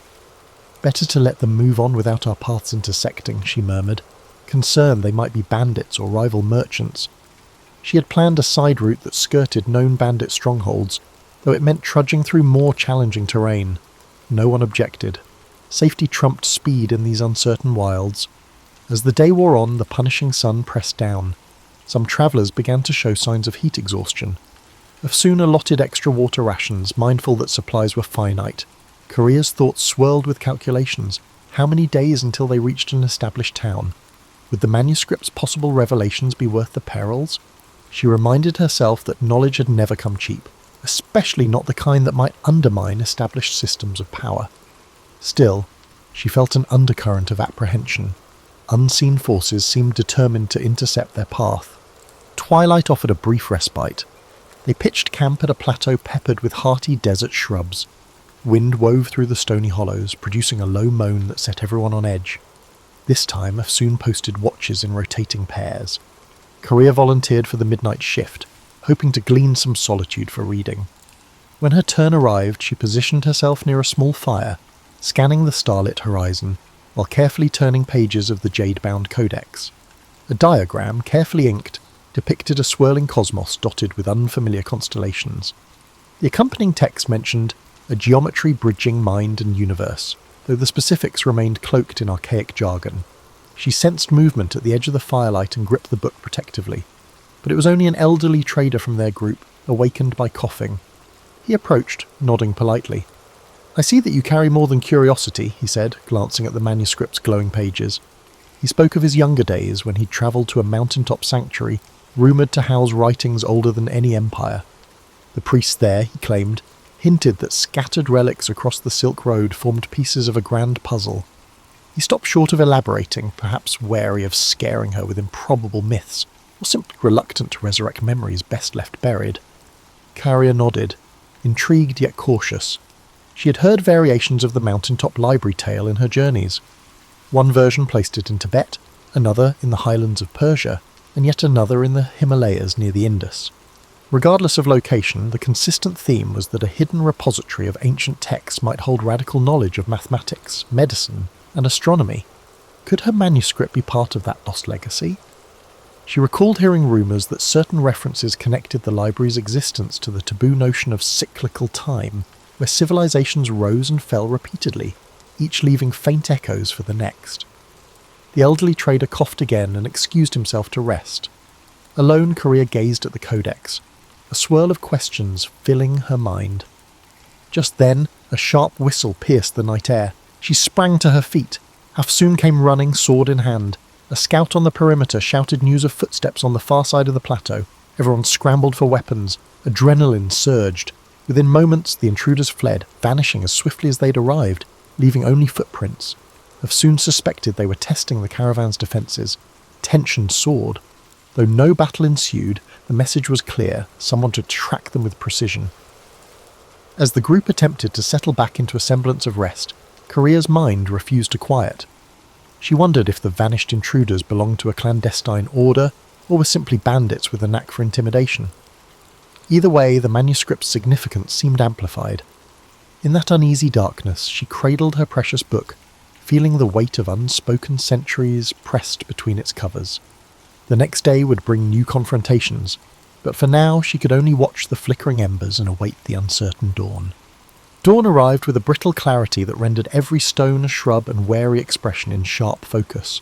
Afsoon wasted no time ordering a quick departure.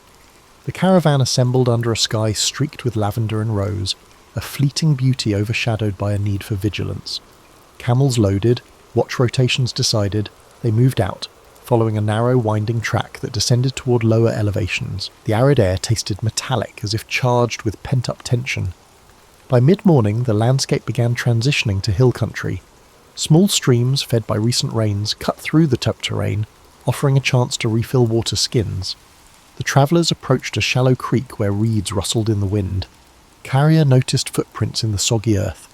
A separate group had passed here recently, heading in the same direction. Afsoon scowled, muttering about the possibility that they might be trailing those who had invaded their camps. Concern rippled through the caravan. Eager to stay ahead, Afsoon pushed the group onward at a grueling pace. Korea's calves ached as the trail zigzagged between rocky slopes and patches of thorny vegetation. In the distance, the outlines of a fortified town occasionally emerged, only to disappear behind ridgelines. She guessed it to be Garesh, a mid-sized trading post rumoured to host pilgrims from the Indus region. If they could reach Garesh by nightfall, the caravan would have a solid perimeter wall to shield them, at least temporarily. Eventually they spotted walls of pale stone crowned by watchtowers. Afsoon signalled for calm, reminding everyone that unknown dangers could lurk within a walled town as readily as outside. Approaching the gates, they encountered a row of guards wearing mismatched armour. After examining Afsoon's travel permits, the guards allowed them entry in exchange for a modest toll. Inside, the streets were cramped with stalls selling earthenware, dyed cloth and hammered bronze jewellery. The aromas of grilled meat and fresh bread teased weary travellers, but an undercurrent of wariness ran through the crowd. Afsoon found a secure compound where the caravan could rest. Stone walls enclosed a courtyard that provided storage for the camels and a small stable for donkeys. Carrier, anxious to glean any insight into who might be pursuing them, ventured into the town's winding lanes. She discovered a public square where men played strategy games on carved wooden boards. Nearby, a cluster of pilgrims chanted verses in a language unfamiliar to her. Amid these scenes, rumours floated. A band of masked riders had passed through a day earlier, asking about a certain travelling scholar. The mention chilled her. She hurried back to the compound, only to find Malik pacing by the gate, fidgeting with a leather pouch. He had overheard similar chatter, strangers seeking news of a woman carrying forbidden documents. Korea realised the net was tightening. They still had a window to slip away, but not much of one. She conferred with Afsoon, who suggested leaving Garesh under cover of darkness, continuing east along seldom-used back roads. Although it entailed more risk, waiting might let their pursuers converge. After sunset, the caravan packed up stealthily. Torches were kept minimal, camels silenced with calm handling. A hush enveloped them as they slipped through Garesh's secondary gate, bribing a night watchman who scarcely looked at their faces. Outside the walls, moonlight glimmered on the grassland. Courier clutched the manuscript, absorbing the night's chill. She couldn't escape the conviction that her mission had become a race, one in which the cost of failure was irreparable loss, not just for her, but for an entire lineage of knowledge that might vanish again. Guided by Afsoon's careful planning, they pressed into a region of rolling hills shaped by centuries of flood and drought. Occasional clusters of cypress trees broke the monotony. Crickets chirped in the darkness. The group maintained strict silence, halting often to listen for sounds of pursuit. Each time the night breeze whispered through the brush, Courier braced for a distant hoofbeat or a flash of torchlight. Yet hours passed with no sign of the ambush. As the moon descended, They reached a shallow ravine dotted with smooth, ancient boulders. Afsoon called for a halt to rest the animals. Courier found a flat rock and sank onto it, physically spent but mentally alert. She glanced at Malik, whose eyes reflected the same exhaustion mixed with defiance. The sky above them showed the faint glow of approaching dawn. Tomorrow, or perhaps the next day, they would come upon the mountain routes leading to Varash, the rumoured city of hidden monasteries. If the caravan made it that far, the Jade manuscript might finally find a place where its arcane revelations could be deciphered without fear. But that hope remained fragile, like a candle flame in a gusty corridor. The first rays of morning lit the ravine, revealing dusty grass and scrub that offered little camouflage. Wearily the caravan assembled and continued, mindful that speed was their best defence. Over the next hours they traversed rolling slopes that ascended gradually into stony highlands. The trail grew hazardous, lined with the loose gravel and sharp descents. Several times a misstep nearly sent a donkey tumbling into a gorge. The group's morale, though frayed, held steady under Afsoon's firm direction. Korea noticed the air thinning as they climbed, accompanied by a crisp coolness that sharpened her senses. Tiny alpine flowers clung to crevices, their vivid petals a welcome contrast to weeks of unrelenting dust. From a vantage point overlooking a sprawling valley, she glimpsed distant peaks wrapped in mysterious haze. Locals called these the 1,000-Year Mountains, rumoured to shelter monastic retreats older than recorded dynasties. The prospect of reaching them bolstered her spirit, even as her body complained of fatigue. Near midday, the caravan stopped by a rivulet trickling through a rocky defile. While watering the animals, Afsoon and Korea consulted a hand-sketched map that indicated Varash lay 2 more days beyond the far ridges. The path ahead would be even more treacherous, cutting across unpredictable passes sometimes blocked by landslides. Korea felt her heartbeat quicken, recalling rumours that entire caravans had been buried by sudden rockfalls in these mountains, yet the urgency to evade pursuers overshadowed every other fear. They pressed on, the route turning into a steep climb dotted with ancient stone markers. At each switchback, Carrier saw inscriptions worn by centuries of weather. She paused to trace her fingers over a faint symbol, a stylized sun encompassed by the intersecting circles.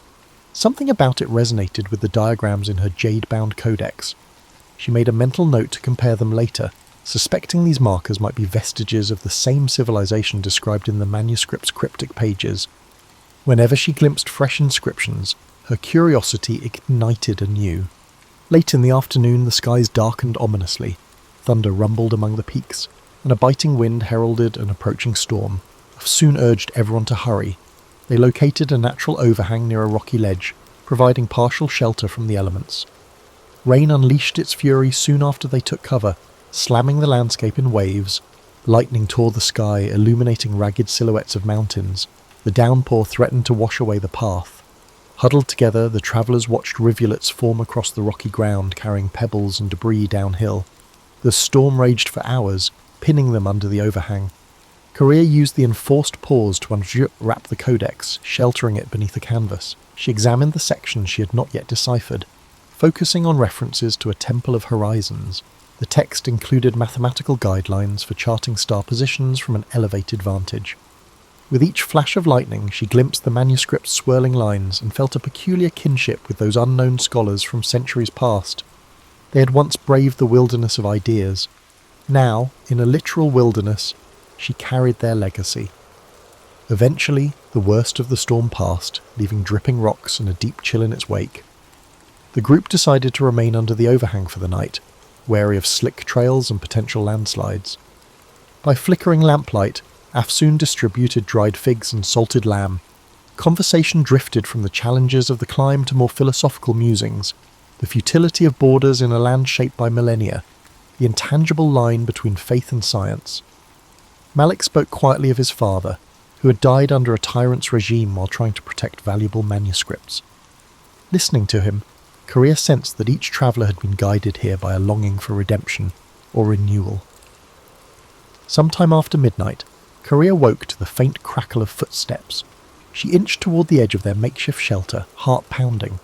2 figures, hunched low, hovered near the pack animals. She recognized them as strangers, not members of the caravan. Before she could raise an alarm, Afsoon emerged from the darkness like a phantom, sword drawn. A terse standoff ensued, broken by frantic whispers. The intruders fled once they saw they were outnumbered. The caravan's travellers, now fully awakened, spent the rest of the night in guarded watch, cold and uneasy. With dawn they surveyed the sodden landscape. Landslides had ripped through parts of the trail, but it appeared passable with caution. Though the intruders had not returned, the sense of pursuit remained acute. Carrier conferred with Afsoon, both concluding that time was running short. If Varash was within reach, they needed to seize the chance before more enemies closed in. Hoisting packs onto weary camels, the group set forth again. The distant peaks beckoned like salient witnesses, and Korea whispered a fervent hope that the city's rumoured monasteries could offer refuge, and perhaps reveal how to unlock the manuscript's deeper secrets. The final stretch to Varash proved gruelling. Narrow trails clung to mountain ridges overlooking mist-shrouded abysses. Each step required vigilance. At times, they paused to listen for rockfalls in the distance, markers of an unstable terrain. The air grew thinner, and breath came in short gasps, yet beyond every precarious turn a new vista opened. Crisp lakes reflecting the sky, hidden valleys studded with wildflowers, the occasional stone ruin perched on a ledge like an ancient sentinel. The extremes of this landscape both awed and unsettled the travellers. By late afternoon, the slopes relaxed into a wide plateau. Rising from the plateau's edge stood Varash, enclosed by a high stone rampart. At first glance, the city appeared carved from the mountain itself, its walls blending with the surrounding cliffs. Mist swirled around parapets, creating a dreamlike vision. According to legend, Varash was older than any recorded dynasty, built upon a site revered for its celestial alignments. A hush fell over the caravan as they approached the massive gates. Inside, the city's winding streets ascended in tiers. Houses with slate roofs leaned against sturdy ramparts, while cobblestone lanes converged on a central square. Steam rose from communal baths that tapped into natural hot springs. Monks in dark robes shuffled along the corridors, carrying scrolls tucked beneath their arms. Carrier's senses ignited at the first glimpse of this environment. She could feel an undercurrent of scholarship humming through the city like a subterranean river, a potent contrast to the chaotic markets of Khorasan. Afsoon guided the caravan to a spacious courtyard inn used by trade emissaries. Soon after settling, Korea excused herself and ventured into the city's upper levels, following directions gleaned from a scribe at the inn. She was searching for a specific monastery library, rumoured to house ancient manuscripts paralleling her jade-bound text. Crossing a series of stone bridges that arched over narrow gulches, she noticed the architecture displayed recurring motifs, spiral carvings, geometric borders reminiscent of the codex's marginal designs. At last, she arrived at a massive carved door flanked by statues of robed figures. A discreet sign identified it as the Library of High Windows. Inside, the atmosphere was reverential. Golden light filtered through stained glass windows, illuminating shelves stacked from floor to ceiling with scrolls, codices, and tablets. Monks, novices, and a few learned travellers from distant lands moved quietly between reading alcoves. Carrier approached a tall, bearded monk who introduced himself as Brother Callan. With measured politeness, he asked her purpose. Carrier revealed her codex, explaining in hushed tones that she believed it referenced an advanced astronomy predating recognised schools of thought. Intrigued, Brother Callan led her to a private study chamber lit by oil lamps. There he produced a set of meticulously preserved star charts inscribed on leather. To Korea's amazement, certain passages aligned closely with the diagrams in her manuscript.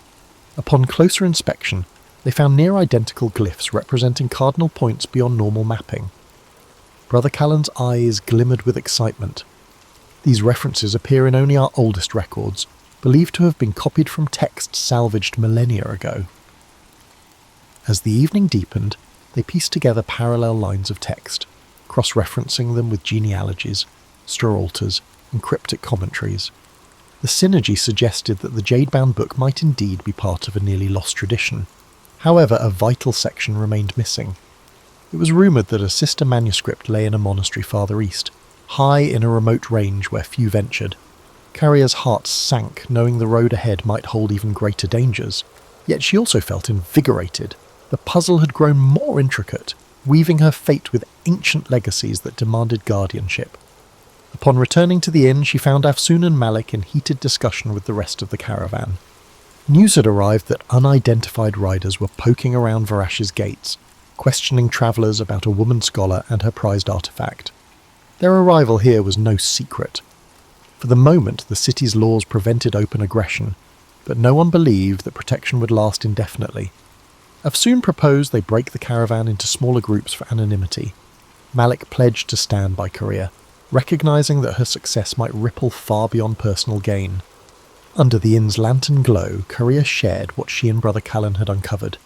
The group listened in solemn silence, understanding the gravity of her discovery. Perhaps it offered a new perspective on the cosmos, or perhaps it threatened structures built on carefully managed knowledge. Either way, their pursuers would not relent. Still, Korea felt a renewed determination. The tapestry of centuries had woven her path into this moment. With the city of Varash as an unlikely refuge, she now held a clearer vision of the manuscript's purpose. Dawn would bring decisions, whether to remain, to search for the sister text, or to brave unknown dangers. In that flickering moment of possibility, each traveller realised they had become part of a tale larger than themselves, a saga carried along by caravans, forged in hidden libraries, and destined to echo across the shifting dunes and precarious peaks of time.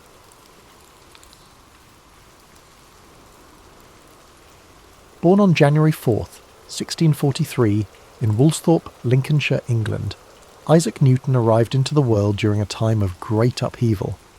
The English Civil War was in full swing, and the country was caught between monarchies, republics, and revolution. But Newton's arrival wasn't anything extraordinary. He was born prematurely and was so small and fragile that his mother reportedly said he could have fit inside a small mug. In fact, it's said that Newton was not expected to survive his early days, yet he defied those odds, growing up to become one of the most influential figures in science and mathematics. As a child, Newton's family life was complicated. His father, also named Isaac Newton, passed away 3 months before he was born, leaving his mother, Hannah A. Scow, to raise him alone. Hannah remarried when Newton was 3 years old, and he was sent to live with his maternal grandmother, while his mother moved away with her new husband. This early separation from his mother would have a lasting impact on Newton's emotional development, leading to periods of intense loneliness throughout his life. Despite his emotional struggles, Newton's intellectual gifts began to shine early on. As a young boy, he attended the King's School in Grantham, where he was known for being solitary and deeply engrossed in his studies. In fact, he was not much of a socializer, preferring to read and experiment on his own. It was during these early school years that Newton began to show an aptitude for invention. One of his most famous childhood experiments was creating a small water clock using a round-bottomed flask, which was one of the earliest signs of his curiosity about the physical world. At the age of 12, Newton's mother brought him back to live with her and her new husband in Woolsthorpe. It was at this time that he began his education at Cambridge University, enrolling at Trinity College in 1661. Cambridge was a world away from the rural life Newton had known, but it would serve as the place where he began his extraordinary journey in the world of science. In the first few years at Cambridge, Newton was fascinated by the works of the great scholars of the time, particularly René Descartes, Galileo Galilei, and Johannes Kepler. These men had made groundbreaking contributions to mathematics, physics, and astronomy, and Newton was eager to learn from their ideas. He was particularly drawn to the study of mathematics and soon became obsessed with solving problems in geometry, algebra, and calculus. However, Newton's journey wasn't without its challenges. The world was entering a tumultuous period during Newton's years at Cambridge. The Great Plague of 1665 struck London, causing the university to close temporarily. Newton, like many others, returned home to Woolsthorpe. It was during this time away from Cambridge, in the isolation of the countryside, that Newton's mind truly began to flourish. This period, known as his Annus Mirabilis, or Year of Wonders, was when Newton made some of his most groundbreaking discoveries. He began to develop his theories on calculus, an entirely new field of mathematics that would allow him to understand the behaviour of motion and change. The concepts that would later shape his laws of motion and universal gravitation were born during these isolated months. He also worked on optics, conducting experiments with light and prisms, leading to his discovery that white light could be split into the colours of the rainbow. But perhaps the most famous story from this period is the one about the falling apple. According to legend, Newton was sitting in his garden in Woolsthorpe when he saw an apple fall from a tree. This simple observation sparked a profound question in his mind. Why did the apple fall straight down, rather than sideways or in some other direction?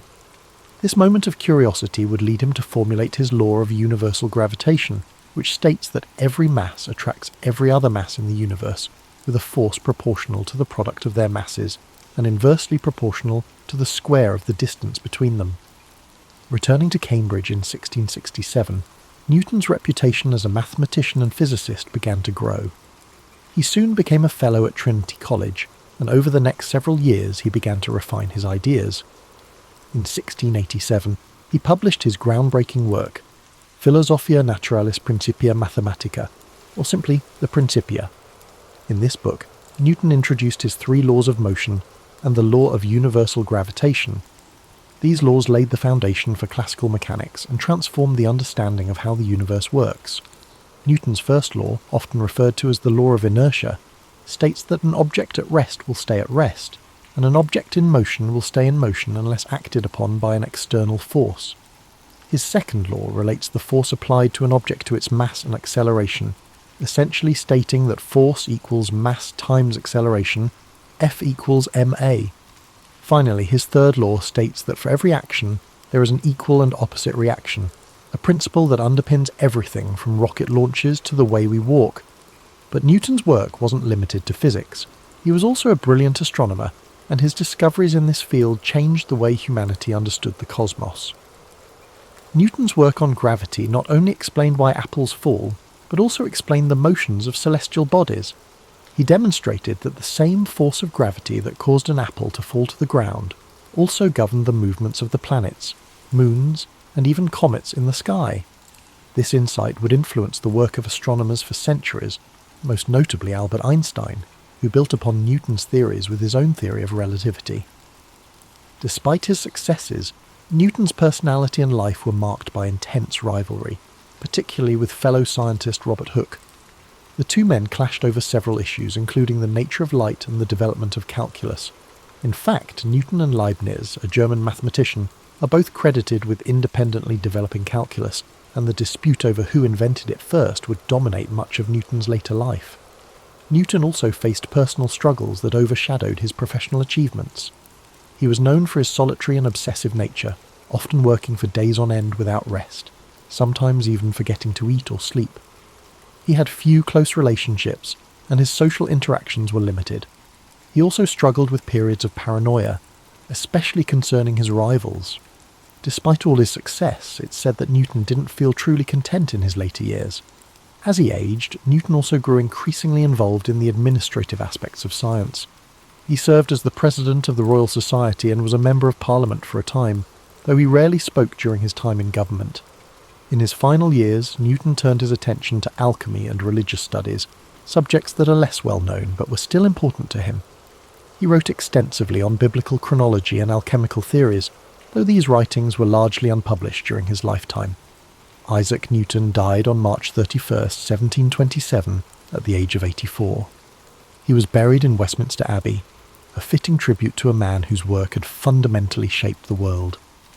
His tomb, inscribed with a Latin epitaph, honours the incredible mind that unlocked the secrets of the universe.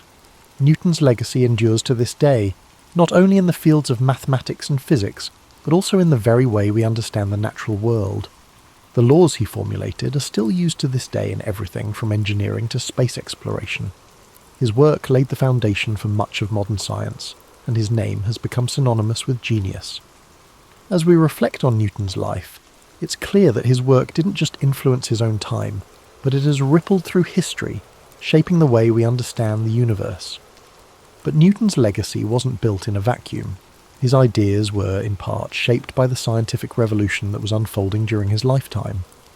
His works on calculus, light, and gravity weren't just products of his brilliance, but also of a changing world eager for new ways of thinking.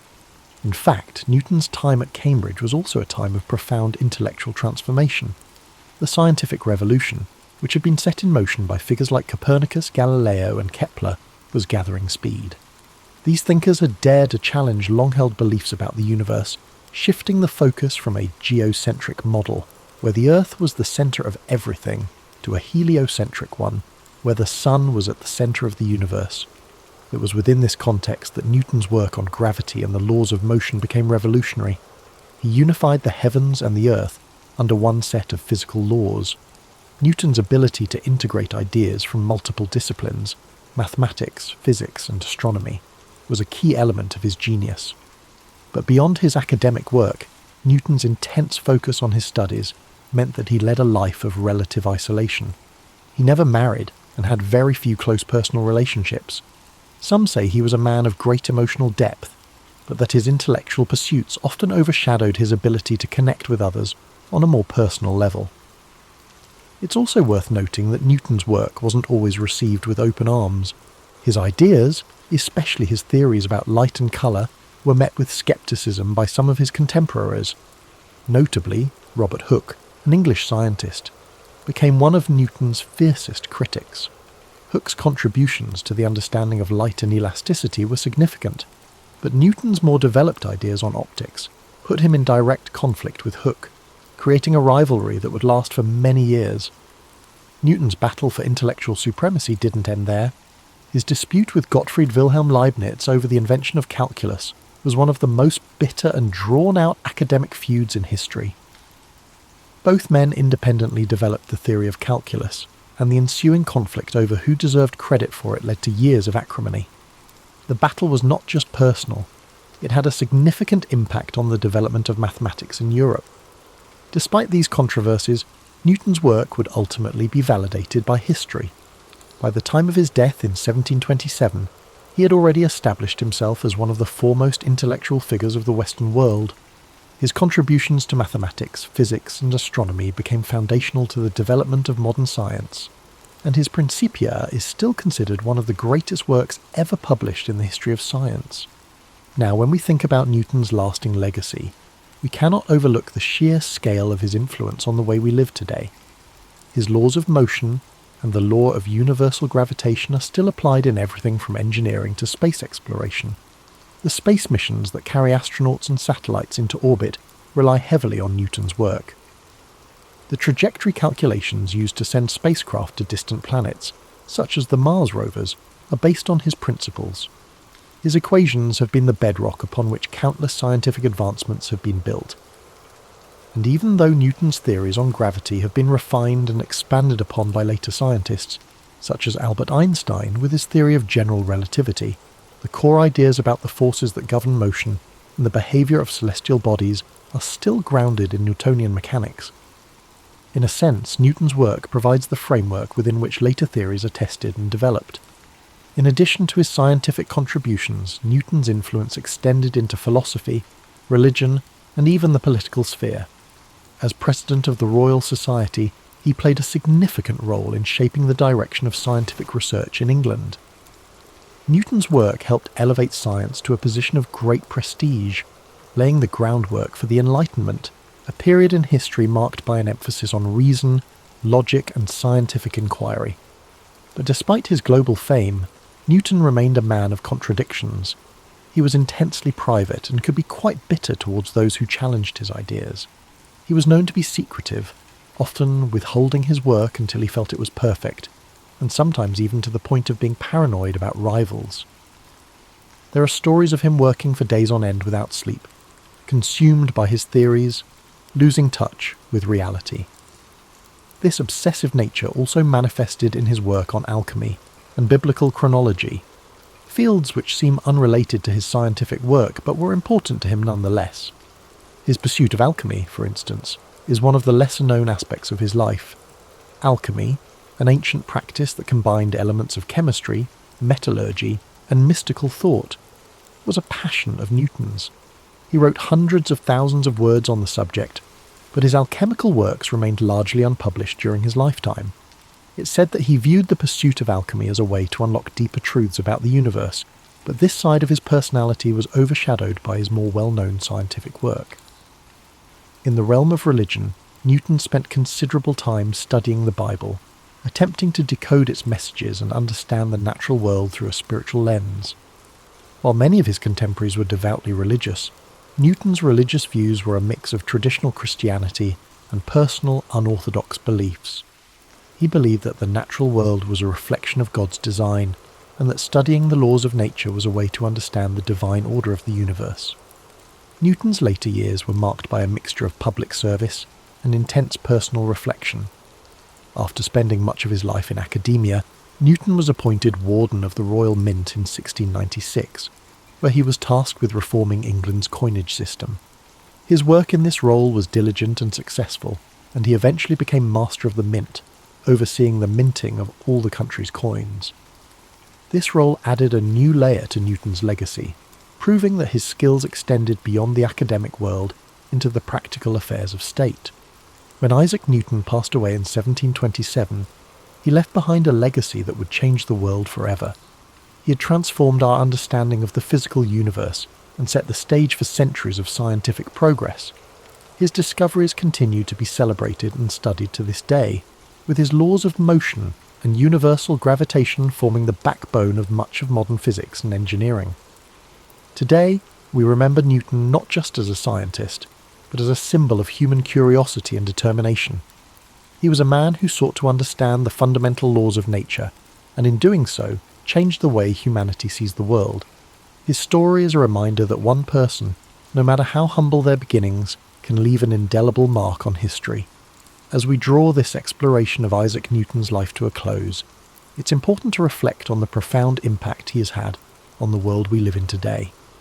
Though centuries have passed since his death, his contributions continue to shape our understanding of the universe. One of the most remarkable aspects of Newton's legacy is how his theories laid the groundwork for much of modern science. His laws of motion, for example, are still foundational to fields like engineering, aerospace, and robotics.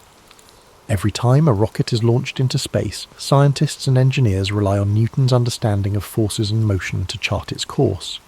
His ideas allow us to send satellites to orbit, predict the trajectory of asteroids, and calculate the velocity of objects moving at incredible speeds. Without his work, our modern technological advancements, especially in fields like space exploration, would not have been possible. Even beyond physics, Newton's influence extends to a variety of other disciplines. His work in mathematics led to the development of calculus, a tool that's now used in everything from economics to medicine. Calculus is indispensable in understanding rates of change, making it essential in fields like biology, chemistry, and even social sciences. It's amazing to think that these equations, developed over 3 centuries ago, are still used by scientists, mathematicians, and economists to solve real-world problems.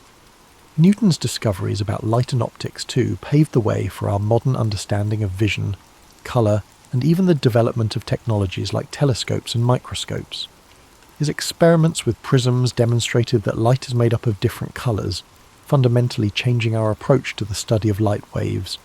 His theories on optics played a key role in the development of modern physics, and they still inform cutting-edge research in areas like quantum mechanics and wave theory.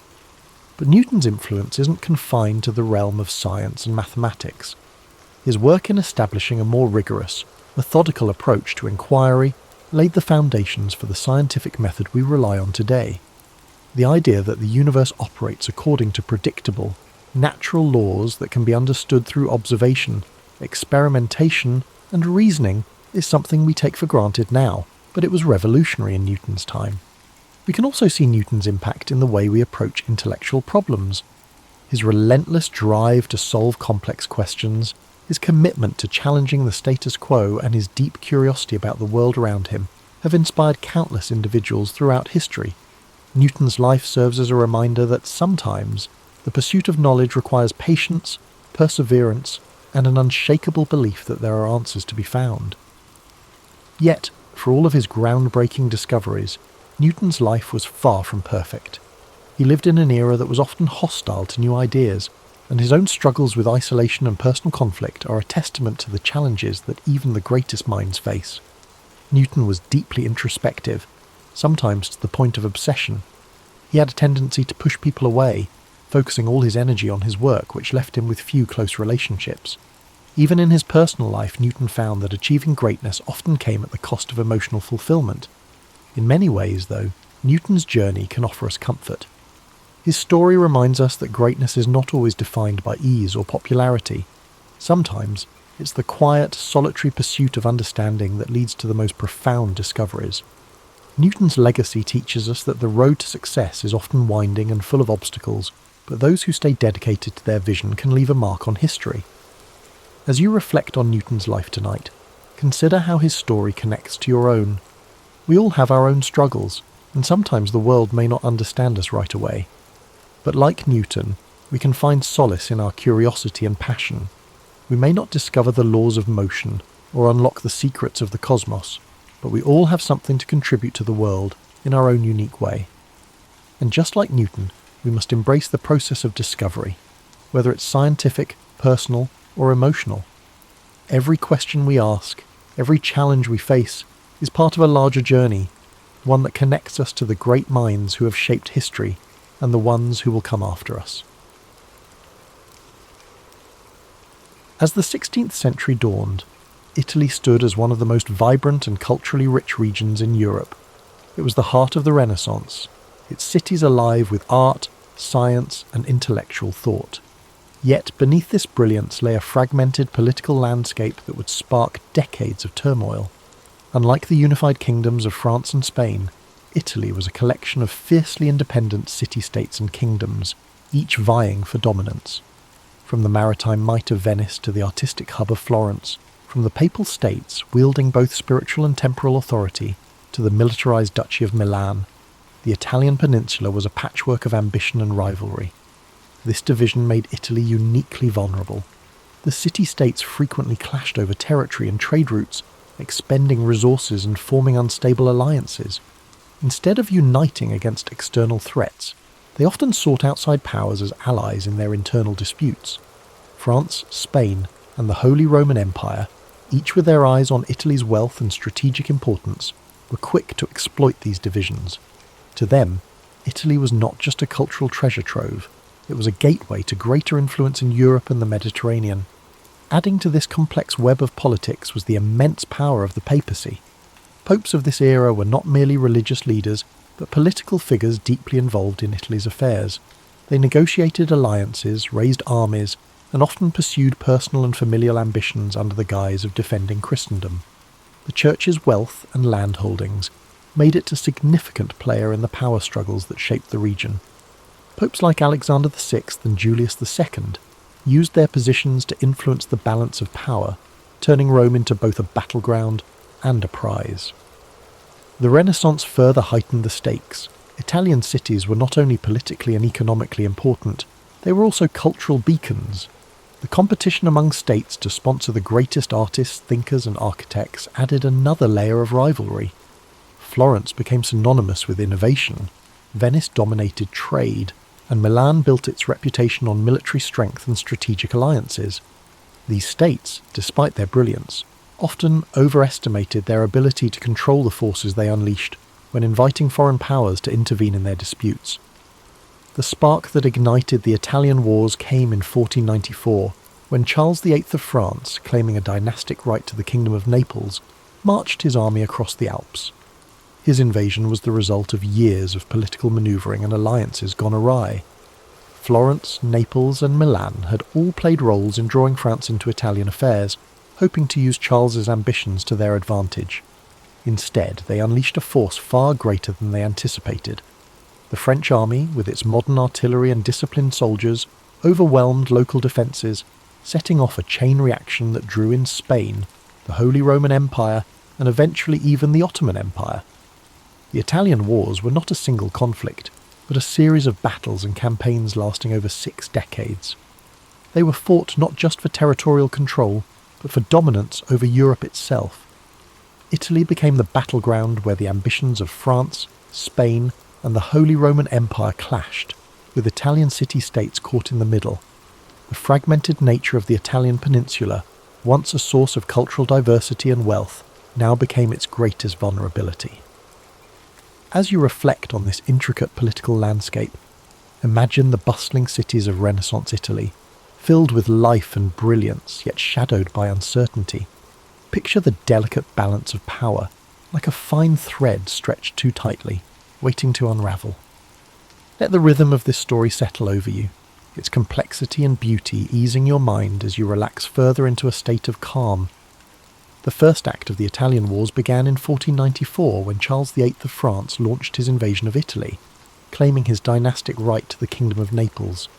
This campaign marked the first time a major European power would openly stake its claim to Italian lands, setting off a chain reaction that would embroil the continent in conflict for over 60 years. The decision to invade was driven by a combination of ambition, opportunity, and the fractured political state of Italy itself. Charles VIII saw Italy as a land of immense wealth and prestige, its city-states filled with treasures that could bolster his power and finance his ambitions in Europe. Yet his claim to Naples was not entirely self-driven. He had been encouraged by Ludovico Sforza, the Duke of Milan, who sought to use French support to consolidate his own power and counter his rivals in Florence and Venice. This invitation would prove a double-edged sword, for while Charles's army marched with incredible strength, it also disrupted the delicate balance of power that had kept Italy relatively stable. The French army was unlike anything Italy had faced before. Equipped with advanced artillery and professional soldiers, it swept through northern Italy with alarming speed. The city-states, unprepared for such a modern force, quickly capitulated or offered little resistance. Florence, long a hub of Renaissance brilliance, was forced to submit to Charles's demands, its leader Piero de' Medici attempting to placate the French with territorial concessions. This sparked outrage among the Florentine people, leading to the ousting of the Medici family and a period of tumult in the city. As Charles pressed southward, his campaign continued to unsettle Italy. The Papal States, under Pope Alexander VI, faced immense pressure to negotiate with the French king, who posed a direct threat to Rome itself. Ultimately, Alexander chose diplomacy over confrontation, allowing Charles to pass unimpeded. The French army reached Naples in 1495, capturing the city with relative ease, yet the ease of their victories belied the challenges that lay ahead. The rapid success of the French invasion alarmed the rest of Europe. Ferdinand II of Aragon, whose Spanish crown had claims to Naples, saw the French presence as a direct threat to his interests. He joined forces with the Holy Roman Empire, Venice and Milan in the formation of the League of Venice, a coalition designed to expel the French and restore balance to Italy. This alliance marked the beginning of a prolonged and complex series of conflicts that would characterize the Italian Wars. Charles VIII's return journey to France was fraught with difficulty. At the Battle of Fornovo in 1495, the League of Venice confronted the French forces in a fierce engagement. Though Charles managed to escape with most of his army intact, his dream of holding Naples dissolved as Spanish forces moved to reclaim the city. This marked a turning point. While the French had demonstrated their military might, their inability to sustain control over Italy revealed the limits of their power. The first invasion set the tone for the Italian Wars, a conflict defined by shifting alliances, brutal battles, and the constant interference of foreign powers in Italian affairs. For the Italian city-states, the war underscored their vulnerability. Their reliance on external allies often backfired, leaving them at the mercy of larger powers whose interests rarely aligned with their own. As you reflect on this chapter of the story, picture the vast French armies marching through the Italian countryside, their movements echoing the ambitions of kings and the fragility of states. Imagine the Renaissance cities, so full of life and beauty, now shadowed by the weight of war. Let the rhythm of these thoughts guide you into deeper relaxation, the flow of history calming your mind and easing your spirit. As the Italian Wars progressed, Spain emerged as a dominant force, reshaping the balance of power across Europe and the Italian peninsula. Following Charles VIII's retreat, Ferdinand II of Aragon sought to strengthen Spain's influence, focusing on reclaiming Naples, a key prize in the struggle for Italian supremacy. Spain's military, under the leadership of Gonzalo Fernández de Córdoba, revered as the Great Captain, introduced innovative battlefield strategies. The Spanish tercios, disciplined formations combining pikemen and arquebusiers, proved revolutionary. Their effectiveness surpassed that of the traditional heavy cavalry favoured by France. In a series of decisive battles, including Cerignola and Garigliano in 1503, Spanish forces secured Naples. Their victories demonstrated superior tactics and organisation. With Naples under Spanish control, Ferdinand established Spain as a key power in southern Italy. solidifying its influence and preparing for further engagements with France. Yet the French were far from deterred. In 1515, Francis I ascended to the French throne and reignited his nation's ambitions. His forces achieved a major victory at the Battle of Marignano, reclaiming Milan and briefly restoring French dominance in northern Italy. This resurgence set the stage for an intense rivalry between Francis III and Charles V of the Habsburg dynasty. Charles, inheriting a vast empire that included Spain, the Holy Roman Empire, and territories in the Americas, wielded immense resources. His ambitions extended far beyond Italy, but the peninsula became a crucial theatre of war. The pivotal Battle of Pavia in 1525 marked a turning point. Spanish forces decisively defeated the French army, capturing Francis I in the process. This victory shattered French momentum and solidified Spanish Habsburg dominance in Italy. Milan fell under Habsburg influence, and Spain's position became unassailable. Despite these triumphs, the Italian wars were far from settled. France continued its efforts to reclaim lost ground. However, Spain's wealth from its burgeoning empire in the Americas provided the resources needed to sustain prolonged campaigns. This economic advantage, combined with strategic alliances and military innovation, ensured Spain's supremacy. Italian city-states such as Venice, Florence, and the Papal States became entangled in this larger conflict. Their independence increasingly compromised as foreign powers dictated the region's fate. The conflict reshaped Italy, turning it into the epicenter of European power struggles. Its vibrant cities and cultural landmarks endured cycles of war and occupation. Yet through it all, the resilience of its people shone. They continued to create art, foster innovation, and maintain their identity even amid turmoil, while you drift further in sleep. Picture the rolling hills of Italy and the bustling cities of the Renaissance, their beauty and complexity undiminished despite the shadow of war. Imagine the measured rhythm of history, the ebb and flow of ambition and resilience, and let the cadence of these thoughts guide you toward peace. Each detail of this story invites you to unwind, to let go of the day's tension as the calm of the past eases your mind. By the early 1520s, the Italian wars reached a brutal and transformative juncture, a moment that underscored the devastating consequences of prolonged conflict. The sack of Rome in 1527, carried out by the forces of Charles V, Holy Roman Emperor, marked one of the darkest chapters of the era. It exposed the vulnerability of even the most powerful institutions, including the papacy, to the chaos of war. This catastrophic event was not entirely planned. It was the result of unpaid and unruly soldiers, primarily Spanish and German mercenaries, who had grown discontented with their leaders. These troops, driven by desperation and greed, turned their frustrations toward the city of Rome. On May 6, 1527, they breached the city's walls. Their assault was swift and merciless, reducing the Eternal City to a scene of horror.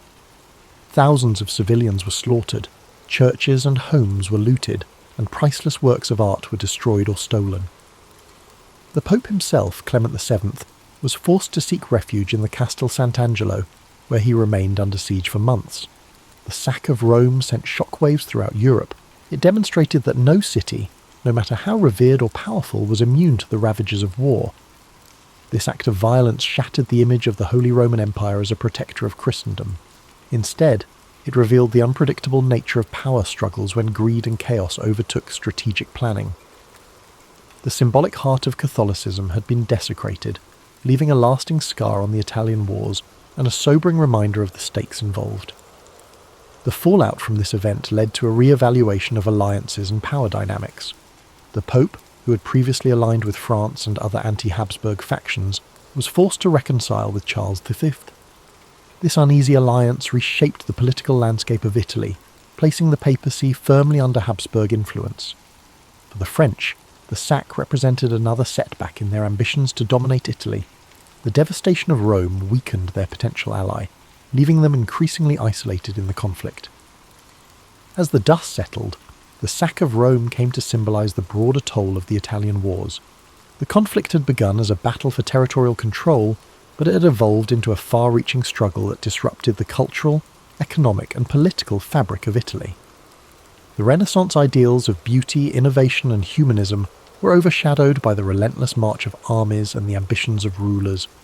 Even amid this devastation, Italy's resilience persisted. The people of Rome began to rebuild their city, reclaiming their identity and striving to restore its former glory. Artists, writers, and thinkers carried forward the flame of the Renaissance. Their works are testament to the enduring spirit of a land caught in the crossfire of history. As you look back on this pivotal moment, imagine the quiet streets of Rome after the storm, the strength of its people as they turned chaos into renewal. Let these thoughts ease your mind, and the flow of history soothe your spirit as you drift into deeper relaxation. The story of the sack of Rome reminds us that even in the darkest times, recovery and renewal are possible. The Italian wars, though technically concluded with various treaties and shifting allegiances, left Italy deeply fragmented and politically unstable. By the late 16th century, the city-states that once flourished during the Renaissance had been absorbed by the larger European powers or reduced to minor players in the geopolitical theatre. The outcome of the wars had profound consequences, not only for Italy, but for the balance of power across Europe. After the sack of Rome in 1527, the political situation in Italy grew more complicated. The papacy, weakened and diminished in prestige, was now firmly under Habsburg influence. Pope Clement VII, despite his earlier resistance, was forced to sign a peace treaty with Emperor Charles V, marking the start of a period of Habsburg dominance in Italy. The French, now dealing with internal turmoil and an empire stretched thin, were no longer able to exert as much influence over Italian affairs. Milan, once a powerful independent duchy, had fallen under Habsburg control following the French defeat at Pavia and the subsequent Treaty of Madrid. Similarly, Naples and other southern Italian regions were now under Spanish rule. Venice, though still a powerful republic, found itself increasingly isolated, unable to maintain its former influence in the face of Habsburg and French competition. Florence, once the heart of the Renaissance, experienced a dramatic shift in power. The Medici family, exiled during the wars, were restored to power with the help of the papacy and the Habsburgs. Under their rule, Florence became a duchy, ending its Republican era and cementing Medici control.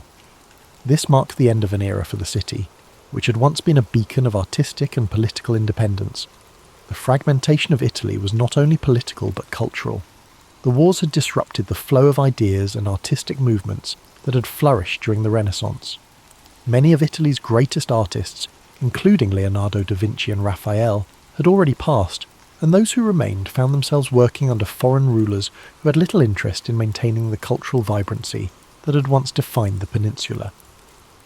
The wars also set the stage for future conflicts. The power vacuum left in Italy, coupled with the continuing rivalry between France and Spain, ensured that Italy would remain a battleground for European ambitions well into the 17th century. The Italian states, once autonomous and rich in their diversity, had been transformed into pawns in a larger game of European politics. Yet, even in the aftermath of destruction and division, Italy's identity remained intact. The Renaissance had planted seeds of intellectual, artistic and scientific achievement that would continue to influence the world long after the wars had ended. Italy's cities, though scarred by years of warfare, would eventually rise again, fueled by the legacy of those who had once shaped the course of history. As you reflect on this final phase of the Italian wars, picture Italy, its cities, landscapes and people, rebuilding in the wake of centuries of conflict.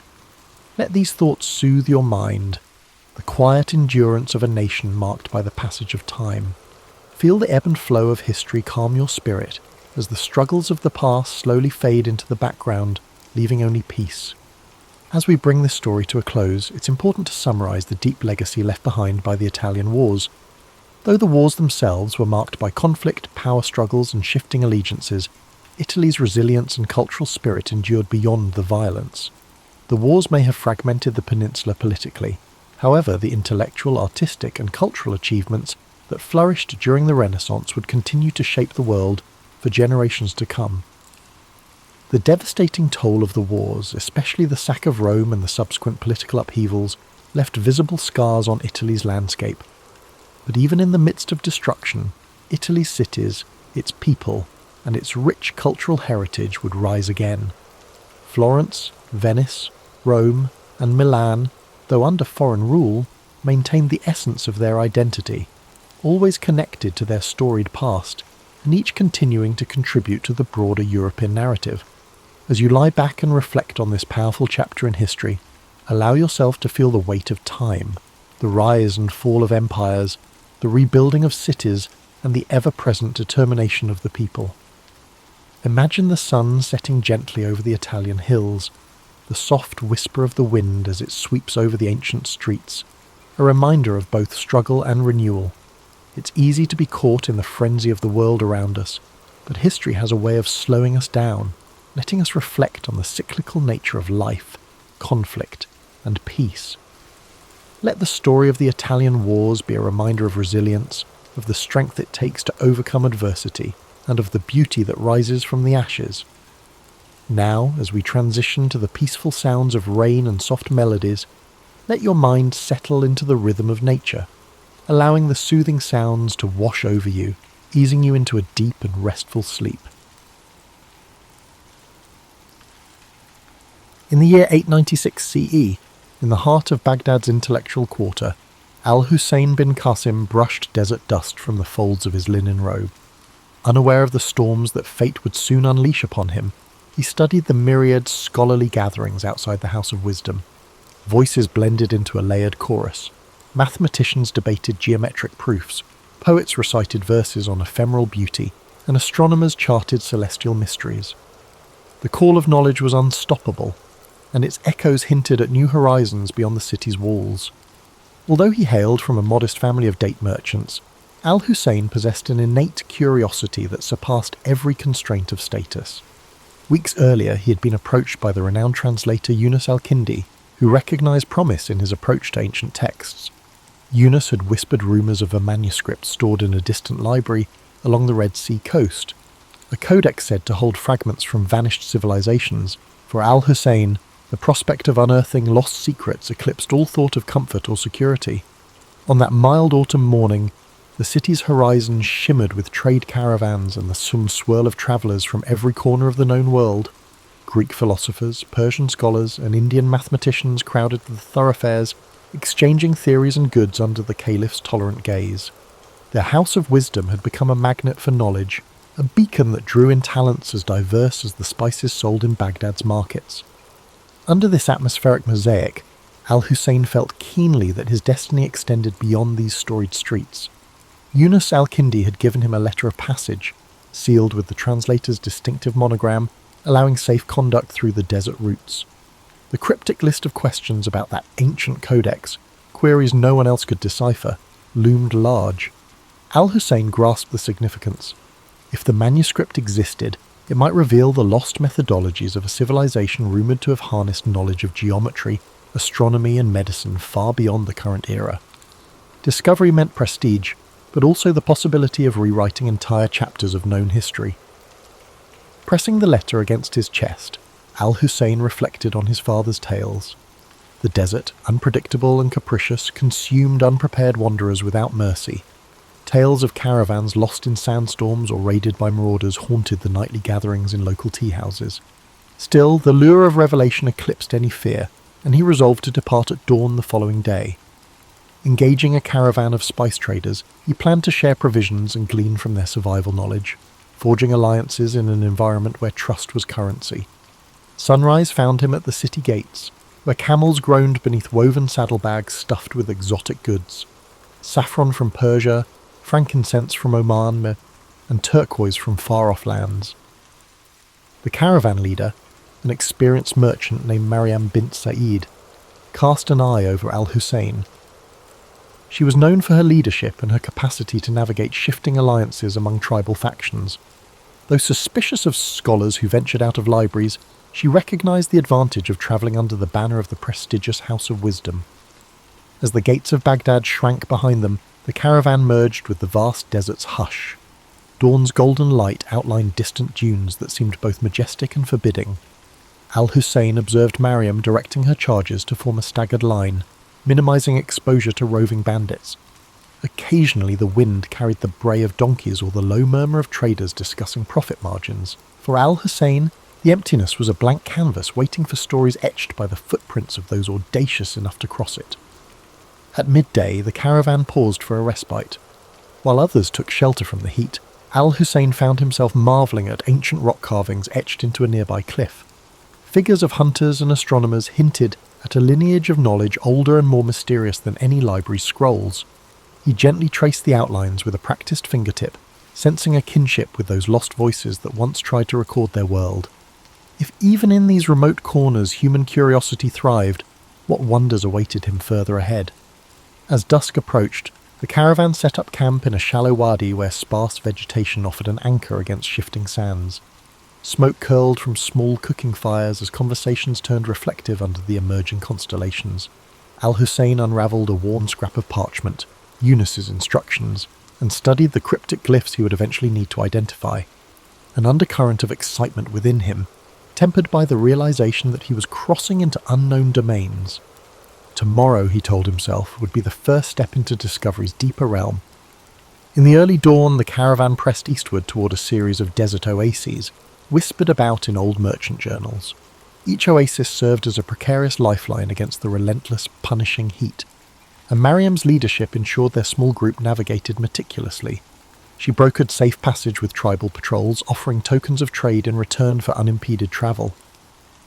Meanwhile, Al-Hussein keenly observed everything: the subtle changes in wind direction, the traces of ancient pathways etched into sandstone, and the silent resilience of his fellow travellers.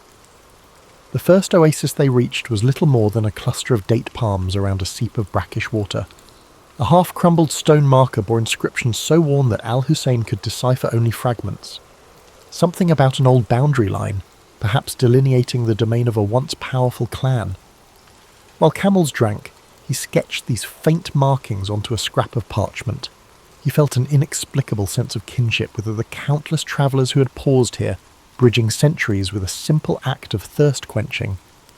Under midday's glare, mirages shimmered like spilled quicksilver on the horizon, testing the caravan's resolve. Mariam instructed everyone to conserve water. No idle talk, no unnecessary movement. The group fell silent except for the shuffle of feet and the jingle of harnesses. Al-Hussein, though parched, studied the desert floor for any sign of hidden paths. He noticed shards of rock that might have been left by travellers or storms. Each shard, he thought, was an artifact, a clue to this vast land's deeper story. Late that afternoon, they encountered a wandering nomad who carried a battered lute. His desert-weathered face spoke of countless roads travelled. In exchange for water, he offered a ballad about a hidden city said to rise from the sands once every century. A place with alabaster walls, if legend could be trusted, concealing a trove of scrolls older than Babylon. Al-Hussein listened, heart quickening. Though Mariam dismissed it as a fanciful tale, the scholar within him sparked at the thought of such a discovery. They arrived at the second oasis by dusk, greeted by the scent of wet earth. The moon's reflection quivered on the water, a promise in the darkness. Mariam arranged night guards while the rest settled near tufted grass and short palms. Al-Hussein unrolled his notes, scribbling every rumour and observation he'd gathered that day. He felt a stir of anticipation, thinking of Eunice's letter and that elusive codex. If legends held any truth, perhaps the path he followed would branch into revelations. Before sleep, the caravan huddled for a supper of flatbread and dried figs. Conversation meandered to improbable tales, spirits that roamed the dunes, hidden jinn kingdoms beneath the sand. Mariam, ever pragmatic, rolled her eyes but allowed these stories to pass unchallenged, aware that tales could soothe weary minds. Al-Hussein listened thoughtfully, dissecting each legend for kernels of historical fact. He sensed how desert myths blended with real events, forging a tapestry of belief. Each story, he realized, held a reflection of human longing. Sleep came fitfully. Between ragged gusts of wind that rattled the palms, Al-Hussein dreamed of an endless corridor lined with doors of sandstone. Behind one door lay the hidden city the nomad described, behind another, the Red Sea Library. He awoke to the howling of a jackal, unsure if the dream was an omen or mere fantasy. Still, his conviction remained firm. He would continue chasing knowledge across these shifting landscapes, trusting that destiny might reveal itself within the margins of the unknown. By morning, a layer of sand dusted every surface, and the caravan resumed its cautious advance. The air felt thick with unspoken tensions. They reached a rocky pass where looming sandstone pillars resembled silent sentinels. Mariam signalled a halt, sensing something amiss. Al-Hussein peered into the ravines, half expecting bandits or lurking predators. Instead, he found stillness. However, the unease remained. Sometimes the desert concealed its perils in plain sight, biding time. The caravan pressed on, anxious to leave those brooding columns behind. That evening they camped on the pass's far side, sheltered from direct winds by a towering rock face. After supper, Al-Hussein examined an astrolabe Mariam carried for navigation. The device's etchings mesmerized him, reminiscent of the geometric wonders housed in Baghdad. He wondered if the rumoured codex might expand upon such celestial insights.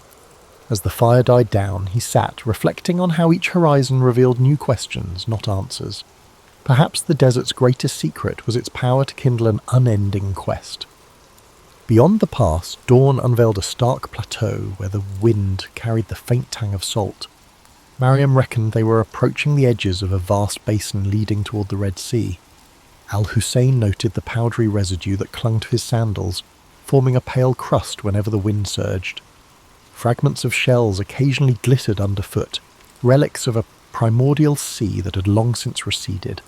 In that silent expanse, the ancient interplay of water and desert seemed to whisper clues of hidden transitions. Moving carefully, the caravan traced a path across parched flats where cracks laced the ground in elaborate patterns. Each fissure suggested the land was thirsting for a rain that might never come. Al-Hussein lingered over a particular cleft that formed a near-perfect star shape. He sketched it in his notebook, contemplating how geometry surfaced in nature's own design. The interplay of shapes and lines called to mind the rumoured codex, possibly containing knowledge that bridged the gap between the natural world and human understanding. By midday the heat intensified, pressing against them like an unseen hand. Water became precious currency. Mariam, aware of how quickly desperation could unravel unity, kept a strict ration schedule. Observing her leadership, Al-Hussein admired the way she balanced empathy with firm discipline. Under her direction, no quarrels erupted, even as thirst pricked tempers. The caravan trudged on, each step a negotiation between body and environment. In the shimmering distance, stunted shrubs and dwarf acacias offered, the only semblance of life in that stark domain. Later they spotted a solitary figure approaching from the southeastern horizon. Cautious, Mariam arranged the travellers into a defensive semicircle. The figure proved to be a medicine seller, hauling dried herbs in neat bundles across the back of a spindly donkey. He announced himself as Basim, a wanderer of many lands. In exchange for a pouch of dates, he spoke of rumours swirling beyond the Red Sea coast, of ports teeming with treasures, of inscriptions carved on coral walls, and of foreign ships docking with exotic cargoes. Basim then revealed he had crossed paths with a scribe who claimed knowledge of the hidden library by the sea. This scribe, rumoured to be in the port town of Yanahal, might hold a key to the codex. Al-Hussein's pulse quickened at the mention. He urged Mariam to consider diverting their route toward this potential lead. Weighing the advantage, she agreed, provided it did not threaten the caravan's prime objective of trade. Reorienting their compass, they set out with renewed purpose, heading south by southeast. The change in direction led them to an abandoned way station of mud brick walls caked with salt. Its courtyard lay choked with sand drifts, but a broken well hinted at what had once been a vital rest stop. Al-Hussein wandered among the ruins, spotting faint inscriptions along the wall, names, dates, fragments of prayers. Each carving was a testament to fleeting presence. Here stood proof that even the harshest wilderness could not stifle the human urge to leave a trace. Yet the desert had really reclaimed so much. That evening they made camp under a sandstone ridge carved into rippling curves by ancient winds. The last rays of sunlight played across the layered patterns, revealing colour bands that ranged from ochre to rose. Al-Hussein felt a distinct awe for the land's subtle artistry. He understood how easily travellers might spin legends from these austere shapes. Perhaps behind every myth there lay a kernel of truth about wonder. Perhaps the rumoured hidden city or the library derived from real glimpses of grandeur swallowed by time. As the night grew cool, Mariam permitted a small fire. Conversations ran softer now, with a thread of expectancy woven into each word. Basim spoke of trade centres bustling with sailors from distant empires, Zanj, Gujarat, even the far-flung kingdoms beyond the Indian Ocean. He also mentioned the region's swirl of local legends, a half-buried temple near the coast, the rumoured tomb of a prophet whose name had slipped from memory. Al-Hussein took careful notes, determined to sift the improbable from the verifiable. Before sleep, Al-Hussein pulled out Eunice's cryptic questions, scanning the faded script by firelight. They referred to instruments that measured the angles of stars from improbable vantage points, formulas that predated known treatises. Could the Red Sea Library truly hold such ancient feats of intellect? He felt the subtle pull of destiny, the sense that each conversation, each dusty ruin, brought him closer. The desert had not broken him. Instead, it was shaping him into something sharper. Morrow would carry them nearer to that beckoning shoreline. Dawn lifted the shadows from the ridge, exposing a horizon lined with jagged rock outcroppings. The caravan continued toward Yanahal, keen on reaching its port before supplies ran dangerously low. A subtle but steady breeze carried the faint smell of salt, confirming they were inching closer to coastal winds. Al-Hussein noticed changes in the environment. Scattered gulls wheeling overhead, traces of sea-polished stones littering the path. These small signals revived the group's spirits, reminding them that a new chapter of their journey lay ahead. By midday they encountered a caravan heading north. Mariam negotiated a swift exchange of information. The travellers warned of shifting alliances among local chieftains, each vying for influence in the lucrative maritime trade. Al-Hussein listened carefully. Turbulent politics could affect access to the ports and libraries alike. One slip in protocol could transform an academic quest into a diplomatic tangle. Protecting the mission, and the precious knowledge it might uncover, required walking a delicate line between curiosity and caution, intellect and survival. The landscape soon began a gradual descent, winding through low hills where thorny scrub dotted the earth in pale clusters. At times, the caravan skirted salt marshes, each step producing a hushed crunch underfoot. Tiny crabs scuttled in shallow brine pools, and the occasional heron soared overhead, a pale sentinel against the shimmering sky. Each sign of life felt like a small revelation after miles of barren desert. Al-Hussein found himself overwhelmed by the variety of forms the natural world assumed, even in the remote margins. Late that afternoon, they spotted Yanahal in the distance, a sprawl of mud-brick dwellings with roofs of thatch or tiled clay, punctuated by the taller silhouettes of warehouses near the docks. Thin pillars of smoke curled upward, and the distant clang of metal suggested blacksmiths plying their trade. Seabirds circled the bustling harbour, where dhows and small cargo vessels bobbed in the tide. For Al-Hussein, the sights and sounds of a place so different from Baghdad were a vivid reminder of the region's fluid tapestry of cultures. Mariam led the caravan through the town's outskirts, seeking a trustworthy local factor who could arrange secure storage for their goods. Children peered out from doorways, intrigued by the unusual mix of travellers. The air smelled of fish, spice, and damp rope, all woven together into a briny perfume. Al-Hussein scanned every detail, from the chipped walls covered with old maritime symbols to the lively banter between dock workers. He made mental notes of how commerce thrived here, bridging deserts and oceans in a single breath. With arrangements in place, the group settled at a modest inn near the wharf. Basim quietly vanished among the waterfront stalls, murmuring about errands to run. Al-Hussein felt a twinge of concern, but was too eager about the library rumour to dwell on it. He quickly asked around for any mention of the scribe. Locals offered conflicting accounts. Some shrugged, while others claimed they had glimpsed a reclusive scholar searching for archaic port records. One old fisherman insisted the scribe left for the Coralstone Quarter. Determined, Al-Hussein set off with Mariam and 2 guards, weaving through narrow alleys that snaked between sun-baked walls. The sound of the sea grew louder, waves rolling and crashing in a steady rhythm. They soon found the Coralstone Quarter, a cluster of buildings fashioned from blocks quarried along the shore. The walls sparkled with flecks of shells embedded in pale limestone. While the architecture entranced Al-Hussein, it was the possibility of encountering the scribe that propelled him forward, heart pounding with each echoing footstep. At last they arrived before a half-collapsed structure perched on the water's edge. Broken shutters and a leaning doorway bore witness to decades of neglect. Inside, scattered manuscripts lay in disarray atop a wooden table. Candle stubs had melted into curious shapes, dotting the floor like forlorn sculptures. Al-Hussein called out, receiving only silence. Mariam gestured for the guards to remain alert. Then a voice, raspy but precise, emerged from behind a partition. "If you've come for idle gossip, there is none.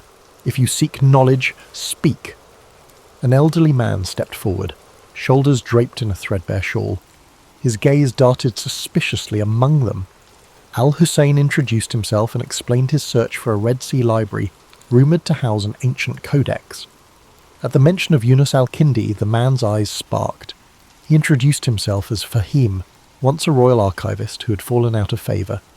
Fahim claimed to know the codex's general whereabouts, but warned of obstacles, political and supernatural. Despite his guarded manner, he pointed to a scroll. "There," he said, "the trail begins."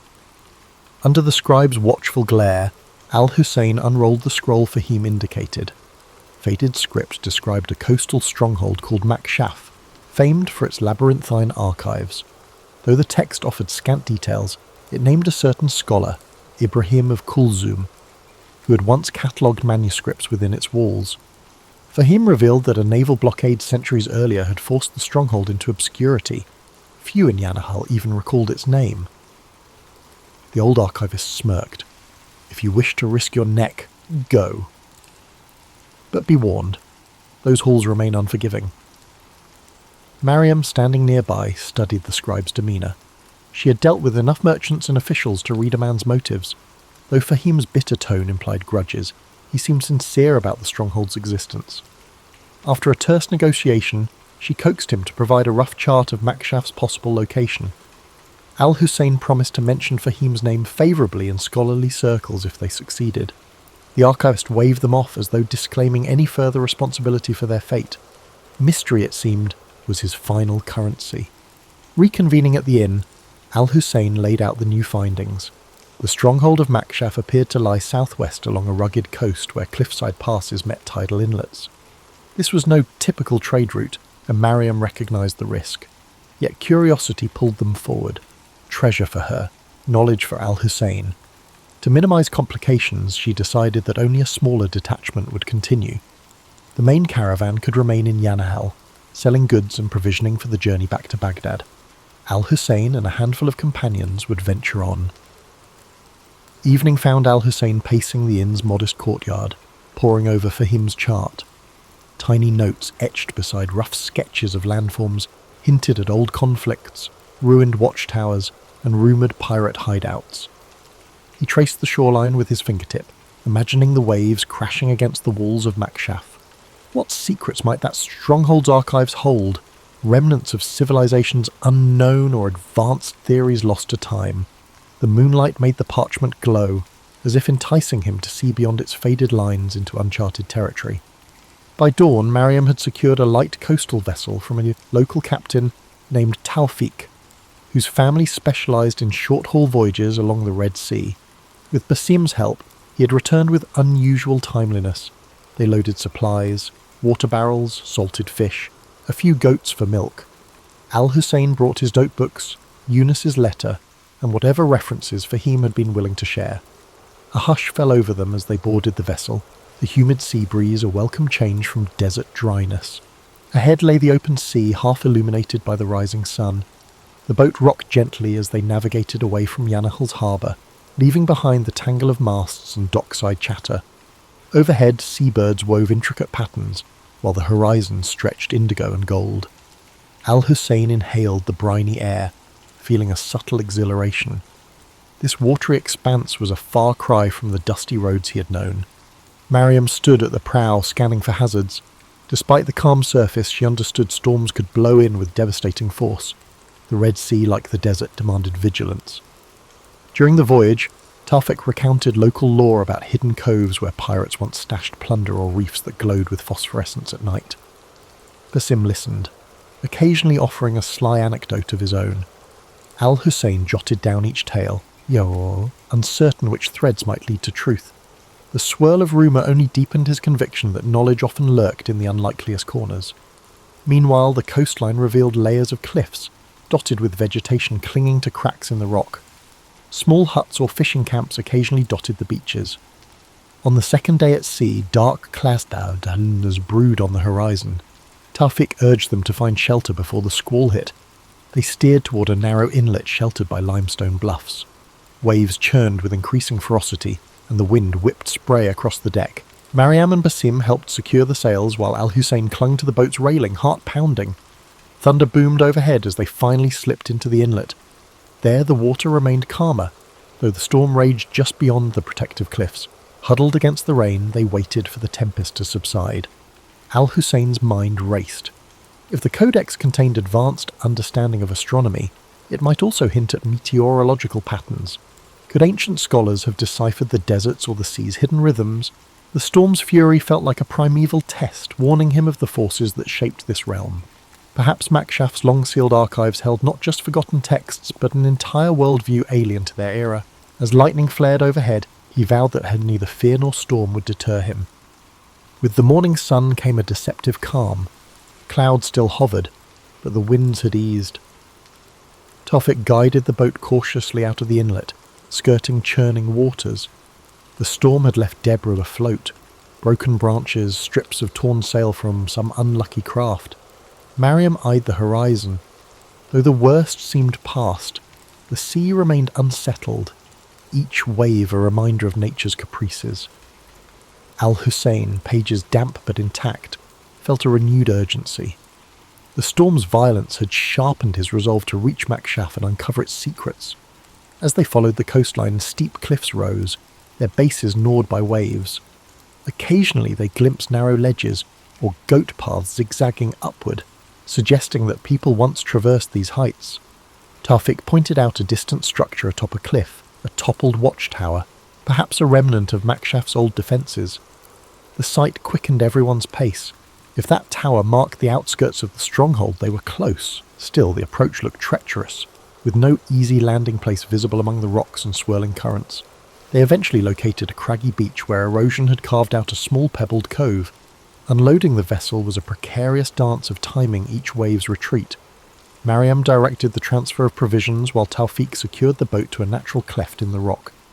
Overhead, seabirds screeched, and the wind whipped salt-laden spray against their faces. Al-Hussein carefully shielded the charts and manuscripts, mindful that a single misstep could end his entire quest. This shoreline felt like a threshold between rumour and tangible discovery. A short climb inland revealed a rocky plateau dotted with tough grasses and scattered boulders. Amid the distant cliffs, fragments of a fortification jutted skyward, tumbled walls and half-collapsed arches. Basim let out a low whistle, marvelling that such ruins still lingered after centuries of neglect. Mariam maintained her measured composure, though Al-Hussein guessed she shared the group's rising anticipation. Makshaf's silent outline beckoned. For all anyone knew, they were the first to set foot here in generations. Perhaps they stood at the edge of a dormant legacy. They advanced through a steep ravine, its sides etched with old chisel marks. Al-Hussein paused to examine them, suspecting that earlier inhabitants had quarried stone for the stronghold's construction. The ravine opened into a hidden valley where an arched gateway lay partially buried by debris. Time and storms had battered its keystone, leaving a sizable gap. Carefully they picked their way through fallen stones, each footstep sending echoes through the still air. A faint tang of seaweed permeated the ruins, as if the ocean had invaded this bastion long ago. Beyond the gateway stretched a courtyard choked with rubble and invasive plants. Broken pillars hinted at what might once have been an open colonnade. A series of corridors branched off from the far side, one leading to a stone staircase descending underground. Al-Hussein's pulse fluttered. Subterranean vaults often served as archives or storage facilities in older fortifications. He imagined shelves of manuscripts, layered with dust, awaiting rediscovery. Mariam tested a cracked step with her boot, finding it stable enough. They lit torches, bracing themselves for whatever lay below. The descending passage felt claustrophobic, each echo magnified by the damp walls. A battered iron gate at the bottom yielded to Basim's determined shove. Within lay a series of vaulted chambers. Water trickled from hairline cracks in the ceiling, pooling on the floor in irregular puddles. Their torchlight flickered over broken crates, corroded lanterns, and scraps of rotting cloth. Al-Hussein's eyes darted around, desperate to find any sign of records. Then in a corner, he spotted what appeared to be a carved stone plaque emblazoned with geometric designs. Approaching it, he realized the plaque was part of a larger fixture, A sealed doorway? Intricate lines fanned outward from a central motif, echoing the patterns in Eunice's cryptic notes. Could this be a hidden archive within the stronghold? Eagerly, Al-Hussein traced the grooves with a fingertip. Mariam hovered, scanning for potential threats. Basim ran his hand along the wall's perimeter, eventually finding the faint outline of a release mechanism. When he pressed it, the plaque shuddered, revealing a narrow gap. Stale air seeped out, carrying hints of mould and ancient parchment. Torchlight spilling through the gap illuminated a cramped chamber lined with stone shelves. Al-Hussein's heart soared. Rolled manuscripts lay scattered, some disintegrating at the touch of the moist air. He gingerly lifted a small codex bound in faded leather, its cover emblazoned with unfamiliar symbols. Though the text was partially illegible, diagrams of star charts and geometric constructs were visible, aware that he was crossing into the realm of legends made real. With mounting excitement, Al-Hussein and Mariam inspected the shelves, hoping for a more complete find. Many manuscripts had succumbed to rot or water damage, leaving illegible stains where words once lived. Still, glimpses of diagrams, star maps, and cryptic notations sparked Al-Hussein's imagination. Each surviving scrap offered a puzzle, references to advanced mathematics, mentions of distant lands, and hints of medical treatises. The codex Eunice had mentioned might lie deeper within or be scattered among these fragile scrolls that teetered on the brink of disintegration.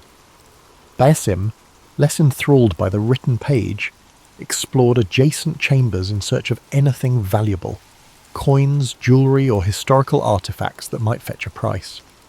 He returned empty-handed, muttering about collapsed tunnels and corridors blocked by a rubble. From one corridor a trickle of brackish water flowed, implying that parts of the stronghold might be submerged or entirely inaccessible. The group decided to work methodically, prioritising the drier sections first. Mariam posted a guard outside, aware that local pirates or treasure hunters could still pose a threat. Hour after hour, Al-Hussein catalogued each fragment they could salvage. He recognised partial translations from Greek, Coptic, and even Sanskrit. Whoever had curated these archives clearly embraced the same zeal for knowledge that fueled the House of Wisdom in Baghdad. Occasionally he stumbled upon a page detailing astronomical observations far more advanced than anything he'd encountered. He dreamed that if he could reconstruct these texts, they might reshape contemporary understanding of the cosmos, bridging centuries of lost scholarship. He remembered Eunice's cryptic list and felt a surge of vindication. Progress was slow, the air in the buried chambers remained thick, occasionally forcing them to retreat above ground for fresh air. In the process, they discovered an intact storeroom near the courtyard containing clay jars sealed with ancient wax. Basim pried one open, revealing well-preserved grains that, while impossible to eat, illustrated that this fortress once hosted a thriving community. Al-Hussein marvelled at the notion that the inhabitants of Makshaf had walked these same corridors, their daily routines taking place above a trove of hidden knowledge, then vanishing into history. On the second evening, Mariam insisted they organise a secure campsite in the courtyard.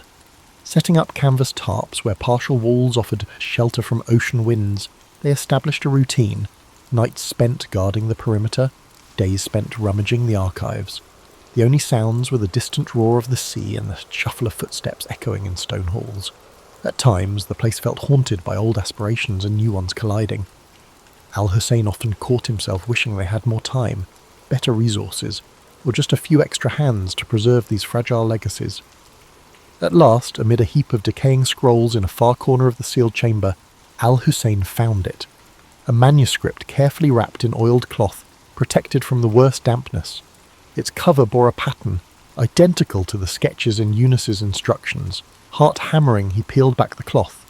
Inside, pages of surprisingly durable parchment were covered in scripts that merged geometric diagrams with flowing text. Marginal notes in a secondary hand suggested commentary, possibly added by later scholars. This had to be the codex. A quick survey revealed passages on astronomical alignments, references to mathematical proofs that predated known treatises, and arcane symbols that defied immediate interpretation. One section even described medical herbs rumoured to thrive in remote regions. Al-Hussein felt as though he were holding an entire lost epoch in his hands. Mariam, seeing his awe, asked if this was truly what they had risked so much to find. He nodded, tears brimming unbidden. The codex might reshape fields of learning, if only it could be safely transported and studied. Next came the dilemma of extraction. The codex was too precious to leave behind, but the path back was fraught with uncertainty. The sea journey, the threat of storms, and the watchful eyes of potential bandits all loomed large. Mariam proposed packing the codex in multiple layers of protective cloth and assigning it round-the-clock guards. Basim chimed in with a plan to mask their departure by spreading rumours of a fruitless search, hoping to deter opportunists. Al-Hussein agreed, recognising that knowledge could be as dangerous a treasure as gold. With their plans set, they gathered what manuscripts they could carry, focusing on the codex and a few other promising relics. Standing at the fortress threshold, Al-Hussein took one last reverent look at the silent corridors. He imagined the generations who might have come here seeking truth, only to vanish beneath time's shifting sands. Now he held proof that their efforts had not faded entirely. As the group stepped out into the briny dusk, he realised his journey was far from complete. The desert had tested him, and the sea had threatened him, but this triumph opened countless new doors. History was not a fixed tapestry, it was ever unfolding, waiting for those willing to traverse the unknown in search of revelation. Napoleon Bonaparte was born on August 15th, 1769, on the island of Corsica, a small but strategically significant island in the Mediterranean. His family was of minor nobility, with his father, Carlo Buonaparte, serving as a lawyer and political representative for Corsica. Despite their noble status, the Bonaparte family was not wealthy, and young Napoleon grew up in a modest household. Napoleon's childhood was shaped by the unique blend of Corsican pride and French influence that surrounded him. Corsica had been acquired by France shortly before his birth, and the island's culture reflected a mix of independence and French authority. From an early age, Napoleon displayed a keen intellect and a fiery determination. He excelled in his studies, particularly in mathematics and history, which would later serve him well in his military career. At the age of 9, Napoleon left Corsica to attend school in mainland France. His father had secured a scholarship for him to study at a prestigious military academy, where he trained to become an artillery officer. This period of his life was not without challenges. As a Corsican in a French institution, Napoleon often faced discrimination from his peers, yet he remained focused on his goals, using his intelligence and discipline to rise above the prejudice. Napoleon graduated from the École Militaire in Paris at the age of 16, becoming a second lieutenant in the French army. He began his career at a time of great upheaval. The French Revolution was transforming the nation, dismantling the old monarchy and reshaping France into a republic. For Napoleon, this period of political and social turmoil presented both challenges and opportunities. During the Revolution, Napoleon's strategic brilliance began to emerge. His first major success came during the Siege of Toulon in 1793. As a young officer, he devised a bold plan to capture the city, which was held by royalist forces supported by the British. His strategy was a resounding success, earning him recognition and promotion. Napoleon's star was rising, and his ability to combine tactical innovation with decisive action became his hallmark. In 1796, Napoleon was given command of the French army of Italy. This was his first significant leadership role, and he wasted no time in proving his abilities.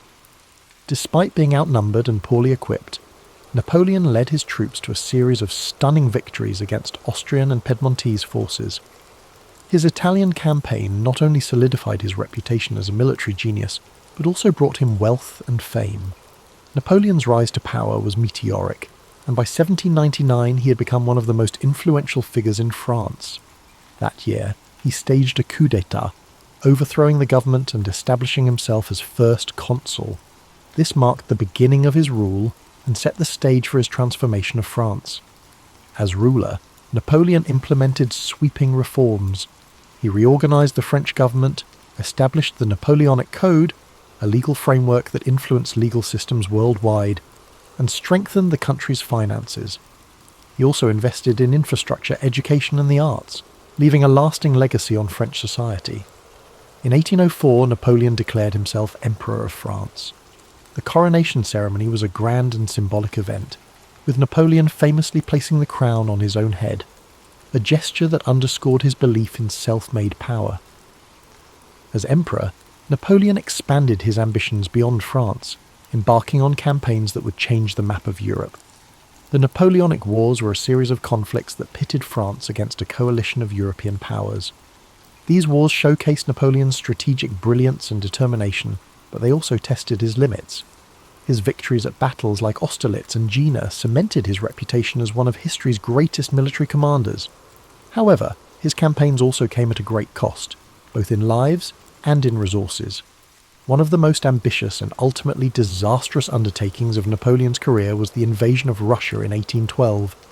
Initially, he achieved some success, but the campaign turned into a nightmare as his army faced harsh winter conditions, dwindling supplies, and fierce resistance from Russian forces.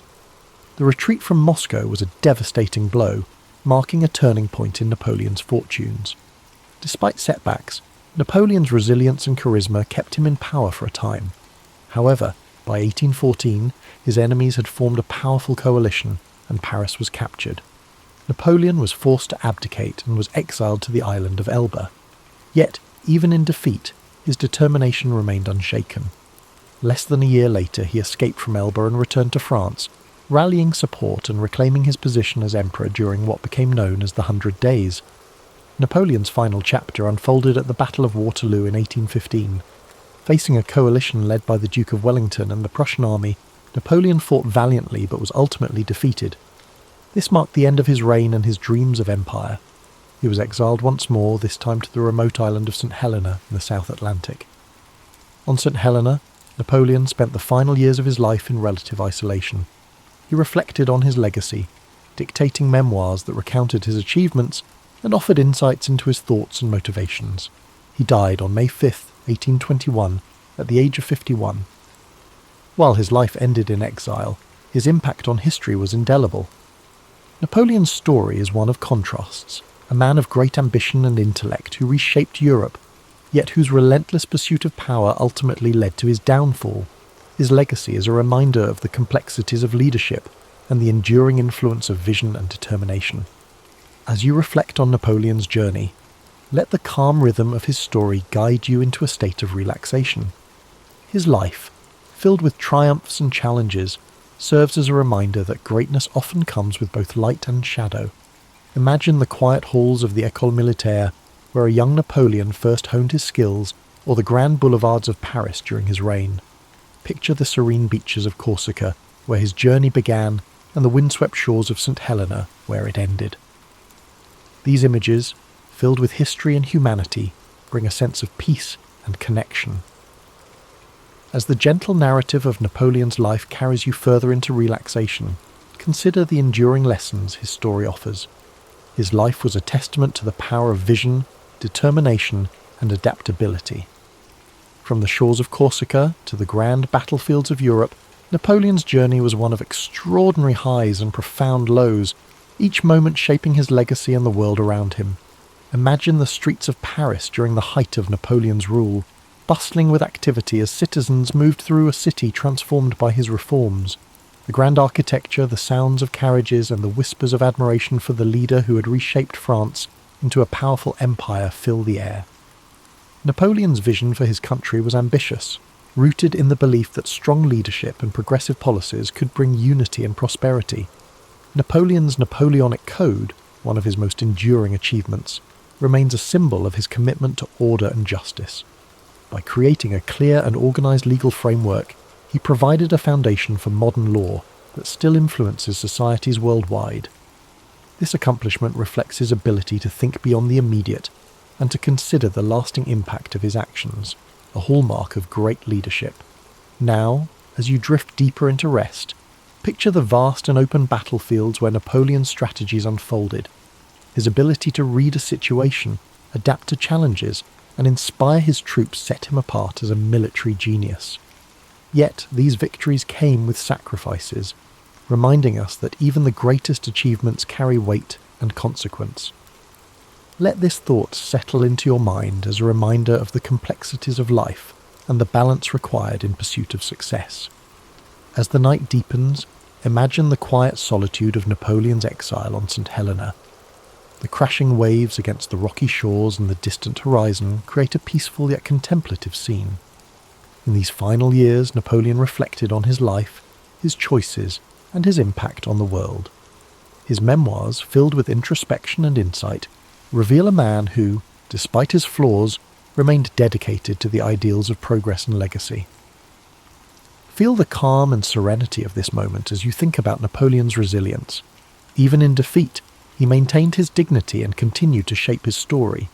His ability to adapt, to rise again, and to reflect on his journey offers a powerful lesson about perseverance and the human spirit. Picture Napoleon's childhood in Corsica, the simplicity of life on the island, and the spark of ambition that drove him to dream of a future beyond its shores. His journey reminds us that greatness often begins with humble beginnings, and that with determination we can overcome the obstacles that stand in our way. As you relax further, imagine the quiet moments Napoleon spent in thought, planning his next move or contemplating the lessons of the past. These moments of reflection, like the ones we take before sleep, are a chance to find clarity and purpose in our lives. Let the story of Napoleon inspire you to approach each challenge with courage and each success with humility. The story of Napoleon Bonaparte is not just one of conquest and power. It is a story of vision, resilience, and humanity. His life teaches us that even the most ambitious dreams are within reach if we are willing to work for them, and that true greatness lies in the ability to adapt, learn, and persevere. The soothing rhythm of Napoleon's story continues, so let it guide you deeper into a state of calm and rest. His life, with all its triumphs and trials, serves as a reminder of the complexities of leadership and the enduring power of ambition tempered by reflection. Each chapter of his journey holds lessons about perseverance, the importance of vision, and the balance required in any great endeavour. Picture Napoleon in one of his most iconic moments, standing atop a hill overlooking the battlefield at Austerlitz. The early morning fog begins to lift, revealing the vast armies below. His mind is sharp, calculating and focused as he directs his troops with precision and confidence. This scene encapsulates the essence of Napoleon as a leader, decisive, strategic, and unwavering in his belief in victory. Let this image remind you of the power of clarity and focus, qualities that can guide us even in the most challenging situations. Now shift your thoughts to the quieter moments of Napoleon's life, moments spent in introspection and planning. Perhaps he's seated at a desk, surrounded by maps and letters, the flicker of a candle casting a soft glow on his face. These moments of preparation and thoughtfulness were the foundation of his successes, showing that even the most remarkable achievements begin with careful planning and deliberate action. While you relax further, imagine the streets of Paris once more, this time during Napoleon's grand coronation as emperor. The city buzzes with excitement and anticipation, the sounds of trumpets echoing through the air as crowds gather to witness history being made. Napoleon, ever the symbol of self-determination, places the crown upon his own head, a gesture that speaks to his belief in shaping his own destiny. This powerful act reminds us of the importance of taking charge of our lives and pursuing our goals with determination. From the grandeur of Paris to the stark solitude of St. Helena, Napoleon's life was filled with contrasts. His journey teaches us to embrace both the victories and the setbacks, to find strength in our resilience, and to learn from every experience. The quiet reflection of his later years offers a poignant reminder that even in solitude, there is value in contemplating our legacy and the impact we leave behind. Imagine Napoleon walking along the shores of St. Helena, the waves gently lapping at the rocky coastline. The horizon stretches endlessly before him, a symbol of both the limits of his exile and the boundless scope of his influence. In this serene moment, there is a sense of acceptance and peace, a reminder that even the most ambitious lives eventually find stillness. While you drift further into sleep, let the echoes of Napoleon's life guide your dreams. His journey, marked by extraordinary achievements and profound lessons, is a testament to the power of vision, courage, and reflection. His story reminds us that greatness is not measured solely by success, but by the depth of our character and the impact we have on the world around us. As the narrative of Napoleon's life gently lingers, allow yourself to sink even deeper into relaxation. His story, so full of ambition, brilliance, and humanity, is a powerful reminder of the potential that lies within all of us. Napoleon's determination to rise above his circumstances and his willingness to face challenges head-on show us the value of perseverance and the strength that comes from unwavering resolve. The simplicity of Napoleon's early life on Corsica, an island of rugged beauty and quiet charm. As a young boy, he roamed the hills, his mind already filled with dreams of greatness. The sound of the sea, the scent of the olive trees, and the warmth of the Corsican sun shaped the foundation of the man he would become. These early days remind us of the power of humble beginnings and how even the most unassuming origins can lead to extraordinary paths. As Napoleon grew into a young man, his move to France marked the beginning of his transformation. At the military academy, he honed his skills, his discipline setting him apart. Despite facing prejudice as a Corsican, he remained focused on his goals, showing a resilience that would define his career. These formative years teach us the importance of persistence and the ability to adapt in the face of adversity. Now let your thoughts drift to the grand halls of the French court during Napoleon's rise to power. Imagine the opulence, the polished marble floors, and the chandeliers casting their light across a room filled with dignitaries and leaders. In this environment, Napoleon's intellect and charisma shone brightly, propelling him to heights few could have imagined. His rise reminds us of the importance of self-belief and the courage to seize opportunities. Even in moments of defeat, Napoleon demonstrated a remarkable ability to reflect and regroup. The exile to Elba could have been the end of his story, but instead he used it as a time to plan his return. His resilience during the 100 Days, when he reclaimed his empire, speaks to his determination to fight for what he believed in, even against overwhelming odds. As you relax further, imagine the quiet dignity of Napoleon's final years on St. Helena. The isolation of the island offered him time to reflect on his life, his choices, and his legacy. The crashing waves and the vast expanse of the ocean became the backdrop to his thoughts.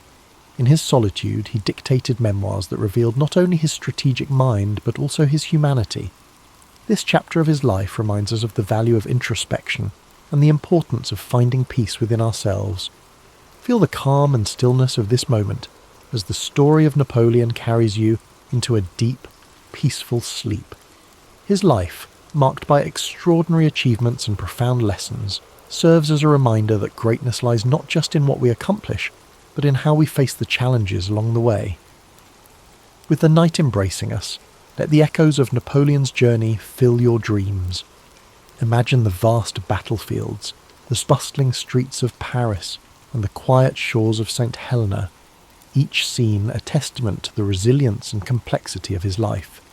His story reminds us that every step of the journey, whether triumphant or challenging, shapes who we are and leaves a legacy that endures. In the cool dawn of February 12th, 1809, a boy was born in a small one-room log cabin in Hardin County, Kentucky, an area now known as LaRue County. His name was Abraham Lincoln, a name that would one day become synonymous with perseverance, justice, and the struggle to unite a divided nation. But on that day, he was simply the son of Thomas Lincoln and Nancy Hanks Lincoln, a humble family living in the rugged wilderness. Abraham's childhood was one of simplicity, hardship, and constant toil. His father, Thomas, was a hard-working farmer and carpenter who taught Abraham the value of labour and self-sufficiency. His mother, Nancy, was gentle and kind, instilling in young Abraham a sense of compassion and morality.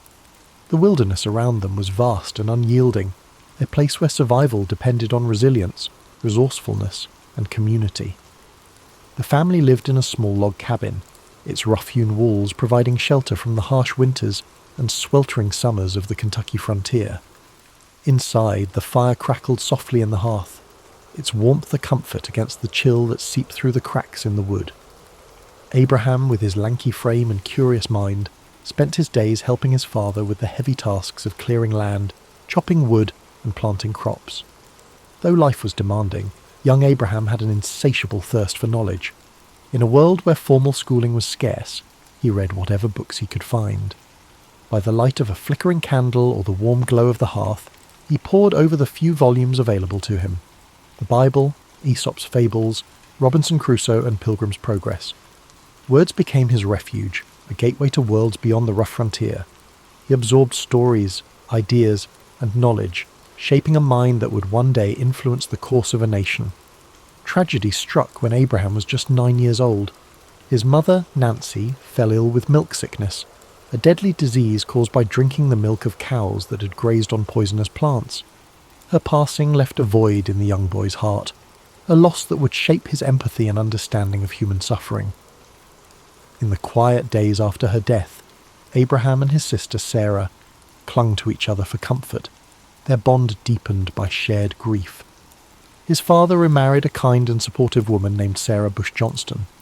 She brought stability to the household and encouraged Abraham's love of learning. She saw in him a boy who was different, thoughtful, driven, and destined for something greater. As the years passed, the family moved to Indiana and later to Illinois. The wilderness was ever present, but Abraham's dreams extended beyond the horizon. His hands, calloused from hard labour, would one day hold the weight of leadership. His mind, sharpened by books and introspection, would one day navigate the complexities of a fractured nation. In his early adulthood, Abraham worked a series of jobs. He was a rail splitter, a store clerk, a postmaster, and a surveyor. Each experience taught him something new about people, work, and society. His natural wit, humour, and storytelling ability made him beloved among his peers. But beneath his easygoing demeanour was a man driven by a desire to understand the world and make it better. At the age of 21, Abraham began to study law. His mind was meticulous, his sense of justice unwavering. He read legal texts tirelessly, often walking miles to borrow books. He passed the bar exam and began practicing law, gaining a reputation for honesty and integrity. His clients trusted him, knowing that he would fight for them with the same determination that had carried him through his own hardships. Lincoln's political career began humbly.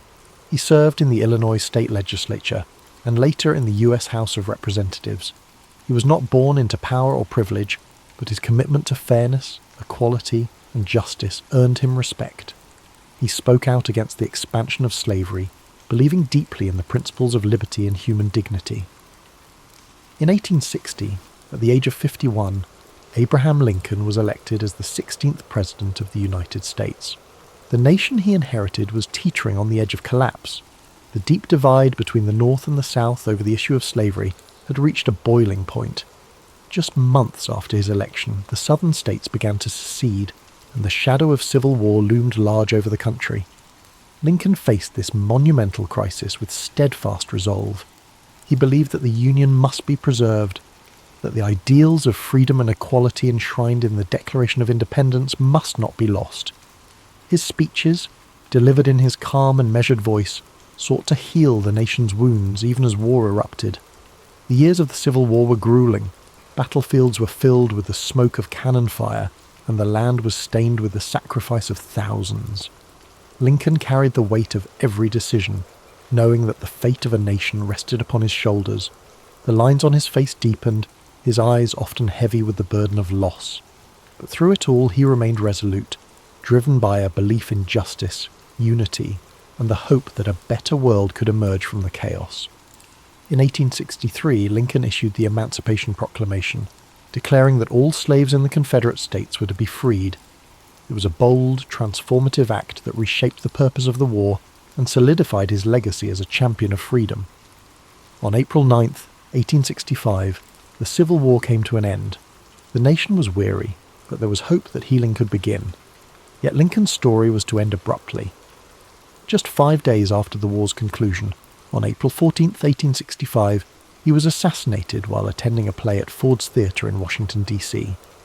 His life, the journey from a log cabin to the highest office in the land, had come to a tragic end. Yet his legacy endured. The principles he fought for, freedom, unity, equality, would guide the nation forward. His words, his actions, and his unwavering commitment to justice left an indelible mark on history.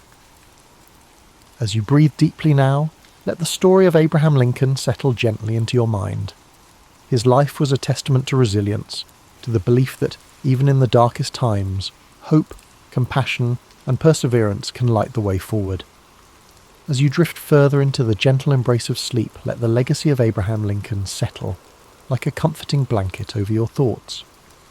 His journey from the rugged frontier to the hallowed halls of the White House is a reminder of the strength and resilience that lives within us all. His life teaches us that even in times of struggle, compassion, and perseverance can lead to hope, unity, and transformation.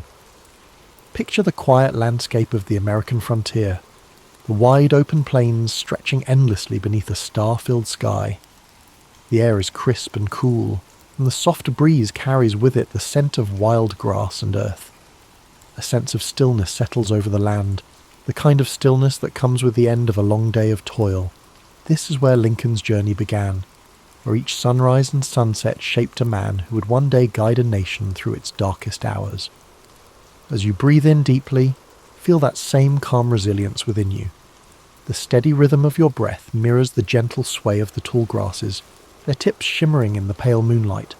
The sky above is vast and serene, a reminder that even amidst the chaos of life, there exists a quiet, enduring peace.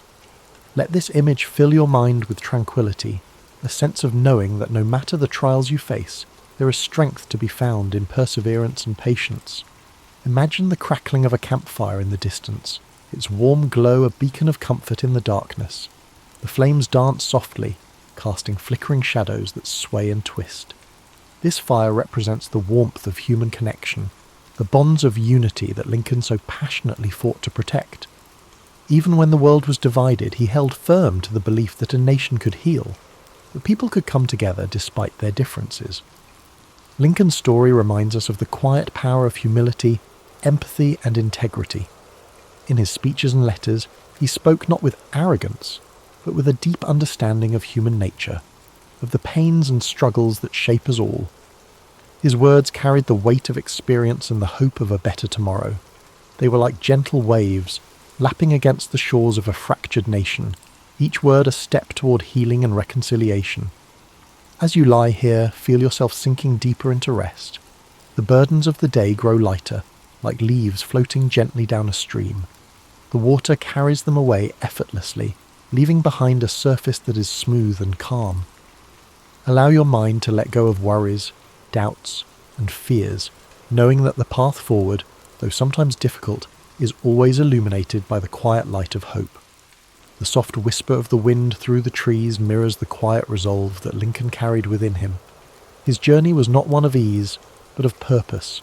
Each challenge, each setback, was met with patience and fortitude. He understood that change, real and lasting change, takes time and steady effort. In the face of adversity, he chose to act with dignity, knowing that his choices would shape the future for generations to come. As you drift deeper, imagine standing in the stillness of a forest at twilight. The world is hushed, the last rays of sunlight filtering through the branches, casting long golden shadows on the ground. This is a place of reflection, of quiet contemplation. The air is filled with the faint sounds of nature, a distant owl calling softly, the rustle of leaves in the breeze. Here you feel a connection to the world around you, a sense of being part of something much greater than yourself. Lincoln's life, with its moments of triumph and tragedy, is a reminder that each of us has the power to shape our own legacy. His belief in justice, equality, and unity is a flame that continues to burn, a beacon that guides us through the darkness. His story encourages us to act with kindness, to stand firm in our principles, and to seek peace even in turbulent times.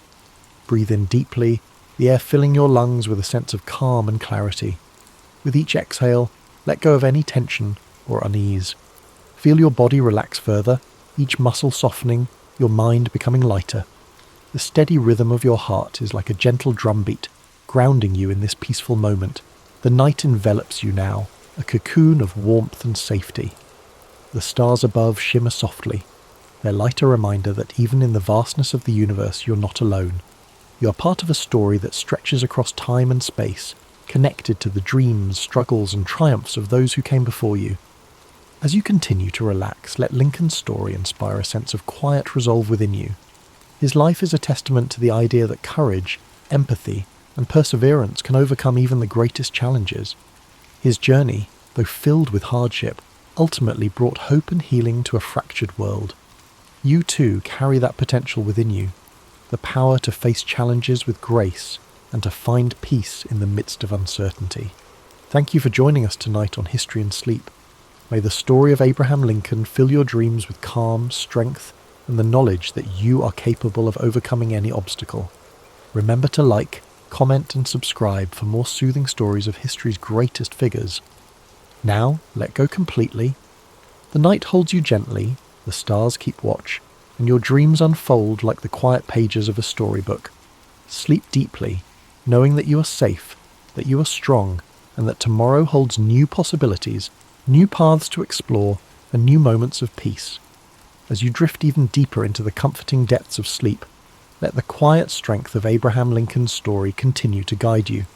His journey, one marked by perseverance, compassion, and unwavering resolve, reminds you that within every moment of stillness lies the potential for growth and healing. The night wraps around you like a warm, protective embrace, and your mind settles further into a place of deep relaxation. Imagine now a gentle breeze whispering through the fields of the American Midwest, where the tall grass sways like waves upon a sea of green and gold. The landscape is bathed in the silvery light of the moon, casting long shadows that dance across the open plains. This is the land where Lincoln grew up, where he learned the value of hard work, the weight of responsibility, and the simple joys of a life lived close to nature.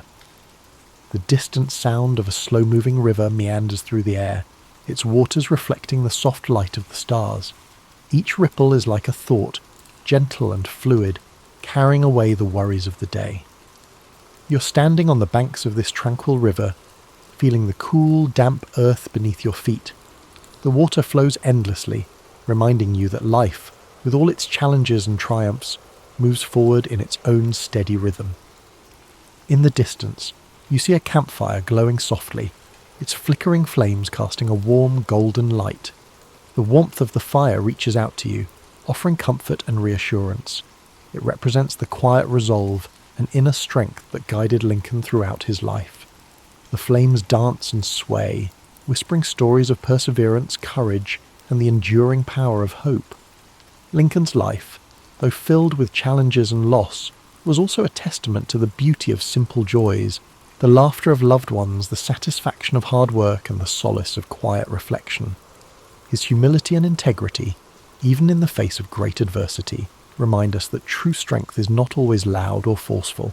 Sometimes it is found in the quiet determination to do what is right.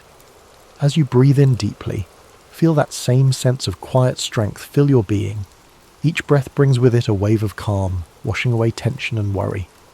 With every exhale, you release the weight of the day, allowing your mind to sink further into the peaceful flow of the night. The world around you is hushed, the night filled with a serene stillness.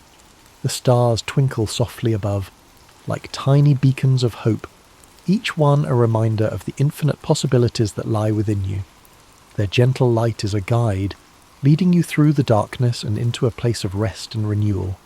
Imagine now that you are walking along a well-worn path, the soft grass cushioning your every step.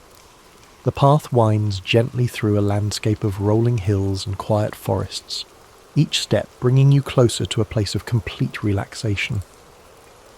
The air is cool and refreshing, filled with the faint scent of pine and wildflowers.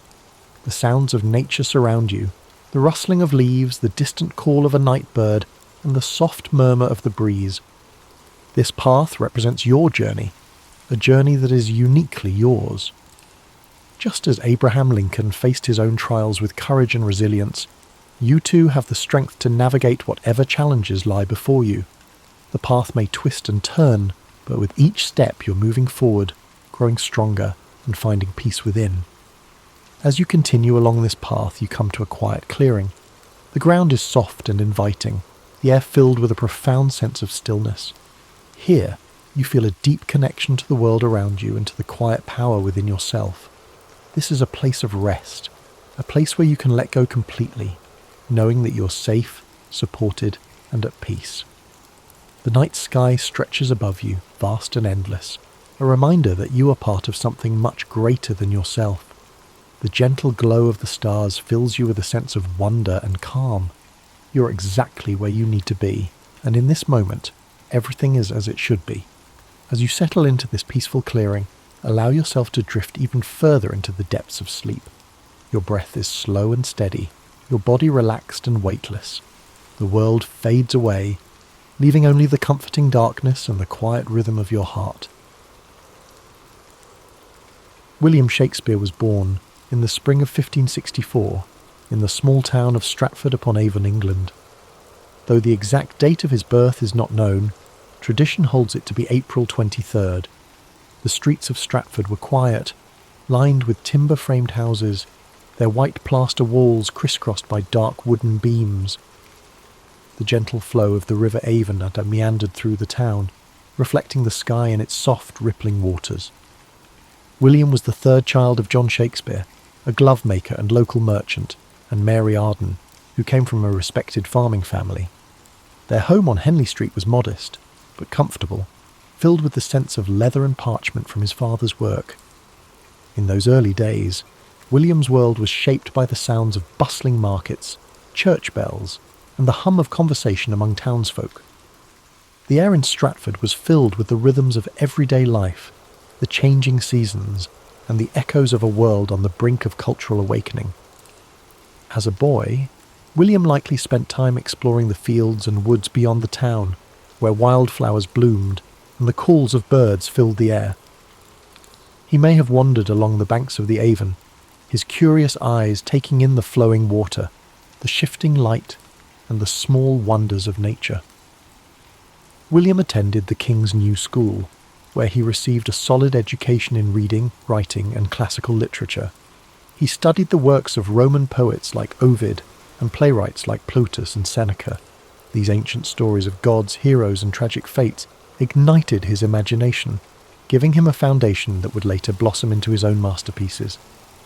The days at school were long, filled with the scratch of quills on parchment, the low hum of Latin recitations, and the occasional creak of wooden benches. William learned not only the rules of language, but also the power of storytelling, the ability to capture the human experience in words. When William was 18, he married Anne Hathaway, a farmer's daughter who lived in a small cottage outside of Stratford. Their marriage was a quiet affair, held in the local church, surrounded by family and friends. A year later, they welcomed their first child, Susanna, followed by twins, Hamnet and Judith. The small house they shared was filled with the sounds of children's laughter and the simple comforts of family life. Yet, even as a young man with a family, William's mind seemed to yearn for something more. Somewhere within him, the seeds of creativity were beginning to sprout. By the late 1580s or early 1590s, Shakespeare left Stratford and made his way to London, a city alive with energy, opportunity, and artistic expression. London in the 1590s was a place of contrasts, cobblestone streets filled with carriages, merchants selling their wares, and the hustle and bustle of a growing metropolis. It was a city where theatres were becoming centres of cultural life, drawing people from all walks of society. Amidst this vibrant chaos, William Shakespeare found his place in the world of theatre. He began his career as an actor and playwright, with a company called the Lord Chamberlain's Men. His early plays were performed in small theatres, where audiences gathered in the dim light, eager to be transported by stories of love, betrayal, and adventure. The scent of burning tallow candles filled the air, mingling with the excited whispers of the crowd. Shakespeare's talent quickly became evident, and his works began to captivate London's theatre-goers. His early successes included plays like Henry VI and Titus Andronicus, stories of war, revenge, and political intrigue. Each line he wrote seemed to pulse with life, filled with the richness of human emotion and the beauty of language.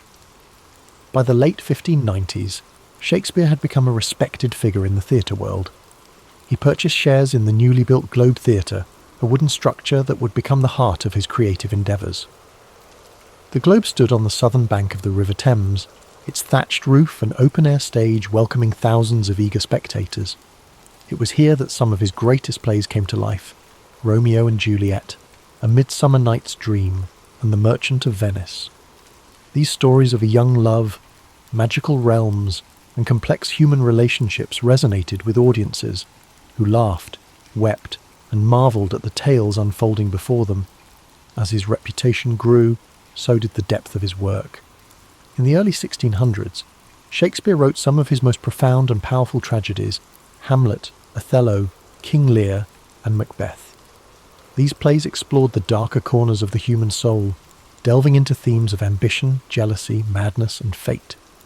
Imagine the dimly lit stage, the flicker of candlelight, the hushed anticipation of the crowd as the curtain rose. The words of Shakespeare filled the air, weaving a tapestry of emotion, drama, and insight that would echo through the centuries. Even as he found success in London, Shakespeare never lost his connection to Stratford-upon-Avon. He returned frequently to his hometown, where he purchased New Place, one of the largest houses in the town. It was a place of peace and reflection, a retreat from the bustling world of the theatre.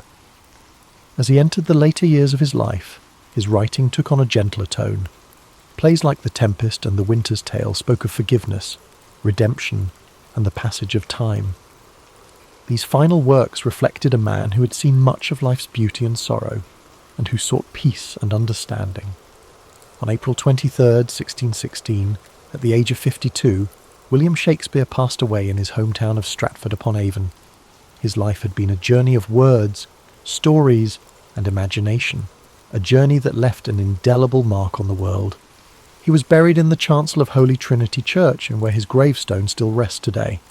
As you breathe deeply now, let the story of William Shakespeare settle gently into your mind. His legacy lives on, in every play, every sonnet, and every line that continues to inspire generations. His words remind us of the beauty of language, the complexity of the human experience, and the power of storytelling. William Shakespeare's life was one of continuous growth, creativity, and exploration. Even though he left the world far too early at the age of 52, his legacy continued to flourish long after his death. His works were not confined to his own time. They transcended generations, cultures, and continents, shaping the world of literature, theatre, and language in ways no one could have predicted. In the years following his passing, Shakespeare's fellow actors and friends, John Hemingway and Henry Condell, took on the task of preserving his work. They compiled and published the first folio in 1623, a collection that ensured his plays would be remembered and performed for centuries to come. This remarkable volume contained 36 of his plays, including comedies, histories, and tragedies, preserving works that may otherwise have been lost. Without the dedication of these friends, some of Shakespeare's most beloved works, such as Macbeth and The Tempest, might never have reached us. Thanks to this labour of love, his stories endured, spreading far beyond the theatres of London to inspire future generations of readers, actors, and writers. Shakespeare's influence on the English language is unparalleled. He coined or popularised thousands of words and phrases, many of which are still in use today. Expressions like break the ice, wild goose chase, and heart of gold can all be traced back to his plays. His ability to capture human emotion and experience in words gave the language a richness and expressiveness that endures. His works reflected the human condition in all its complexity, the joys, the sorrows, the triumphs, and the tragedies. Shakespeare's characters were not just figures on a stage, but living, breathing reflections of humanity. They spoke of love, ambition, betrayal, and redemption with a clarity that resonated across time. Imagine Romeo and Juliet, young lovers torn apart by the feud of their families, speaking words that echo the passions and heartbreaks of every generation. Picture Hamlet, the introspective prince, grappling with questions of life, death, and morality. Think of King Lear, an old man facing the consequences of his pride and folly, or Macbeth, driven to ruin by ambition and fate. These stories were not just meant to entertain. They were designed to make audiences think, feel, and understand themselves and the world around them. In Shakespeare's time, the theatre was a place where the barriers of class and status melted away, where the common folk and the nobility could come together to share in the experience of a story. The Globe Theatre, with its thatched roof and wooden beams, echoed with the laughter, tears, and applause of audiences who saw their lives reflected on stage. Shakespeare understood that stories had the power to unite people, to reveal truths, and to inspire change. In his quieter moments, Shakespeare returned to Stratford-upon-Avon, where he enjoyed the peace of his family home. Here, he could escape the noise of the city and the demands of the theatre. He tended to his affairs and spent time with his family and walked the familiar streets of his hometown. But even in retirement, the creative spark never truly left him. Later years, he collaborated with younger playwrights and continued to refine his craft. The serenity of Stratford offered him a chance to reflect on his life's work, to find peace in the knowledge that he had given the world something timeless and extraordinary. Though his life ended on April 23, 1616, his impact was only just beginning. Over the centuries, Shakespeare's works were performed in countless theatres, translated into every major language, and adapted into countless forms. His stories found new life in operas, films, novels, and modern reinterpretations that brought his characters into new settings and contexts. Generations of actors, from humble players to celebrated stars, found their voices through Shakespeare's words. Directors reimagined his plays in endless ways, setting them in modern cities, distant futures, and war-torn landscapes. Each interpretation shed new light on his timeless themes. In schools and universities, students continue to explore his plays, discovering the brilliance and depth of his writing. His sonnets, with their delicate beauty and insight into the nature of love and time, continue to touch the hearts of readers across the globe. Shakespeare's legacy is not just in the pages of books or on the stages of theatres. It lives in the way we use language, the way we tell stories, and the way we understand ourselves. His genius lies in his ability to capture the full spectrum of human experience, from the lightest moments of comedy to the darkest depths of tragedy. As you lie here, feeling the weight of sleep gently pressing upon you, know that Shakespeare's story is one of inspiration, creativity, and boundless imagination. He reminds us that even the simplest beginnings can lead to extraordinary journeys, that the world is full of stories waiting to be told, and that words have the power to change hearts and minds. Allow his life story to guide you into a restful slumber, where dreams unfold like the scenes of a play, filled with wonder, beauty, and endless possibility. Let the words of the past wrap around you like a soft blanket, comforting and timeless. As we continue to reflect on the life and legacy of William Shakespeare, his story weaves a rich tapestry of creativity, resilience, and timeless brilliance. Though the world around him changed, his works remained steadfast, a beacon of human expression that endured across centuries. The years following his death saw a gradual rise in recognition, as scholars, actors, and audiences began to understand the profound impact of his words. In the decades after his passing, you have the first folio published in 763, 1623 by his friends and fellow actors, secured his place in history. This collection ensured that plays like Macbeth, The Tempest, Twelfth Night, and Julius Caesar would be preserved and shared with future generations. Each of these works held a mirror to society, reflecting the complexities of human nature, politics, and morality. As time went on, Shakespeare's works spread beyond the shores of England. Travelling troupes of actors performed his plays across Europe, carrying his stories to new audiences. By the 18th century, his influence had reached the far corners of the world, with translations bringing his words to new languages and cultures. The universality of his themes, love, ambition, betrayal, and redemption, resonated with people from all walks of life.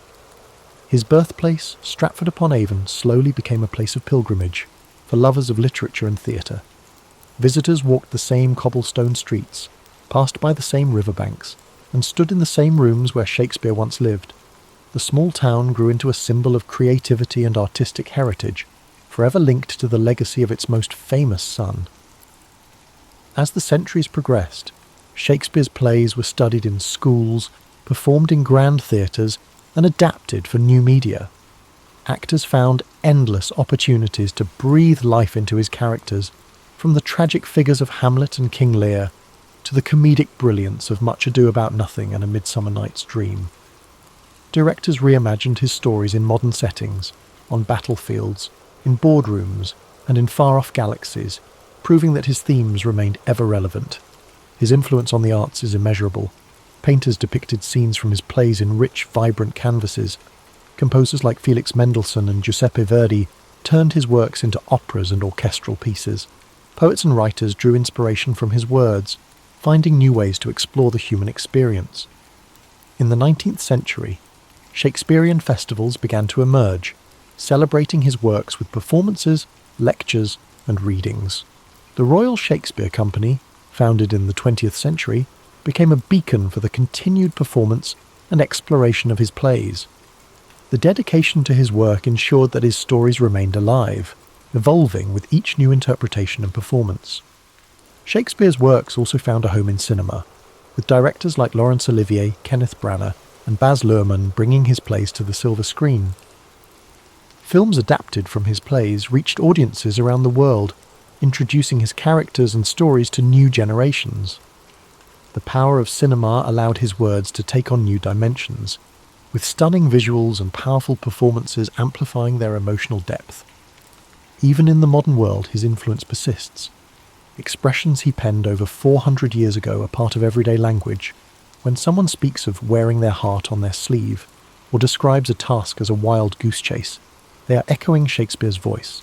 His ability to capture the human condition ensured that his words would forever be woven into the fabric of our lives. As you lie comfortably, breathing gently, imagine the quiet streets of Stratford-upon-Avon, bathed in the soft glow of twilight. Picture the river Avon flowing peacefully, its surface shimmering with the last rays of the setting sun. The breeze carries the faint scent of blooming flowers, and the world slows to a tranquil hush. Let the image of a young William with eyes full of wonder and curiosity fill your mind. See him wandering the countryside, dreaming of the stories he would one day tell. His journey reminds us that creativity, passion, and perseverance can shape a legacy that outlives us all. Allow these thoughts to soothe you, like the gentle turning of pages in an old book. The weight of history and the timeless beauty of Shakespeare's words settle around you, a comforting presence that whispers of endless possibilities. As sleep draws you deeper, know that you are connected to a rich lineage of dreamers, thinkers, and storytellers.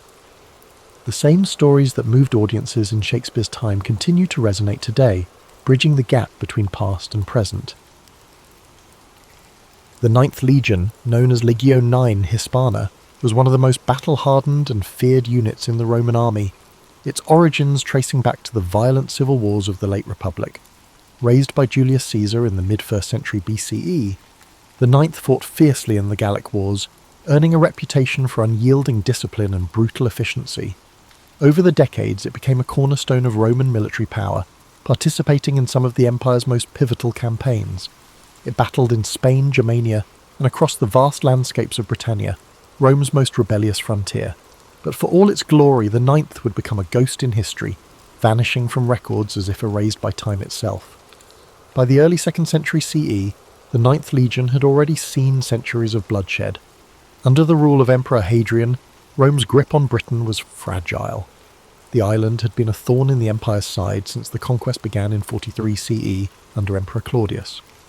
While the Romans had established towns and fortresses, they never fully tamed the wild, mist-covered north, lands inhabited by fierce tribes like the Caledonians and Picts, warriors who resisted Roman rule with unrelenting ferocity.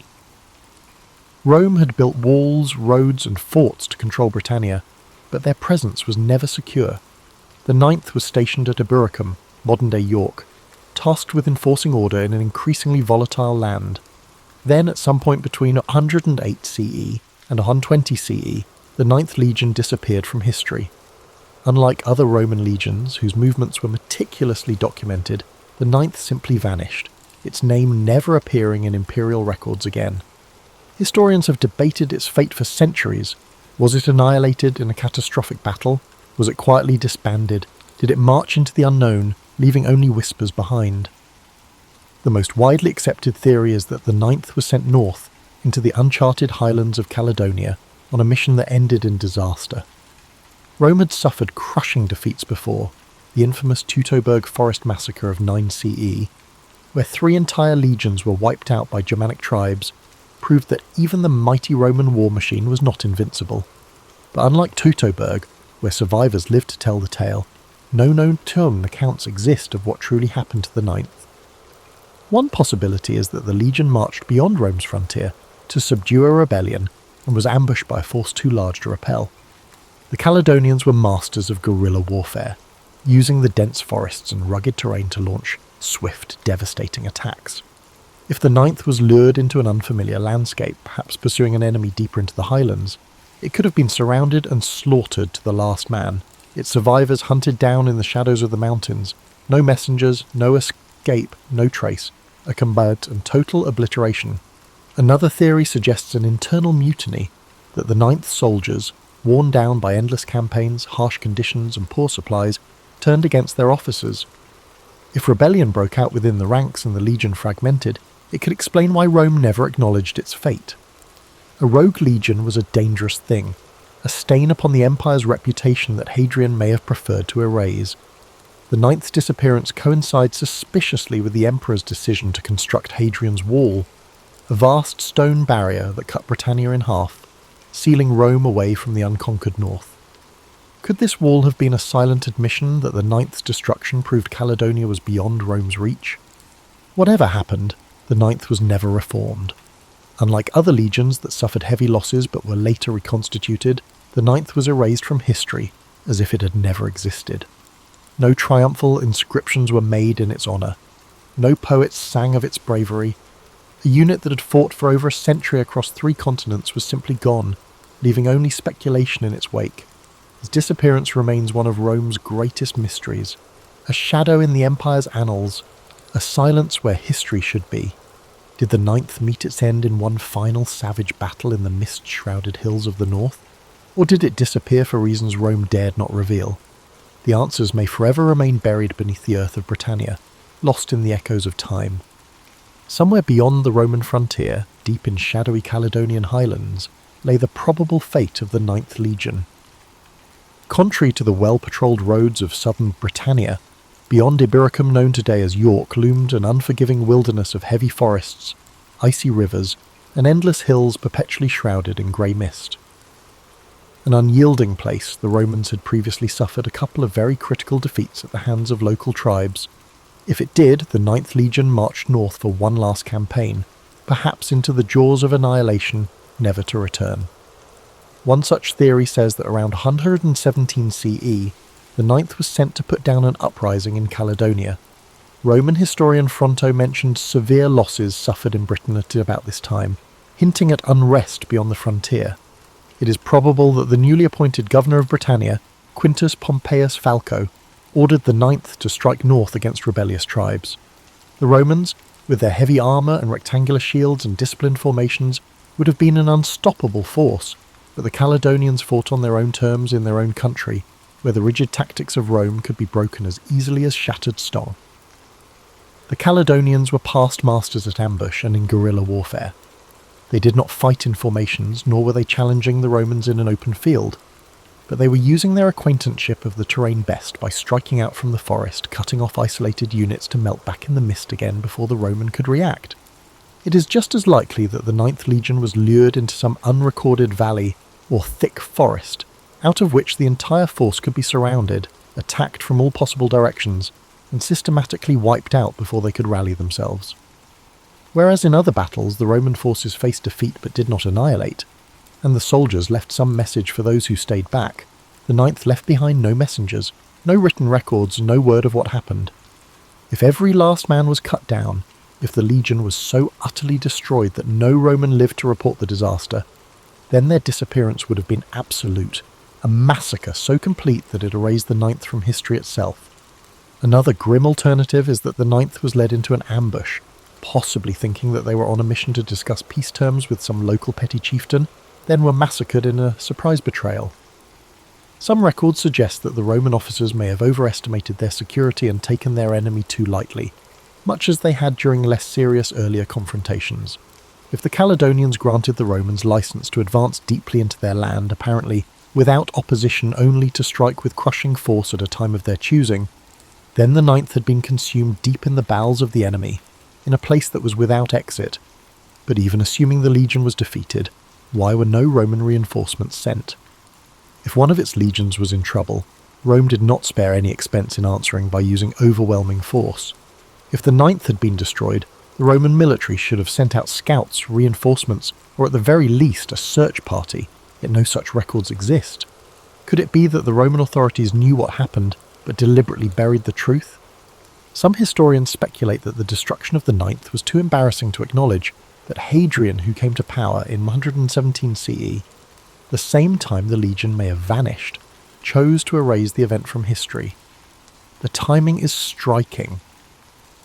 Shortly after the ninth is believed to have disappeared, Hadrian ordered the construction of Hadrian's Wall begun in 122 CE, a massive defensive barrier meant to keep the northern tribes out of Roman-controlled territory. Might the wall have been an unspoken admission that the north was beyond Rome's grasp? That the loss of the ninth proved further expansion impossible? Other theories suggest the ninth did not get annihilated, but rather broken up, moved or reappointed to another frontier. Records even reveal that remnants of the legion might have been shifted to Germania, or the eastern provinces. But if indeed that was the case, why was the name never reused? Rome revived legions which had been defeated. Why was the ninth completely erased? If these legions had been silently disbanded as a result of internal mutiny, poor performance, or even for reasons of political consequence, this would serve to explain their silence in history. After all, the empire did have enough history of revising history per the current needs of the leading regime. Had the ninth refused orders, or worse, suffered some sort of embarrassing defeat, or collapsed due to low morale, then Hadrian may have found it easier to eliminate the legion from Rome's official records rather than acknowledge some kind of disgraceful failure. And of all these theories, one thing is certain. The Ninth Legion, one of Rome's most formidable military forces at that time, vanished into thin air. No memorials were built in their honour, no surviving officers recorded their final battle, and no concrete evidence explains their disappearance. The Ninth marched into history and into legend, becoming one of the greatest unsolved mysteries of the ancient world. If the Ninth truly met its demise in the grim wilds of Caledonia, then hanging in the back of history there is one burning question. Why did nobody save them? Rome was an empire founded on her military. Thus, when the legion faced an existential threat, whether to reclaim lost territory or to avenge their fallen comrades, reinforcements were usually dispatched. But when the ninth vanished, there was no Roman response on record, no counterattack, no inquiry, no wild expedition to retrieve the fallen standard of the legion. The ninth simply disappeared from history. It is an unsettling prospect that can be put as a question. How can more than 5,000 trained men vanish without this being noticed by anyone? In the best scenarios, maybe Rome never actually found out. If the ninth had been lured onto hostile soil, say tricked into believing they were marching towards some kind of skirmish, only to be completely surrounded, the slaughter could have been so swift and total that no messenger survived to report back. In the days before modern communications, legions depended upon runners and scouts for delivering information. In any one cataclysmic battle, if the ninth had been destroyed, no one would have lived to issue the call for rescue. Another theory is that Rome knew what danger the ninth was in and simply abandoned it. By the early 2nd century CE, the empire was overextended with many fronts on which military action was needed. To the east, Rome was locked in bitter struggles against the Parthians, while across the Rhine in Germania, hostile tribes threatened the empire's borders. His predecessor, Emperor Trajan, had been aggressively expanding Rome's borders, annexing Dacia, modern-day Romania, and waging costly wars that depleted Rome's treasury. By the time Hadrian was crowned in the year 117 CE, he had but one option: to maintain Rome's tenuous grasp on Britannia, or turn his attention to shoring up the empire's more valuable provinces. Hadrian's decision was clear. He gave up the policy of expansion in Britain and fortified its borders. Only a few years after the disappearance of the ninth, Hadrian ordered the construction of Hadrian's Wall, begun in 122 CE, a huge defensive fortification across northern Britannia. Was this wall the silent admission of Rome's defeat? Did Hadrian finally realise that the no-man's land frontier up north was too hazardous to maintain? That the ninth's annihilation proved further conquest impossible? There is also the chilling possibility that the ninth was sacrificed for political reasons. Some historians speculate that the legion's commanders may have been involved in a failed rebellion or mutiny, leading Rome to erase them from history rather than acknowledge an embarrassing internal conflict. The Roman Empire was hardly unaware of rewriting history. It frequently happened that the names and figures of emperors were expunged from the records as if they had never lived. If the Ninth had risen against Roman rule, then it is very possible that Hadrian simply ordered them erased, thereby having their fate never recorded. Even granting the unlikely event that the Ninth was destroyed on the battlefield rather than by treachery, the Romans repressed news of military defeats. The empire, after all, was sustained by propaganda and illusions of invincibility. To let news get out that an entire legion had been wiped out could encourage further rebellions against Rome's enemies. It could have been easier for Hadrian's administration to simply bury the truth and leave the fate of the Ninth unknown. However, there are other theories that the Ninth was not destroyed but was simply removed from the records for far less sensational reasons. Some believe that the legion was quietly reassigned to another part of the empire, perhaps to the eastern provinces, since many Roman military units were stationed there against Parthian invasions. There is, however, some evidence that elements of the Ninth may have appeared in records in the Middle East decades later, but without any clear chain of command, it cannot be confirmed whether this was the same unit or just rebranding of another legion. One more troubling possibility is that the Ninth simply walked away from Rome. If this legion had endured years of harsh conditions, thinning supplies and incompetent leadership, is it possible they could have deserted en masse, melting into the wilds of Caledonia? There are accounts of Roman soldiers deserting their posts and integrating themselves into the local tribes against impossible odds. They will also have realised that they had been abandoned, and if the Ninth voted to take their leave of Rome, then they could have simply dispersed among the native people, their descendants melting into the population of Scotland without trace. Whatever the truth, the disappearance of the Ninth Legion is one of history's greatest unsolved mysteries. If they were truly annihilated in battle, their bones may yet remain beneath the hills of northern Britain, buried in forgotten mass graves. If silenced by the political machine of Rome, they will forever be lost to the mists of time, and if to disappear on their terms, leaving behind an empire that did not serve them anymore, then perhaps their legend is greater than history remembers. The disappearance of the Ninth Legion has evolved over the centuries from a mere historical mystery to a full-blown legend, serving as the catalyst for a great deal of speculation, folklore, and even conspiracy theories. With no clear answers in the ancient records, historians, archaeologists, and storytellers alike have attempted to reconstruct the fate of the lost legion. But did the Ninth really perish in the wilderness of Caledonia, or might its soldiers have survived, their story lost to history's fog? One of the most resilient theories has been that the Ninth Legion was not destroyed in Britain at all, but was instead moved without fanfare elsewhere in the empire. Indeed, scattered references tend to indicate the presence of parts of the Ninth in the eastern provinces, certainly in Judea or Cappadocia, many decades later than those in which the regiment is last heard of in Britain. More probably, this would suggest that Hadrian transferred the Ninth, breaking it up and reassigning its men to other existing legions. Indeed, this would say that the legion was not vanquished on some desperate blood-drenched battlefield. The sands swallowed any traces of records in its aftermath. A sensationalistic hypothesis, popularly postulated, holds that the Ninth embarked to the east against the Parthians, and lost to native rebellions on unfamiliar fields, and not in Caledonia at all. It would not have been unusual for the Roman legions to be redeployed trouble spots throughout the empire, and some inscriptions have suggested that the remnants of the Ninth were serving in far-flung campaigns from Britain. If so, their disappearance may have been due more to gradual attrition rather than a single destruction. As survivors over time were absorbed into other units, the identity of the Ninth may have become blurred, erased by bureaucracy not battle. But if this was so, why was the Ninth never reconstituted? It was customary for Rome to re-establish such legions which had suffered defeats, sometimes with the same number but with recruits. The very fact that it was never revived suggests that something more significant actually happened, something Rome wanted forgotten. Legends and folklore suggest more dramatic possibilities. One such is the legend that says the Ninth did not perish, but instead broke its oath its men, realising they'd been left high and dry by Rome, turned their backs on the empire, and melted into the wilderness. The interpretation is partially based on a fact. Roman deserters were known to join barbarian society, even leadership in some instances. But if the Ninth did desert, might they not have been subsumed by the Caledonian or Pictish tribes, their armaments and knowledge of Roman tactics giving the natives a decisive advantage in future conflicts?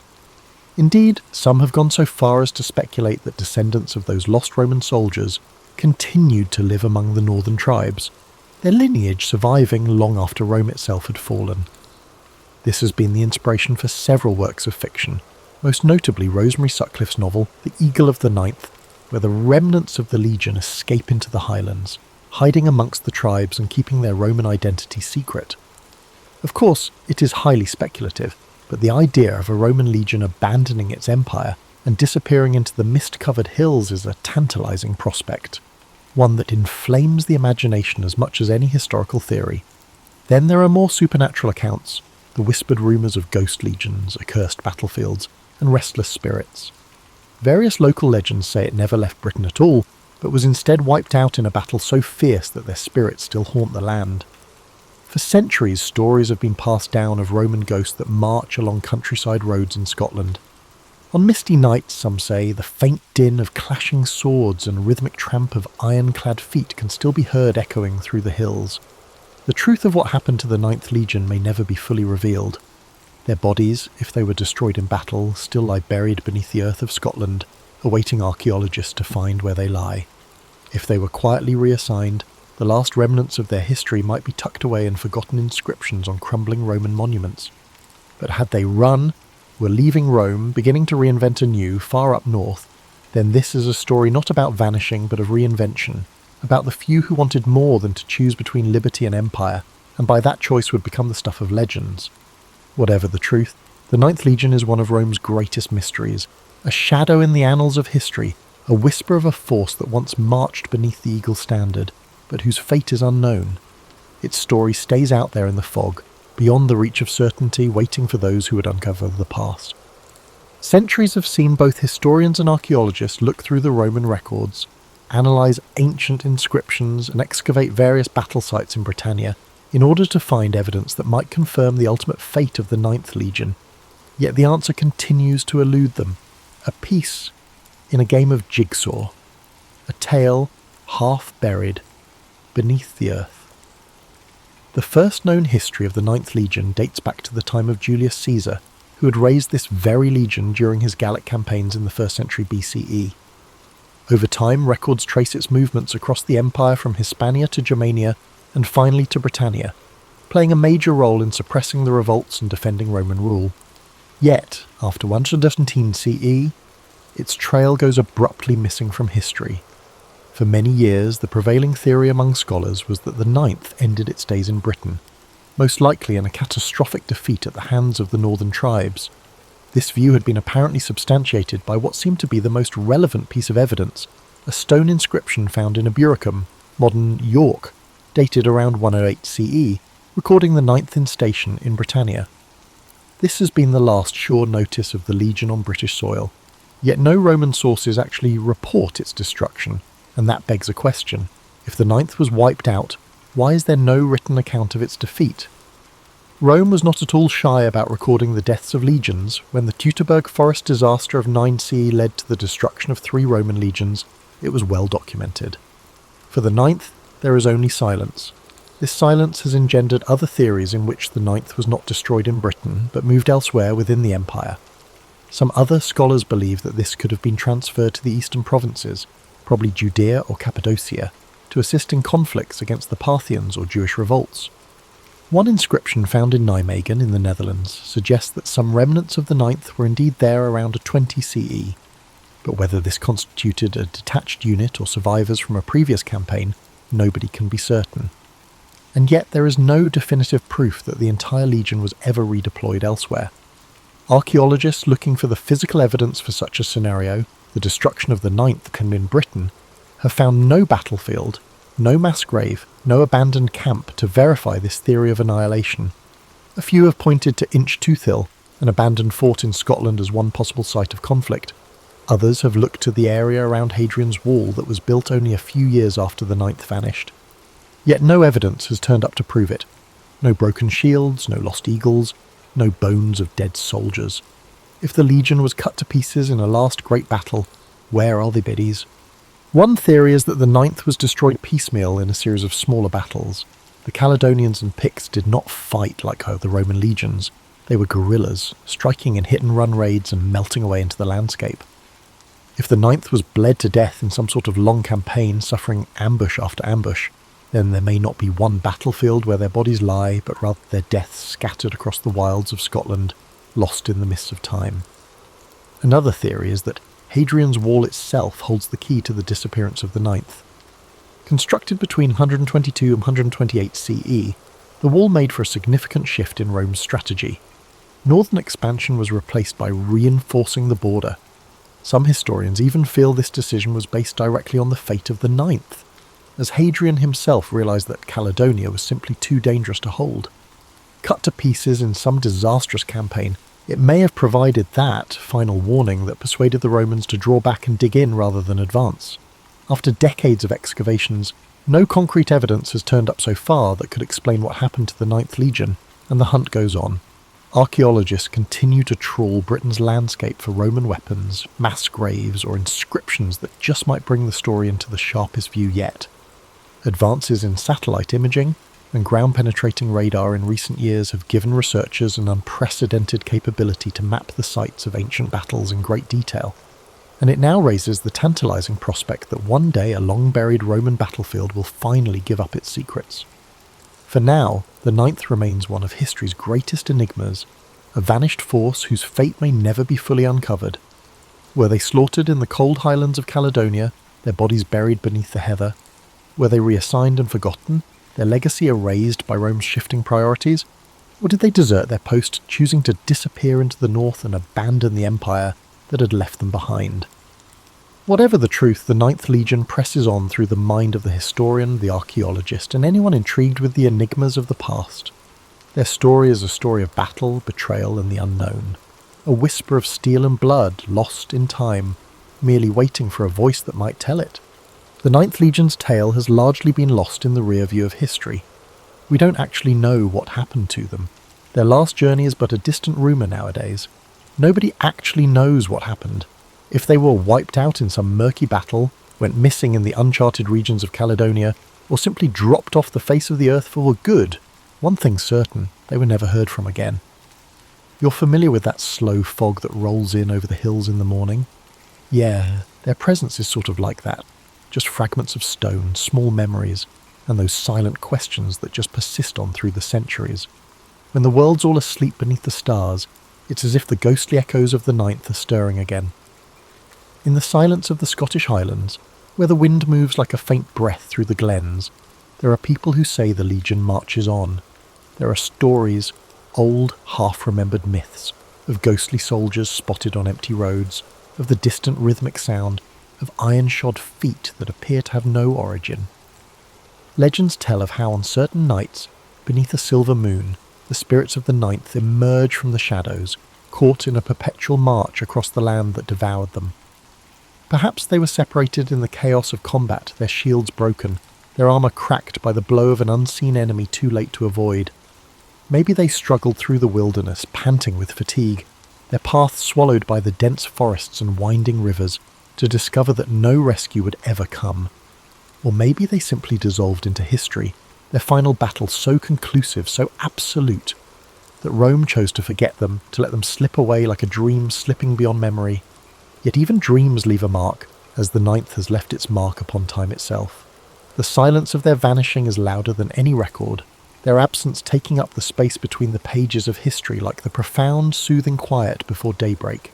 Hadrian's Wall remains a silent witness to their disappearance, a wall built to exclude the untamed land that could have claimed them, a divide between the known and the unknown.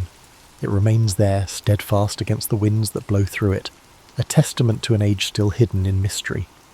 Though the fate of the Ninth Legion can never be fully disclosed, their myth survives. Their names are recalled in books, in whispers, in the minds of those who are drawn to the mysteries of history. Up in the still hills, where you can truly scent the earth and rain, and the rivers glimmer like liquid silver in the moon's light, the Ninth could still be roving about, not physically, but in memory, always walking the shadows of the ages. This concludes tonight's quest into the mystery of the lost Ninth Legion. But the past is replete with even more stories just waiting to be unearthed.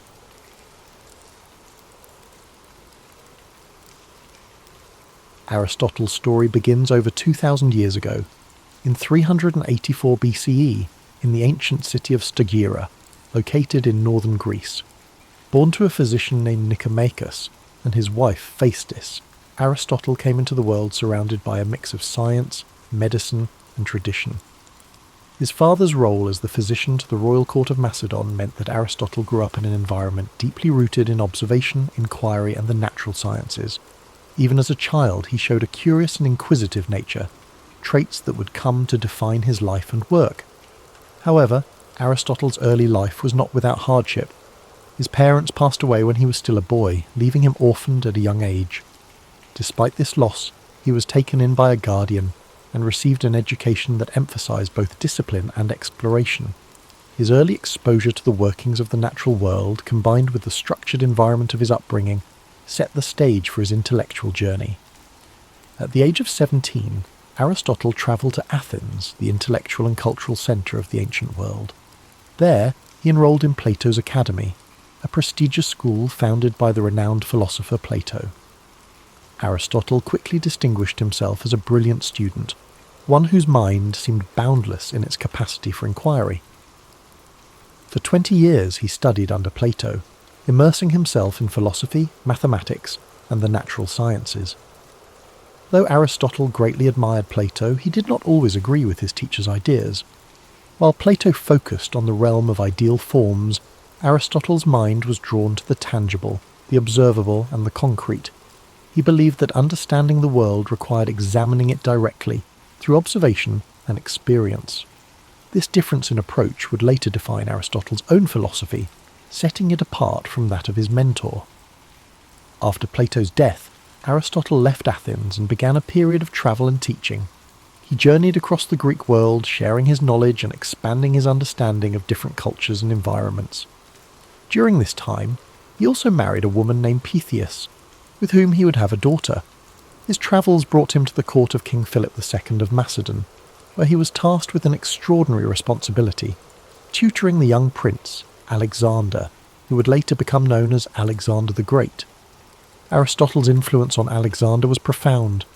While the prince was destined for military conquest and political leadership, Aristotle introduced him to the worlds of philosophy, science, and ethics. He encouraged Alexander to think critically and to approach his rule with wisdom and fairness. Though their paths would eventually diverge, the relationship between teacher and student left a lasting impact on both. In 335 BCE, Aristotle returned to Athens and established his own school, the Lyceum. The Lyceum was more than just a place of learning. It was a community of thinkers and scholars dedicated to exploring every aspect of the world. Aristotle and his students walked the grounds of the Lyceum, engaging in discussions that range from biology and physics to ethics and politics. These peripatetic discussions, as they were called, became a hallmark of Aristotle's teaching style. Aristotle's curiosity knew no bounds. He sought to understand the world in its entirety, cataloguing plants and animals, studying the stars, and analysing human behaviour. His work was both broad and detailed, reflecting his belief that knowledge was interconnected. To Aristotle, understanding one aspect of the world helped illuminate the others. His contributions to philosophy were groundbreaking. Aristotle developed a system of logic that laid the foundation for scientific inquiry. He believed that knowledge could be built through observation, reasoning, and experimentation. This approach contrasted with the purely theoretical methods of his predecessors, and it marked the beginning of a more empirical way of thinking that would influence science for centuries to come. Aristotle's writings covered nearly every subject imaginable. He explored metaphysics, examining the nature of existence and reality. He wrote extensively on ethics, proposing that the goal of life was to achieve eudaimonia, or flourishing through the cultivation of virtue. In politics, he analysed the structures of government and society, emphasising the importance of balance and justice. Yet, Aristotle was not infallible. Like all thinkers of his time, his work was shaped by the cultural and historical context in which he lived. Some of his ideas, particularly those on natural hierarchy and gender roles, reflected the limitations of his era. Even so, his methods of inquiry and his commitment to understanding the world continue to resonate. As Aristotle's influence grew, so too did the challenges he faced. In his later years, political tensions in Athens made his position increasingly precarious. Following the death of Alexander the Great, anti-Macedonian sentiment in the city put Aristotle, with his ties to the Macedonian court, under scrutiny.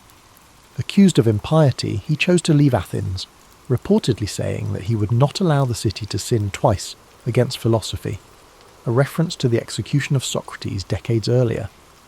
Aristotle spent his final years in the city of Chalcis, where he continued to write and reflect. He passed away in 322 BCE at the age of 62, leaving behind a legacy that would endure for millennia. His works, preserved and studied over the centuries, became a cornerstone of Western thought, influencing fields as diverse as science, ethics, politics, and art. As you reflect on Aristotle's life, let the calm rhythm of his story guide you into a peaceful state of relaxation. His journey reminds us of the power of curiosity, the value of inquiry, and the interconnectedness of all knowledge. Aristotle's life was not just about answers, it was about asking the right questions and seeking understanding in all things. Feel the quiet wisdom of his teachings as they settle in your mind, a gentle reminder that the pursuit of knowledge is a journey, not a destination.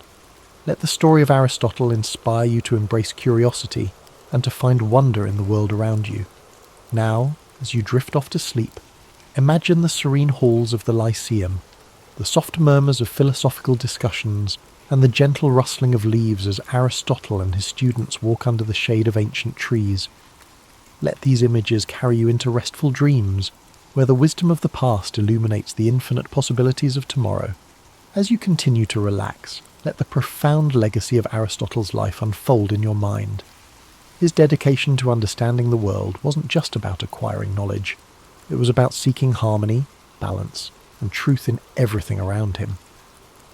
Aristotle believed that knowledge was interconnected, and through his teachings, he encouraged others to see the unity between the natural world, human behaviour, and the cosmos itself. Imagine Aristotle walking through the Lyceum, the warm sun filtering through the trees as he engaged in thoughtful discussions with his students. His words carried a sense of purpose, guiding those who followed him to think critically and observe the world with care. These walks, known as peripatetic lectures, were not just a means of sharing knowledge, they were a journey of discovery, where every step brought new insights and understanding. Aristotle's influence reached far beyond his own lifetime. His writings were preserved and studied by scholars throughout history, shaping the foundations of many disciplines. In the Middle Ages, his works became central to both Islamic and European philosophy, earning him the title of the philosopher among medieval scholars. His contributions to logic, ethics, and the natural sciences provided a framework for future thinkers, from Thomas Aquinas to Galileo Galilei. In the realm of ethics, Aristotle's concept of virtue remains timeless. He believed that the key to a fulfilling life was finding the balance between extremes, a concept he called the golden mean. For Aristotle, courage lay between recklessness and cowardice, generosity between stinginess and extravagance. This philosophy of moderation offers a calming and thoughtful perspective, reminding us that harmony often lies in balance. As you reflect on these teachings, let their wisdom bring a sense of calm and clarity. The idea that life's challenges can be approached with balance and thoughtfulness is a comforting reminder that, even in times of uncertainty, there is a path forward that brings peace and understanding. Aristotle's work on the natural sciences was equally revolutionary. He believed that observation and experience were the keys to understanding the world. He meticulously studied plants, animals, and celestial phenomena, striving to uncover the principles that governed their existence. His efforts to categorize and explain the natural world laid the groundwork for modern scientific inquiry, inspiring countless generations of researchers to follow in his footsteps. Picture Aristotle seated in quiet contemplation, surrounded by scrolls and diagrams, his mind alight with questions about the universe. The gentle hum of the world around him, the rustling of leaves and the distant chirping of birds served as the backdrop to his endless curiosity. This serene image reminds us of the beauty of learning and the quiet joy of discovery. In his exploration of politics, Aristotle emphasized the importance of community and the role of government in promoting the common good. He studied different forms of governance, analyzing their strengths and weaknesses. His belief that humans are political animals underscores our innate desire for connection and cooperation. Aristotle's insights into the nature of society encourage us to think deeply about the ways we interact with one another and the systems we create to support our collective well-being. As the rain falls gently outside your window, imagine the ancient world Aristotle inhabited, a world filled with wonder, where the mysteries of existence invited exploration and understanding. Let his story remind you that curiosity is a gift, one that opens the door to endless possibilities. Now, as you drift deeper into relaxation, picture the stars shining above the Lyceum, their light guiding Aristotle and his students as they pondered the mysteries of life. The gentle rhythm of their footsteps, the soft murmur of their voices, and the stillness of the night create a peaceful atmosphere, one that invites you to find rest and serenity in your own journey. Aristotle's life was a testament to the power of inquiry, the joy of discovery, and the interconnectedness of all things. His teachings remind us that knowledge is not just about understanding the world, it's about finding our place within it and striving to live in harmony with ourselves and others. Let the quiet wisdom of Aristotle's journey settle into your thoughts as you rest. His legacy is not just one of intellectual brilliance, but of a life deeply dedicated to understanding the beauty and complexity of existence. Aristotle saw the world not as a collection of separate pieces, but as an intricate tapestry, where each thread is connected to the others in profound and meaningful ways. Imagine the calm serenity of ancient Greece, the golden sunlight cascading over the white stone columns of the Lyceum as Aristotle strolled its pathways, surrounded by students eager to learn. They debated, questioned, and explored every aspect of life, from the nature of the stars above to the behaviour of the animals in the fields nearby. Their conversations were filled with curiosity and wonder, a reflection of Aristotle's belief that every question, no matter how simple or complex, was worth pursuing. Aristotle's ability to bridge different disciplines was one of his greatest strengths. He saw no boundary between science and philosophy, ethics and politics, or art and nature. To him, everything was interconnected, part of a greater whole that deserved to be studied and understood. This holistic view of the world is a reminder of the beauty that lies in seeing the bigger picture, in understanding that each small piece contributes to something far greater than itself. As you drift further into relaxation, let the harmony of Aristotle's teachings bring you peace. His philosophy of balance and moderation encourages us to find calm in the chaos, to seek the middle ground where we can flourish. The idea of the golden mean is not just a guide for making choices, it is an invitation to live with grace and intention, to approach life with a steady and thoughtful heart. Picture Aristotle at his desk, surrounded by scrolls and notes, the flickering light of a lantern illuminating his work. The quiet hum of the night provides the perfect backdrop for his thoughts, as he meticulously records his observations and ideas. Each stroke of his pen represents a step forward in humanity's understanding of the world. This image is a reminder that even the grandest achievements begin with quiet moments of reflection and dedication. Aristotle's life was also a testament to resilience.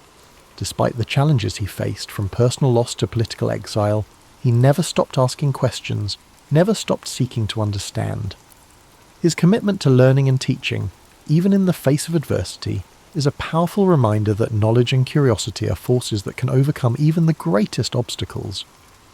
Now, as you relax and prepare to drift into sleep, imagine the gentle sound of waves lapping against the shores of ancient Greece, the rhythmic flow of the sea echoing the timeless nature of Aristotle's wisdom. His story reminds us that the search for knowledge is an endless journey, one that brings us closer not only to the world around us, but also to ourselves. Let your breathing slow as you picture the peaceful gardens of the Lyceum, where Aristotle's students gathered to learn and grow. The rustling of leaves in the wind and the soft murmur of philosophical discussions create a tranquil atmosphere, one that invites you to rest and reflect. As the calm of the night surrounds you, let the echoes of Aristotle's wisdom carry you further into a restful state. His life's journey reminds us of the power of patience and persistence, the idea that true understanding unfolds slowly, like the petals of a flower opening to the morning sun. Each step he took, each question he asked, was a step toward unravelling the mysteries of life. Imagine the gentle rhythm of Aristotle's daily routines at the Lyceum, the sun casting soft shadows over the gardens, where he and his students would walk and talk. The air would have been filled with the scent of blooming flowers and the distant sound of birds singing, creating a serene environment for thought and reflection.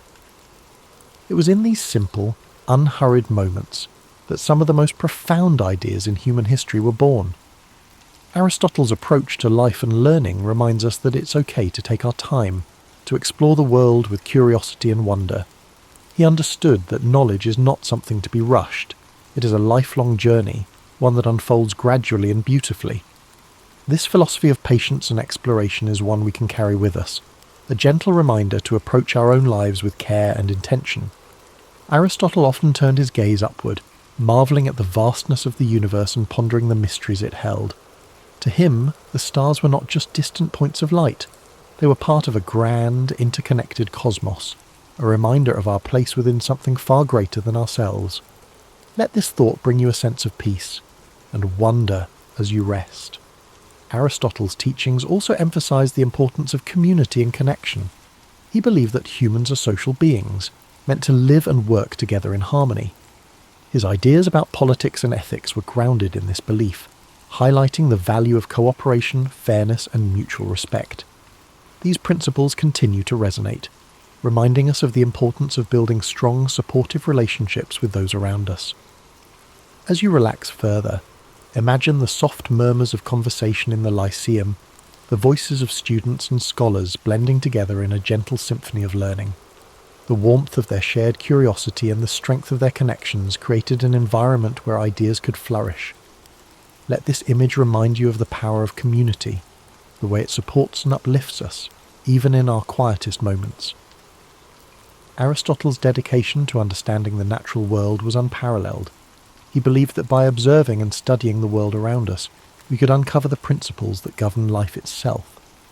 From the smallest insect to the vast expanse of the heavens, Aristotle approached every subject with the same level of curiosity and care. His work laid the foundation for countless discoveries, inspiring generations of thinkers to explore and question. Now, as you drift closer to sleep, picture Aristotle walking along a quiet beach at sunrise, the waves gently lapping at the shore. The golden light of dawn illuminates his path, a symbol of the new ideas and possibilities that each day brings. This peaceful scene reflects the quiet strength of his mind and the endless potential for discovery that lies within us all. Let your breathing slow as you embrace the calm and tranquility of this moment. The story of Aristotle's life is one of resilience, curiosity, and an unyielding desire to understand. His teachings remind us that no matter how complex the world may seem, there is always beauty to be found in the search for knowledge. As you fall into a deep, restful sleep, let the timeless wisdom of Aristotle's journey inspire your dreams. Imagine the serenity of the Lyceum, the warmth of shared ideas, and the quiet joy of exploring the mysteries of life. Thank you for spending this time with us at History and Sleep. May your dreams be peaceful and filled with wonder. Sweet dreams, and we look forward to seeing you again soon. The early 17th century, a time when Europe was a patchwork of kingdoms, principalities, and religious divides. At the heart of this patchwork lay the Holy Roman Empire, a vast and fragmented realm that stretched across much of Central Europe. For centuries, tensions simmered beneath the surface, as Catholic and Protestant states vied for power, influence, and the right to practice their faith freely. The spark that ignited this long and devastating conflict came in the form of a defiant act in the city of Prague. In 1618, Protestant nobles in Bohemia, angered by perceived restrictions on their religious freedoms under Emperor Ferdinand II, staged a dramatic rebellion. They stormed Prague Castle, seized 2 imperial officials, and hurled them out of a window in an event known as the Defenestration of Prague. Miraculously, the officials survived the fall, but the act was a clear declaration of defiance. This single moment set off a chain reaction, like ripples spreading across a still pond. Ferdinand II, a staunch Catholic, saw the rebellion as a direct challenge to his authority in the Catholic Church. Determined to restore order and Catholic dominance, he mobilized his forces, while Protestant leaders across the empire began rallying their allies in preparation for a larger struggle. What began as a localized conflict in Bohemia quickly escalated into a broader war, drawing in neighboring regions and foreign powers. Protestant princes sought support from allies in Denmark, Sweden and beyond, while Catholic states turned to Spain and the powerful Habsburg dynasty for aid.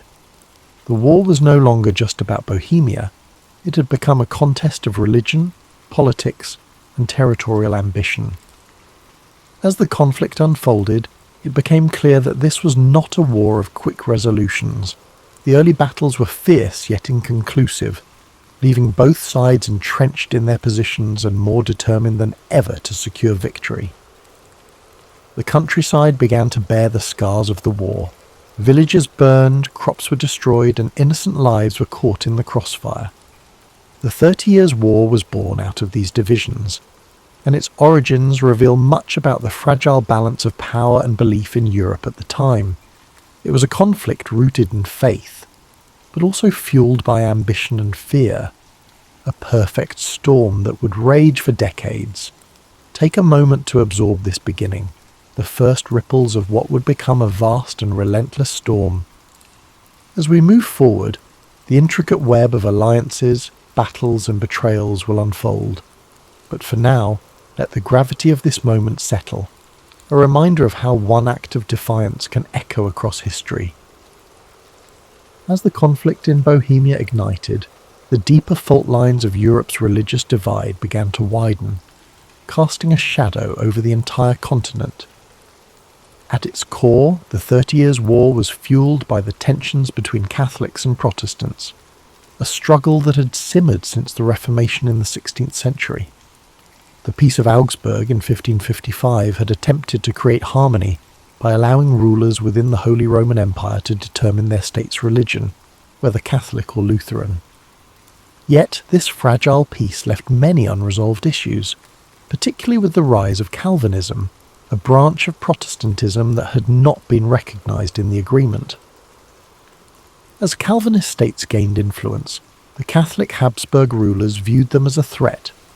Their growing presence felt like a challenge to the established order. When Ferdinand II ascended to the throne of the Holy Roman Empire, he was determined to restore Catholic dominance. His unwavering faith and aggressive policies further inflamed tensions, especially among Protestant states that viewed him as a tyrant bent on crushing their freedoms. Ferdinand's allies in Spain and the papacy provided him with support, reinforcing the Catholic position with resources and manpower. On the other side, the Protestant Union, a coalition of Protestant princes, mobilized to resist Ferdinand's ambitions. They sought aid from Protestant powers beyond the empire, including Denmark, Sweden and England. These nations saw the conflict not only as a religious struggle, but also as an opportunity to weaken the Habsburgs and expand their own influence. The war spread beyond Bohemia, spilling into regions such as the Palatinate, Saxony and Bavaria. Each new front brought devastation to towns and villages, as armies marched across the countryside, leaving destruction in their wake. The brutality of the conflict became evident in battles such as the Battle of White Mountain in 1620, a crushing defeat for the Protestants that marked the beginning of Ferdinand's efforts to reassert Catholic control. But despite Catholic victories in the early years, the war refused to subside. Protestant leaders rallied, drawing on the resources and military expertise of their allies. Sweden, under King Gustavus Adolphus, emerged as a formidable force. His disciplined armies breathed new life into the Protestant cause. The balance of power began to shift and the war escalated further. This was no longer a simple struggle between Catholics and Protestants. It became a war of ambition and survival. Smaller states and mercenary armies joined the fray, drawn by promises of plunder and pay. The war became a theatre of chaos, where alliances shifted and even traditional enemies found themselves fighting side by side in pursuit of their goals. As the conflict deepened, it transformed the very nature of warfare. The 30 Years' War was one of the first conflicts where civilian populations suffered as much as, if not more than, the soldiers.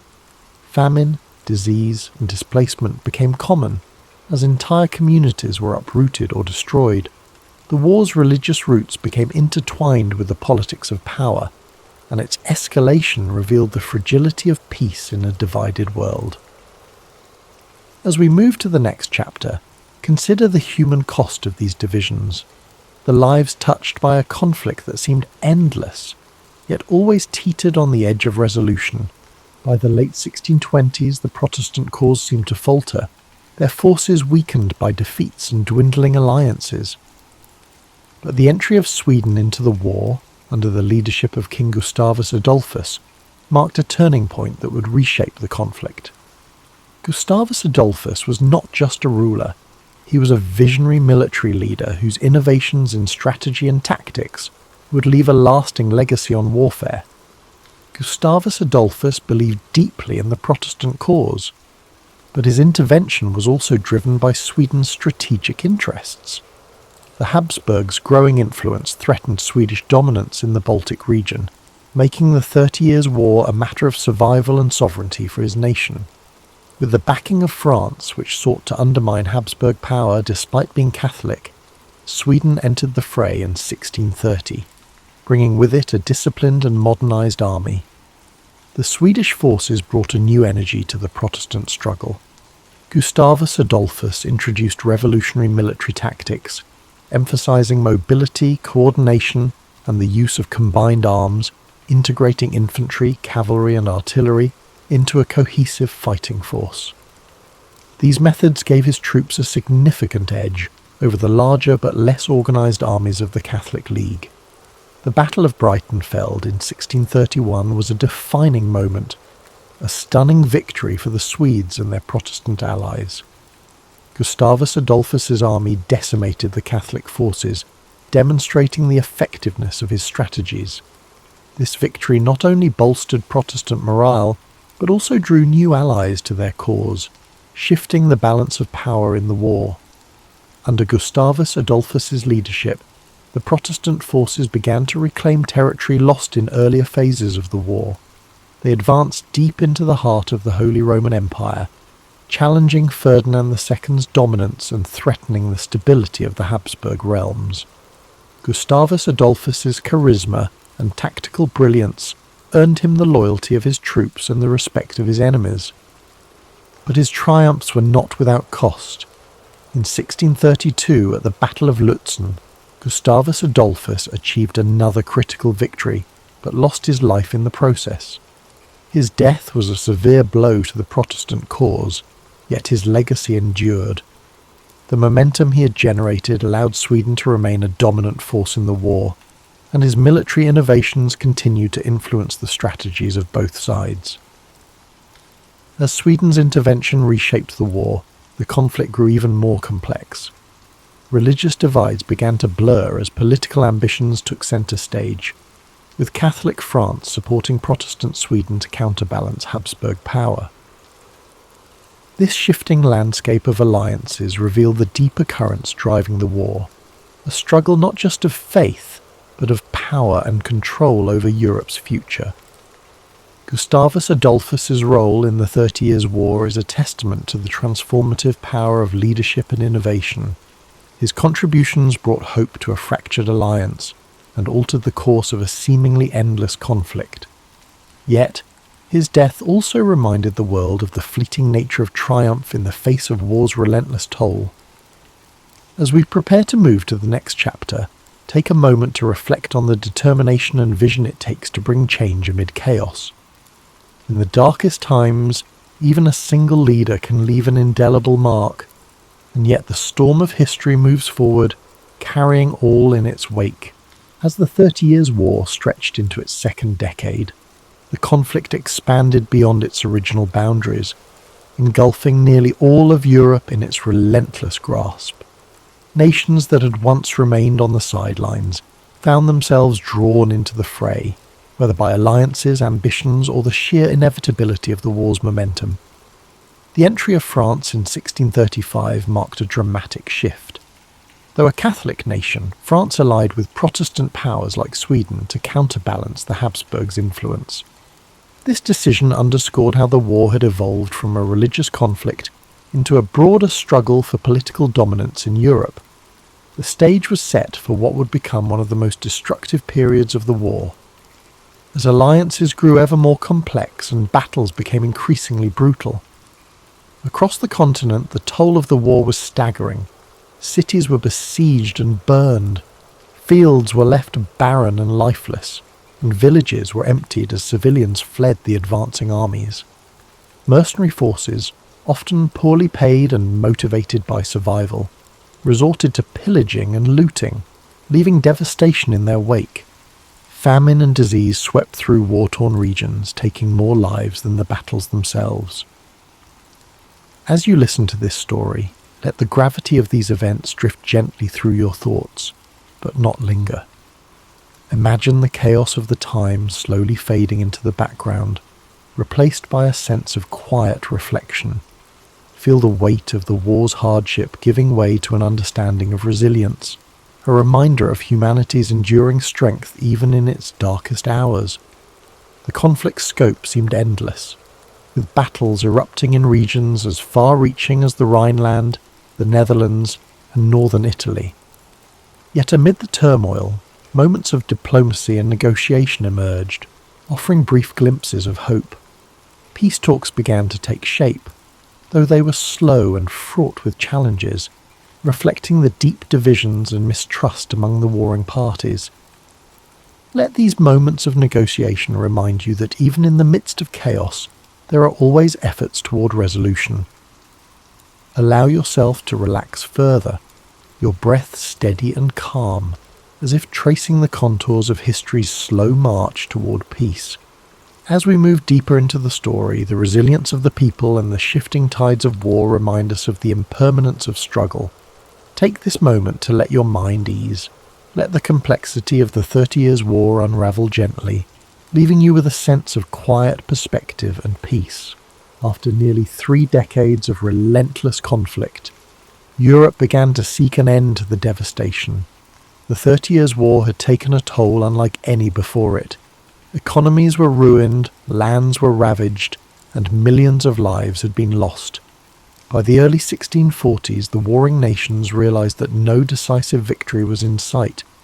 The war had devolved into a stalemate of exhaustion. Thus began the long and complex journey toward peace, through the negotiations that would culminate in the Peace of Westphalia. The Westphalian negotiations were unprecedented in their scope and ambition. For the first time in European history, nearly all major powers gathered to discuss terms of peace. Delegates from Catholic and Protestant states, as well as representatives from France, Sweden, Spain, and the Holy Roman Empire, met in the towns of Münster and Osnabrück. These talks would last for years, reflecting the complexity of the issues at hand and the deep mistrust between the parties.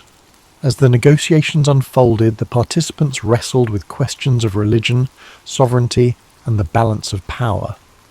The Peace of Westphalia sought to establish a new order in Europe, one that would recognize the religious and political realities that had emerged from the war.